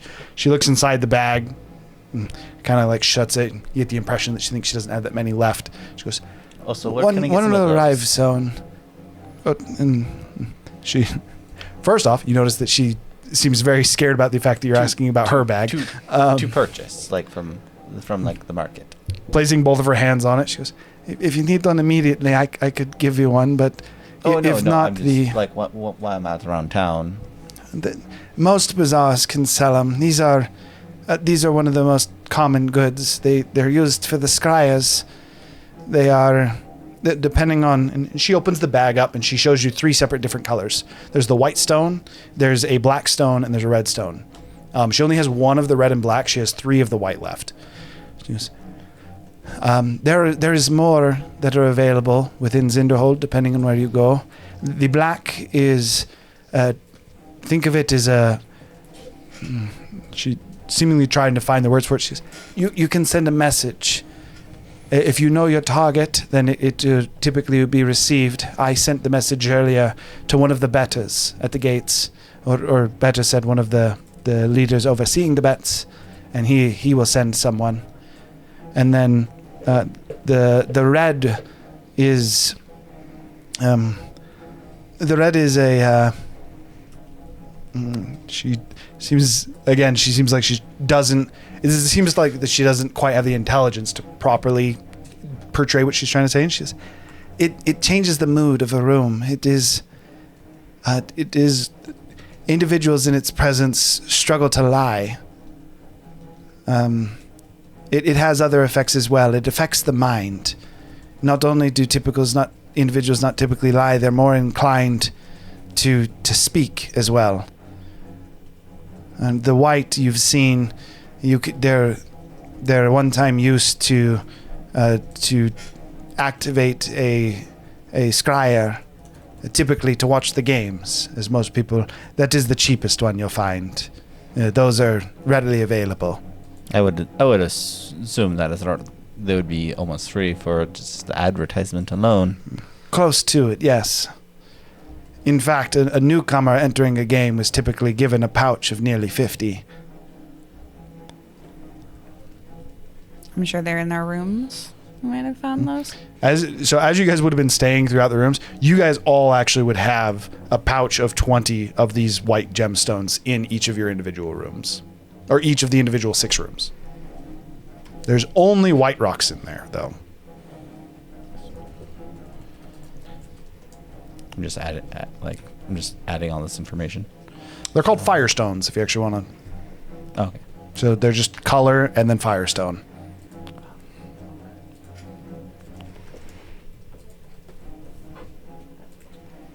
With that, a couple other things, then we're going to round it out and we'll go to the end of the week. A couple other things you're able to determine. By the way, I'm going to say I have like 10 left by the end of the week. Assuming you were watching games, you would only have to use 1 a day unless you decide to turn them off. They seem to the blue gemstones or the blue firestones specifically are large, and they don't seem to like turn off. You have to use another white gemstone to actually turn it off. If you just want the game to be going constantly, then you actually don't have to turn it off. Your only worry would be if the blue firestone were to break. And I just use one of the rooms as like the TV room and just leave it running all the time, and then I sleep in a different room. okay, easily enough. Again, the rooms as they go further are more ornate to the point that the first room is actually more of just like a very standard inn, small bed. There's a single table and just like one dresser. Just until like other people show up, there's empty rooms. So Tiku's gonna take that first room, and she doesn't sleep on the bed. She sleeps under the bed Okay. on the floor. That means you would have had her move into the second room. I was actually going to talk to Tiku. Okay, hold that thought because that's going to happen at the end of the week because that's when you actually effectively convince her to move up that's with why I them. was waiting. A couple other things that you get as far as appeasing to the crowd depends on what your goal is. If your goal is simply to climb, then there's no need to appease to the crowd at all. However, the most important part of appeasing the crowd is not actually appeasing the crowd, it's appeasing bettors. Bets are not only placed on who wins and loses, it's placed on like how long it's going to be, how long certain parties will survive, how well they'll do, if they'll even get hurt, if there's like untouchable runs where someone seems to not take any kind of damage at all. Is there And appeasing the crowd would be more so learning what the bets on your match are beforehand and learning who you'd want to win those bets. and I would assume the better you're showing, the better your sponsors. Very much so.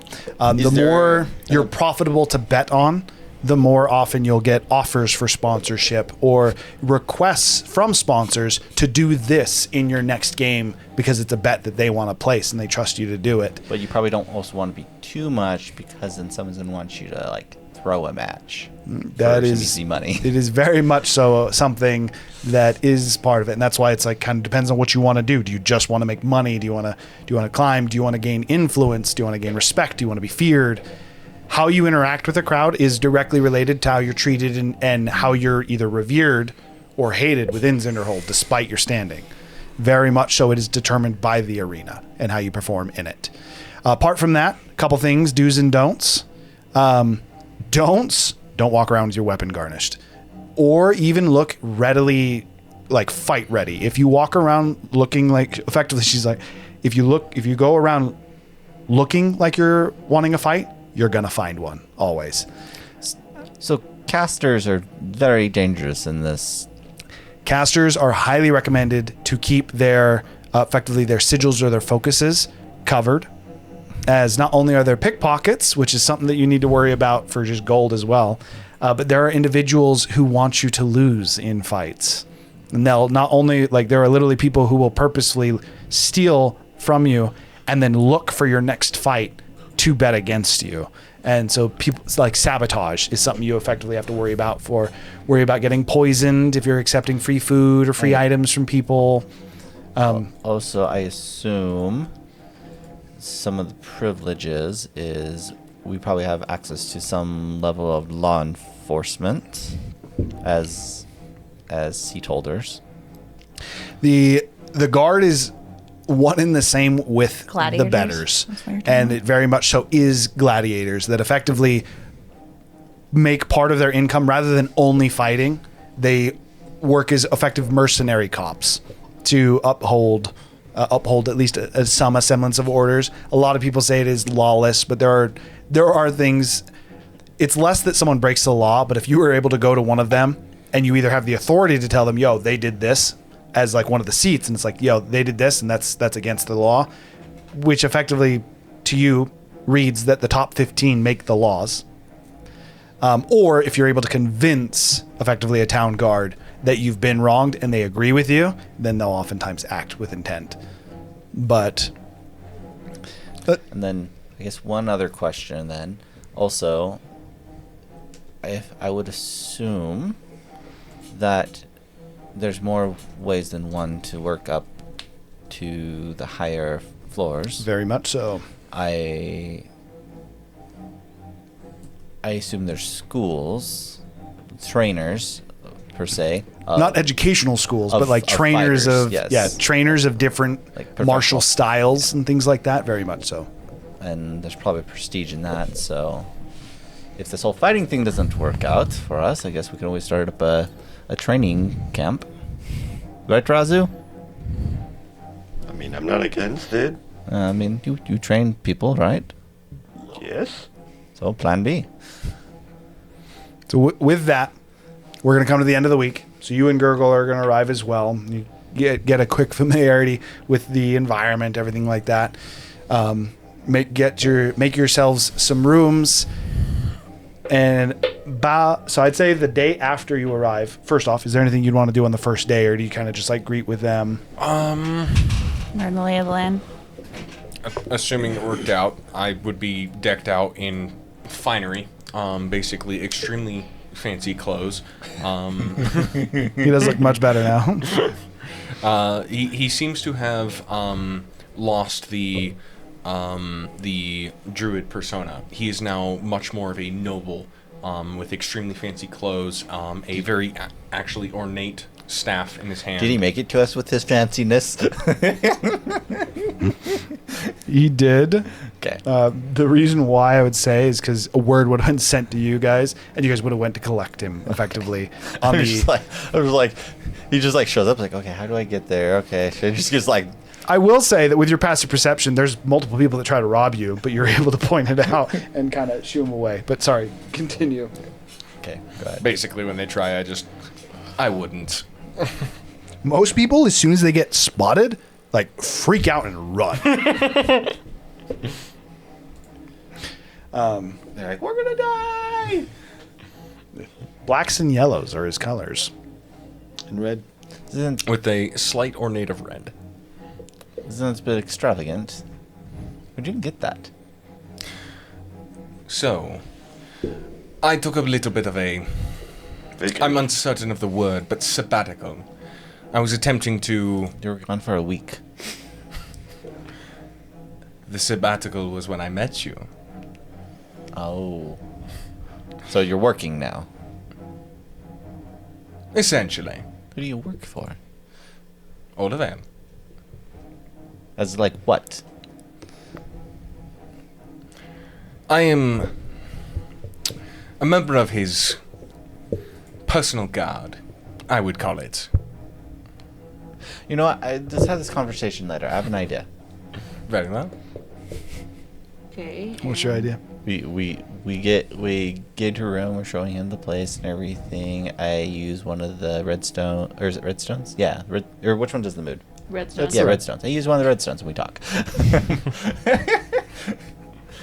He doesn't trust you. Let's keep going with the conversation, I guess. Who is all present? Did you do it in the main room? See why it Because wouldn't Tika would be. be in the kitchen. Herb is ready. Likely. Present. I assume I would not know what this redstone does. No. Not until he He's tells very you. Yeah, was you like- wouldn't even be familiar. You wouldn't be familiar with the scryers at all. Can I make an Arcana check to at least attempt to figure it out? Well, you know the fire's magical. This is alchemy.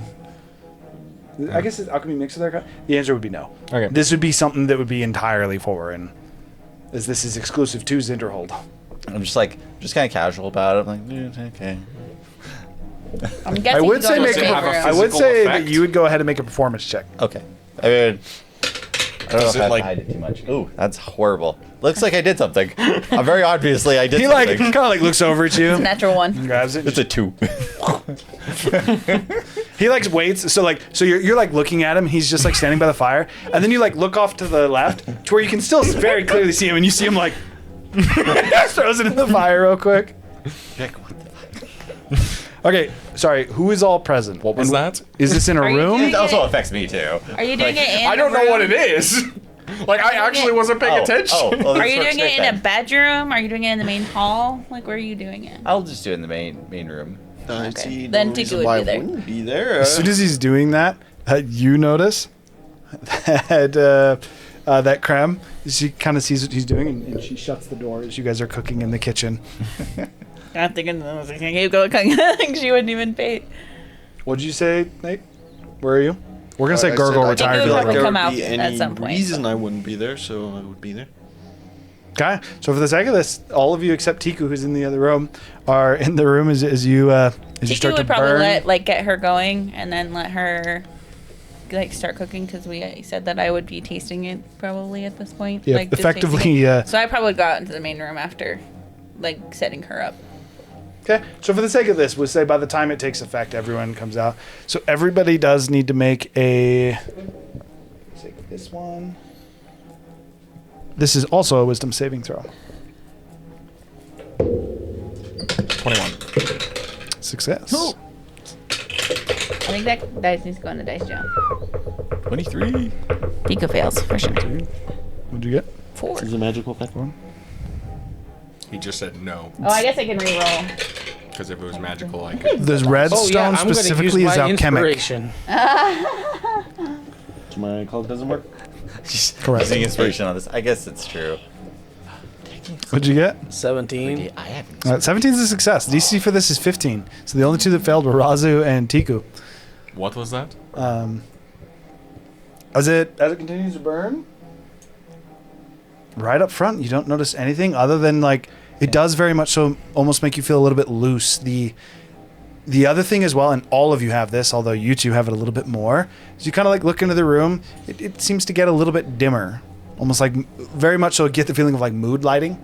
The room almost seems to dim a little bit. The blue fire seems to turn to a hint of red from the firestone. For the two of you, the room goes to more of almost like a deep red, almost to the point where it seems a little bit dark. So for the sake of this, all of you are more inclined to speak. Effectively, when you're asked a question, you feel like you need to respond. And that's for all of you. For you two, if you're asked a question, you must respond. With the truth? It's not like Tiku ever doesn't respond. Nope. Usually, anyway. Okay. That's odd. All right. So, what do you do for Ordevel again? You say? What was that? It's a stone. It does weird things to the fire. I was just trying something out. I know he was trying to hide it, right? So the four of you that succeeded, or sorry, the three of you, because you failed. No, it was three of you that failed. No, you succeeded. Yeah. So We didn't roll for Gurgle. it's 3 and 3. Yeah, no, Gurgle's Gurgle's not not here. here. Yeah, it's 3 and 3. I'm getting thrown up in the numbers. The 3 and 3. The three of you that succeeded, as soon as he I answers never you. said I was trying to hide it, just so you know. Yeah, I know, but so you notice, you can immediately tell that he's telling the truth. Fascinating.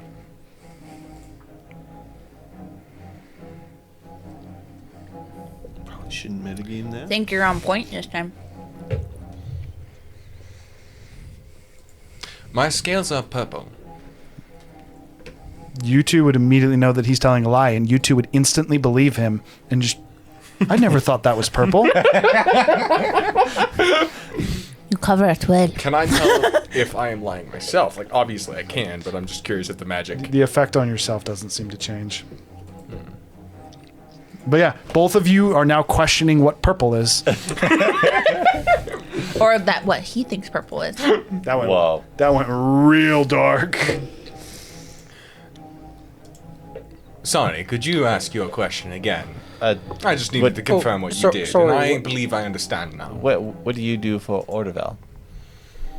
I am a member of his personal guard, as I said. We are called the Golden Scales. Why not the And purple what- scales? Wait, hold on. So you just guard him, Yeah, you or said scales are purple. I but, don't why get are you it. here? Oh, I if you're a guard. assure you, he does not require guarding. what? Then why are you with the guard? Hey. Personal guard is a way to describe it to outsiders. Me and my siblings are more of his... Think of it as his, Children. reach into the world. Assassins? Kane. No? So worth Yes. noting for this, real quick, just right before you talk. So the way that this works, you two believe everything and will always tell the truth. You three know that whenever someone's lying or telling the truth. But That's how it works. But what do you do if you're not guarding? Oh, hang on. Kane was... Okay. Sorry, I'm a little... Even you call him Kane, and you are Kane. You messed me up! Every time I mess you up, you messed me up this time. I'm Herb. And I'm just. We can tell you're lying. I'm just a little stoned. Did I miss something? What happened to your drip? I was able to acquire my original possessions. You even talk a little different. Well, of course.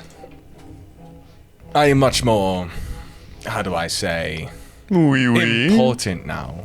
Were you lying to us earlier? No, it was not a lie. Was that a facade? That's It would be more akin to a Because facade. Kane, honestly, I think we would still accept you for who you are. You don't need to. Actually, it looked to better make when I had up another a romance. persona. Whoa. Hold up. Can we just talk in the dark? I once knew a guy. We played in the games together, and the Cyclops looked at him. And then he got a big ego increase. Did you look at the Cyclops?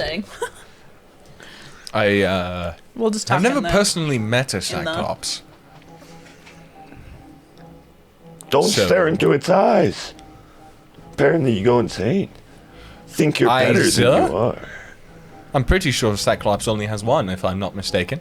True. I just lied. No, you didn't lie. You made a mistake. A lie means intent. I actually think I looked up the definition recently. That's not true. I'm Just an unintentional lie. No, it just means you were wrong. To But you answer can your lie question, unintentionally. No, I have never been called upon for an assassination attempt. Although, if Wait, necessary, I do believe I So would not be an capable. attempt. Well, what about assassination success? That's true. I if you would did clarify succeed. that as an attempt in my book. A successful attempt, but an attempt. But like, okay, what do you do? Have you done I acquire unsuccessful information attempts? for Olivail. So you're a spy? A spy is one word I would use, yes. Are you spying on us? Currently, isn't everyone spying on everyone at all times? It's information No. gathering at the end of the day. I am now No. uncomfortable. And that is not a lie. You don't have to say that you're lying. It's just Zephyr, would you say you are spying for Riveron? No. Exactly. I am spying for Olivail. Well, I'm Information not I spying acquire, for the I wild deliver mother. to him Yeah, directly. That would probably be spying. Correct. I'm not spying. I for don't the- think it as a bad thing. So spying means No, you're I taking didn't say it was information and bad. you're bringing it to who you're spying for. That is what I But just like said. I'm not doing that with the wild mother. I'm not telling her everything about y'all. Then your connection to the Wild Mother is a lot less important than my connection with Olivail. Well, how do you determine importance? How is okay. friend? My service to her is to help this team out, not to spy on them and Let's not report. insult each other's religions here. Well, I'm not saying Olivail is not- insulting here. I'm just trying to understand here. Do you like, see how you're dressed? I do. It's a religion. Okay. Olivail is my father. at this point. Did you Worship come your out father. of him? I don't care. Wait, your father's a god? At this point, the effects of the stone would end. Jeepers, It only lasts for man. 10 minutes. That's some pressure. Well, My that's father neat. is not a god. So you didn't come out of him. So you're not. So are you a? So I believe you are all under a misunderstanding. Olivail is no god. so Orvel is a Yeah, he's dragon? a friend. He is. So you're a dragon. I hope to become one day. So your mama's not a dragon. So did you hatch? She was not.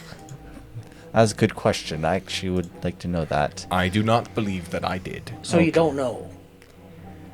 I never knew my real Oh, parents. jeepers, man! You don't even know where Wait, you so came You from. were adopted? So Orvel's not your father, He is my father. But he's not like I mean- biological father. I mean, he's No. he's Okay. he's definitely like your adopted father, but you love him like he's your real father. And that's fine. And that's Everyone's got true. their If own- that's true in your heart, When did this turn into an interrogation? if this is true in your heart, then that's all that matters. You did come back as a We're different still person. under the effects a little bit of this. We're just talking. Apparently, like it didn't completely fade. We'll say that it faded from the room. However, the effects are still going through your system.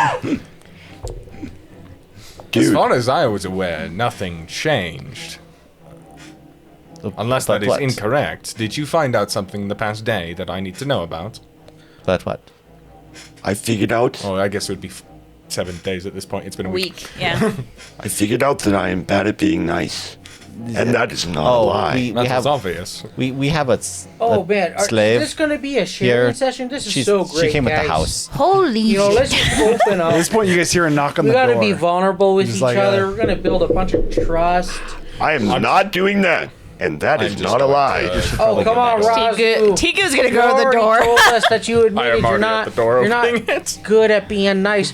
This is a step. Oh, This is a step, brother. Yeah, step backwards. As you guys open the door, there's a small the girl.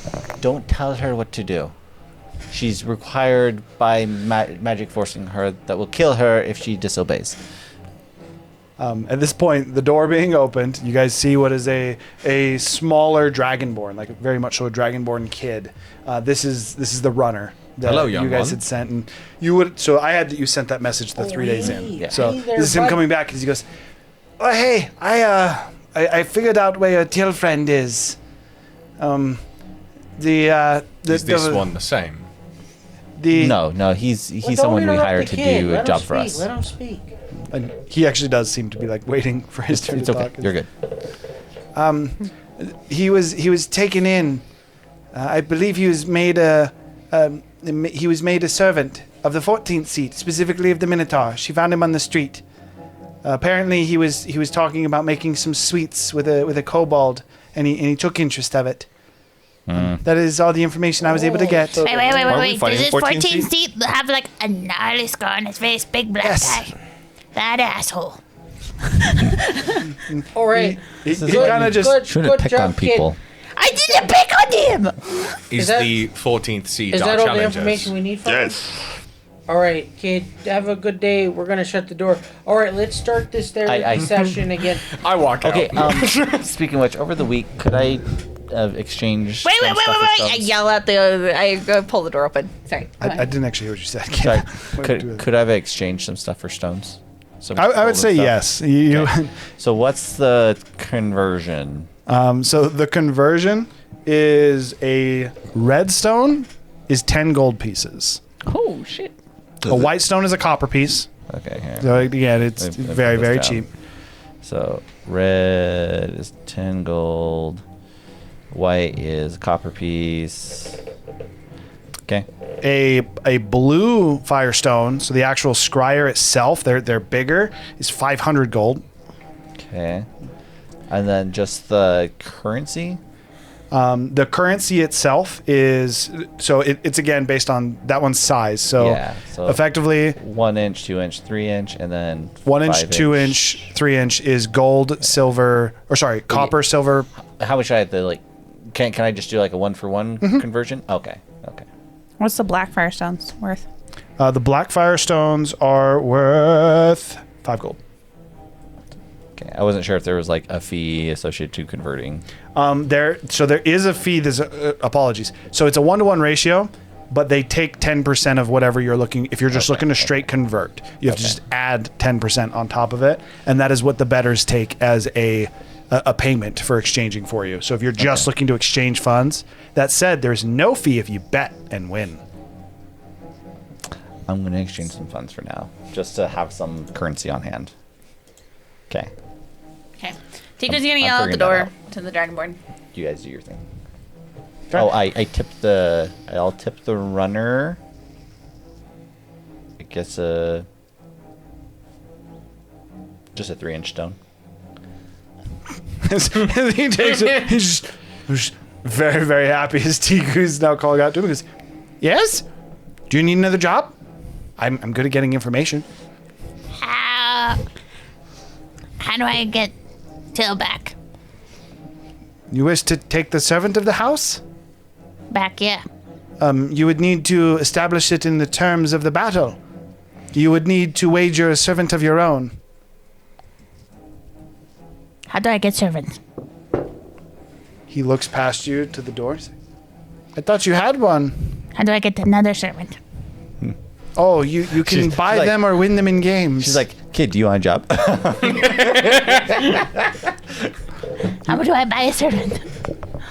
Depending on the servant, it can be quite expensive, but you can either go out to I guess you could collect your own from the bazaar outside, or the Betters Association would typically handle any transactions for them as well. Hold on. Wait, I can say just now, wander they're down the called street and pick themselves the somebody? Betters? In the bazaar? As long as you have the Betters. proper currency, yes.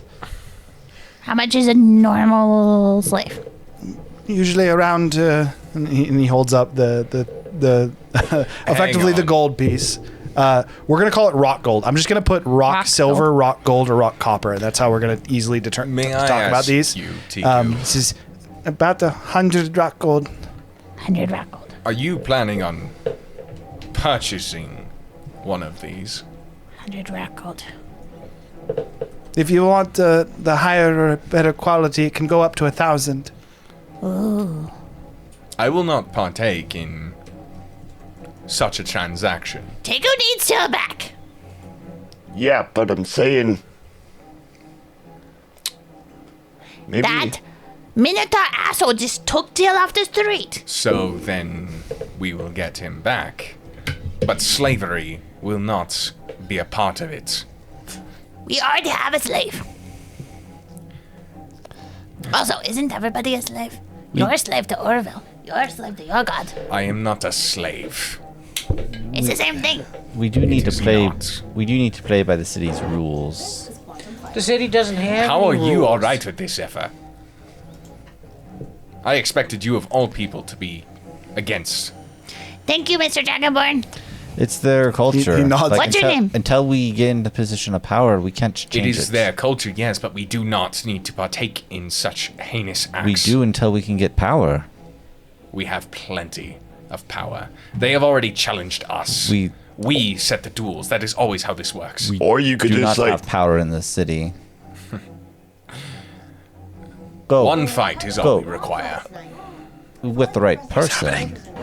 What's the But Dragonborn's currently, name? The we cheering just have sounded no like power a because parrot. we have no fights. Are you or are you not planning on consolidating with slaves? Oh, Well, okay, yeah, fix those words there, because I'm like, I don't know what you mean. not consolidate. It's transactionally using. I'm pretty sure it starts with a C, but are you planning on purchasing and utilizing slaves? I'm. Utilizing, yeah. We're looking at getting a friend back. So then get him back. We can't. The Dragonborn himself just said that you could add him in the wager. We don't Yes, have you said anything that you to could wager. a slave, but you also said that you could wager the price of a slave. Did he say that? Is how I just understood that. I'm pretty sure he didn't say that. So, as he answers you and he goes, and he points to his scales, and he's a red dragonborn child, and he goes, I go by red. Makes me easy to remember. The answer is your wager simply has to be accepted. You could wager whatever you want. If I'm not mistaken, they took this individual to get at us. To get at Tico specifically. Tiku's part of the group. No, That is a I'm slight just at all of saying, us. like, specifically going after Tico. That is fine. However, if they want this fight so badly, well, it seems to me like they just captured this individual to make us want to fight even more. It is not even going to be the price of this till that they care about. Unless you are calling yourself. Tiku doesn't think that's true. Tiku thinks he'll hold it out just as a slight. I believe, if I'm not mistaken, I am still new to this city and do not understand its rules as clearly obvious.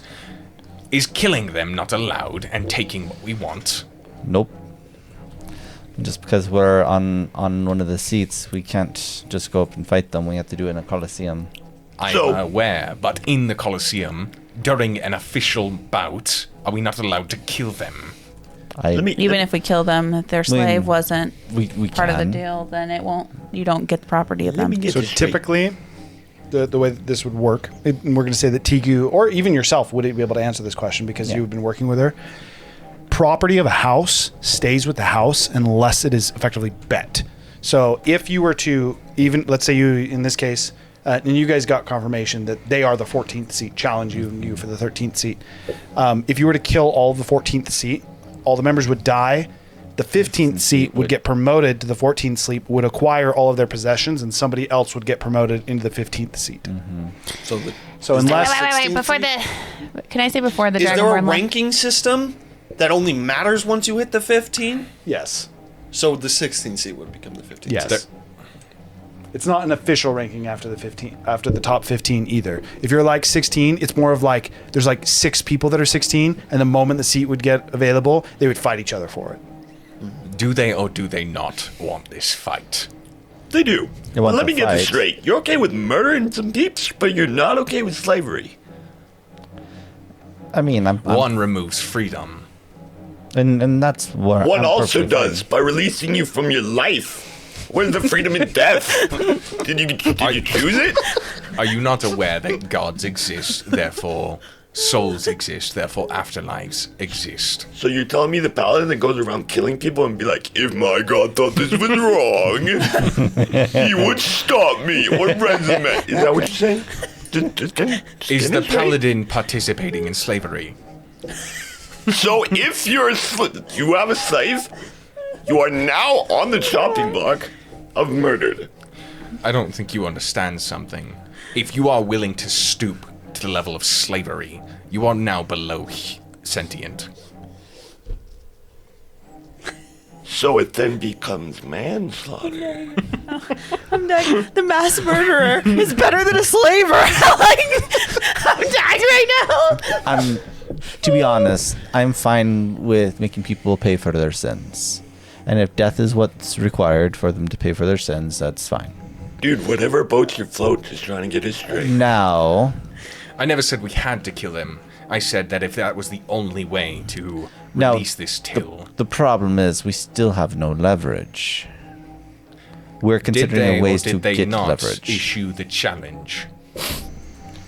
They issued the challenge for And the Zinderhold, fight, you have to pretty much always but we accept still challenges. haven't made any bets as far as So the slave's concerned. Red does call out back to you guys just like before he's I'm gonna say he kind of like comes back around, kind of still listening to you guys, hoping to get another job. And he goes, just so you know, if it helps, they're on the floor below us. They're on the 3rd floor. The cubic sword, I think, is the cubic sword. Is that what you just said? Oh, I appreciate the admiration. Go there, you'll like it more. It is that is where he's staying. It is it's a complex. There's a couple. There's the shield, hammer. There's a few of the places. It's more of like almost a barracks, and they're on the sword. Let me know if you need anything else. At this point, Wait, seemingly before you go. sensing that this is getting a little bit more heated, he stops and he's like, puts the coin away. You're not up for slavery, are you? Nobody can buy you. Are you employed by the betters? No, not as of now. how did they enslave him? How did we enslave Can you? 15 seats just do that? The 15th seats have the ability to formulate. It's not slavery. It's a servant contract. You So have to sign them willingly, though. So it was consensual. It always must be consensual. Yes. That's more like a job. That ain't slavery. You signed a contract. It's Can it be literally said- real life. Can it be? So, according to what I have Consensual heard, at knife you can point. force this servant to do whatever we want. Can you steal a if we slave so from another choose. person if they... Yeah, but isn't that a contract that they signed? Looking at the kid. Tiku is currently talking to the kid as you look at him. What'd you say? Isn't the slaves a contract that they sign, so it's consensual? It Even can the be one done. we have. It can be done at night point. Okay. Oh well, I didn't think about that. I mean, they effectively sell themselves into. See, it's fine. Oh wait. They just sell themselves to like permanent slavery, which is bad. Most times they're not permanent. There's usually a time frame. Okay, so Okay, Mr. Yu. How much does make you sign a contract so that other people don't make you enslaved? He immediately just, no thank you, and just runs, just takes off. I would. I will purchase a job from you. He does not turn it. He's gone. He's Don't mention us or you might be next. I don't know why. full dead sprint. Hard to know if he's listening to you. Be safe. Was very excited to work with you all, and now is terrified. Your tactful capabilities are beyond par. Thank you. I try. I would call out Cram and inform him of the situation. how do you feel about this? As soon as you tell her that Till has been taken as a servant, her demeanor immediately drops even further than what is her normal, both scared and timid self. She goes, I was worried he might end up in this situation if he left. That's why I wanted him to stay close. So, hear me out. I will try to offer money as a prize. I'll try to win him I am back. more than willing to be in the wager. They're not You But I going was win. thinking, even worst case scenario, Wait. we lose, you'd still get to be with him, right? Sort Yes. of win-win? I'm happy to be in the wager if that means that we can save him. Do they? Tico doesn't like what do this. what do you hear about how they treat their servants? Shit, Rad, you ran away too fast. Each seat can only have one servant at a time. There's a reason they have a vacancy. They can only have one servant. That's But So you, what you do happens? realize if we lose, most likely they'll release the child, but then you'll be. Yes. Oh, You're I thought okay you with guys that. were just gonna work together. That's unfortunate. Wait, can you just hire people? Do they have to have slaves? Can you just be an employee? A servant is different from a hired hand. So you can't protect more than one person from becoming slaves. What is this? Wait, so how do we end this in a scenario? This is stupid. Wait, it's easy. How? She's okay, we bet. We bet, and then we win. Very simple. Yeah, but then we can't have two slaves. Now Cram But has then to we have... release this Till, Then and we then release it Till. goes back to normal. He moves And into then our little the next challenge. asshole comes along and is like, "Ooh, you guys like Deal. Now he's gonna be mine." I A believe servant that who was is- the entire point of our coming here to Zinderhold, was to gain a reputation to prevent all thoughts of that from happening. Yeah. And then he'll move into the bloody chalice. And then we're good. Okay, A well, servant who has completed their contract cannot be conscripted again. This is a decree that was passed by Kogal, one of the few rules that are followed. And he personally upholds it. is getting another slave there count like as a- What completing a your... nice guy. Is there like a sign-on bonus? Because I don't understand the compensation here. It is, again, almost everything here is done via deal. But Why would he willingly Do you- sign this contract? Did you I happen? don't know. Did you happen to get any details about the deal he made? How do we even know I that these just people learned are from you willingly that he- signing contracts? I was that going he's to purchase joined from it. Red to find out that information, but someone scared him off. I don't know. I can tell you mine, because he doesn't but want to that be is the only a slave. example I could give for you. instance, what was yours? A place to live for the rest of my life, no longer having to worry about the streets. I only have another... She kind of like thinks to herself for a moment. She says, I think I only have another 15 years, and then I will be fine to live the rest of my life. Would the acquiring you through a contract or like through a battle make your contract fulfilled? Are there like If extra another conditions? team won you from us, what would happen? I would continue my term. The contract What wouldn't they change. have- They would acquire it. What What happens if if they they already cancel have the a contract? What happens if they cancel the contract? Then it would be voided. What happens to you? The reward would also be voided, and the last 10 years would have been a waste. Well, this is fucked up society. So we can't control. I guess we could make his contract null and void. I don't know what the hell he bet, but at least it's a fast contract. But then he wouldn't be protected from being enslaved again because he didn't fulfill his contract. It got canceled. Can, like, anyone talk, Detail? What if this is what you wanted? I believe that is what Red What? was saying, was Shit. that we could make our way down to the third floor. Zephyr, can I and have one of speak the to him there. stones? Is that allowed? If you wish to speak with them, again, seats cannot fight outside of the Colosseum. It would be foolish of them to take hostile intent towards you. Zephyr, To be I don't- honest, I really don't want to lose you. Because you're very, very useful. You're very handy. And you do all the right things. I'm sure there's a word, not a I'm not good at this Claws charisma in there, thing, can't but do that that. sounded very not good. Can I have one of those black stones? I don't know, maybe. I'm figuring it out. Do each of the stones do something different? Yeah.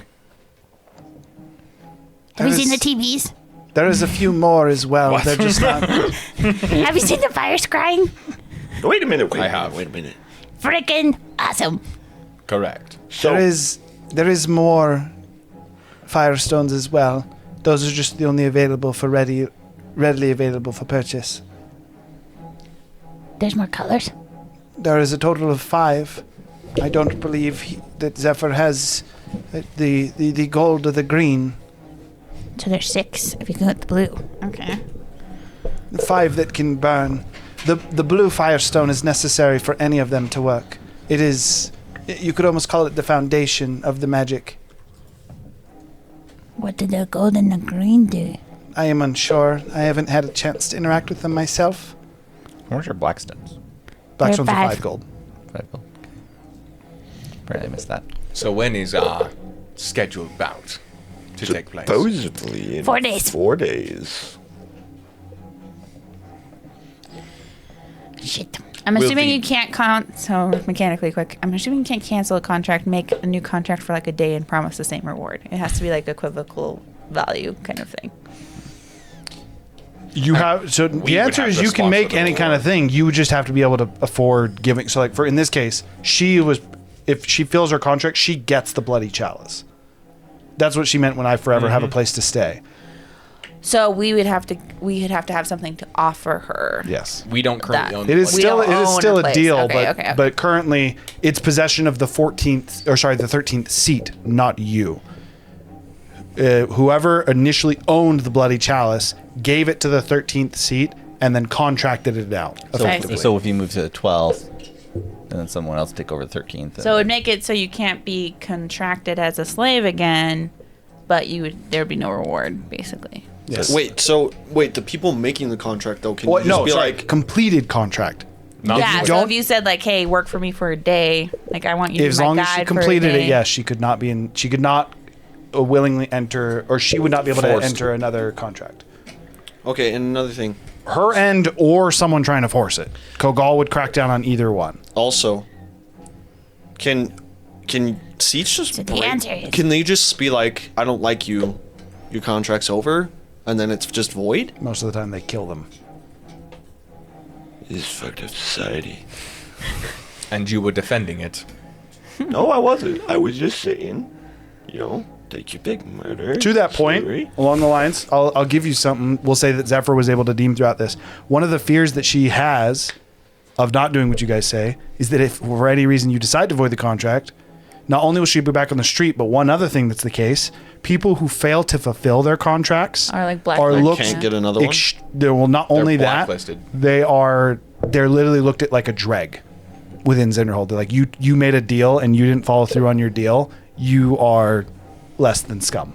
And I would assume the same thing in reverse exists too, where like you had a really good servant, and then you just voided their thing for like no apparent reason.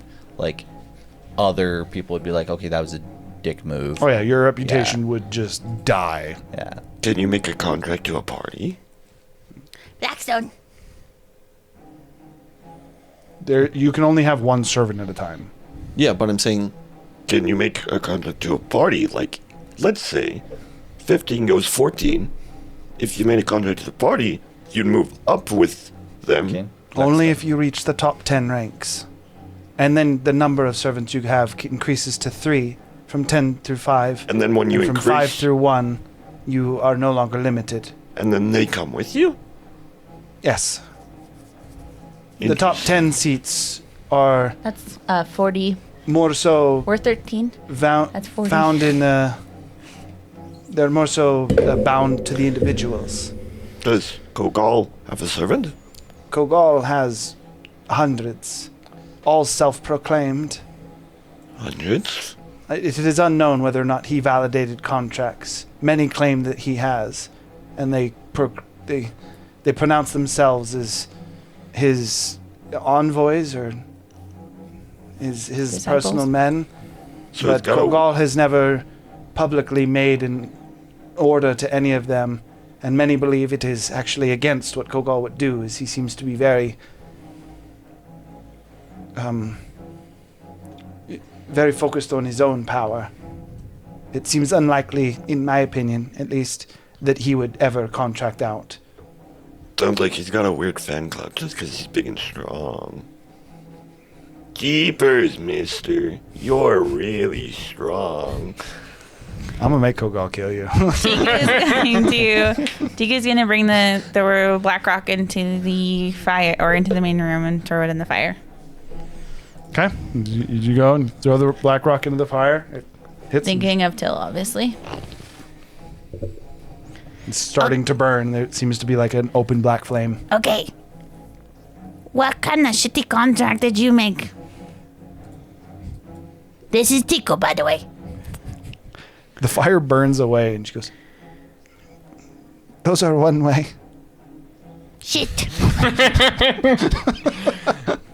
Miss I'm Kobold, not your giving you another intelligence one. is... I need one more. On that note, as Tiku is now trying to figure out how to send a message to Till, and Cram has you guys have started to build a little bit more of a relationship with Cram. That is where we are going to end for this week. I was going to do one more thing, if that's all right. You quick. I would just turn to Zephyr.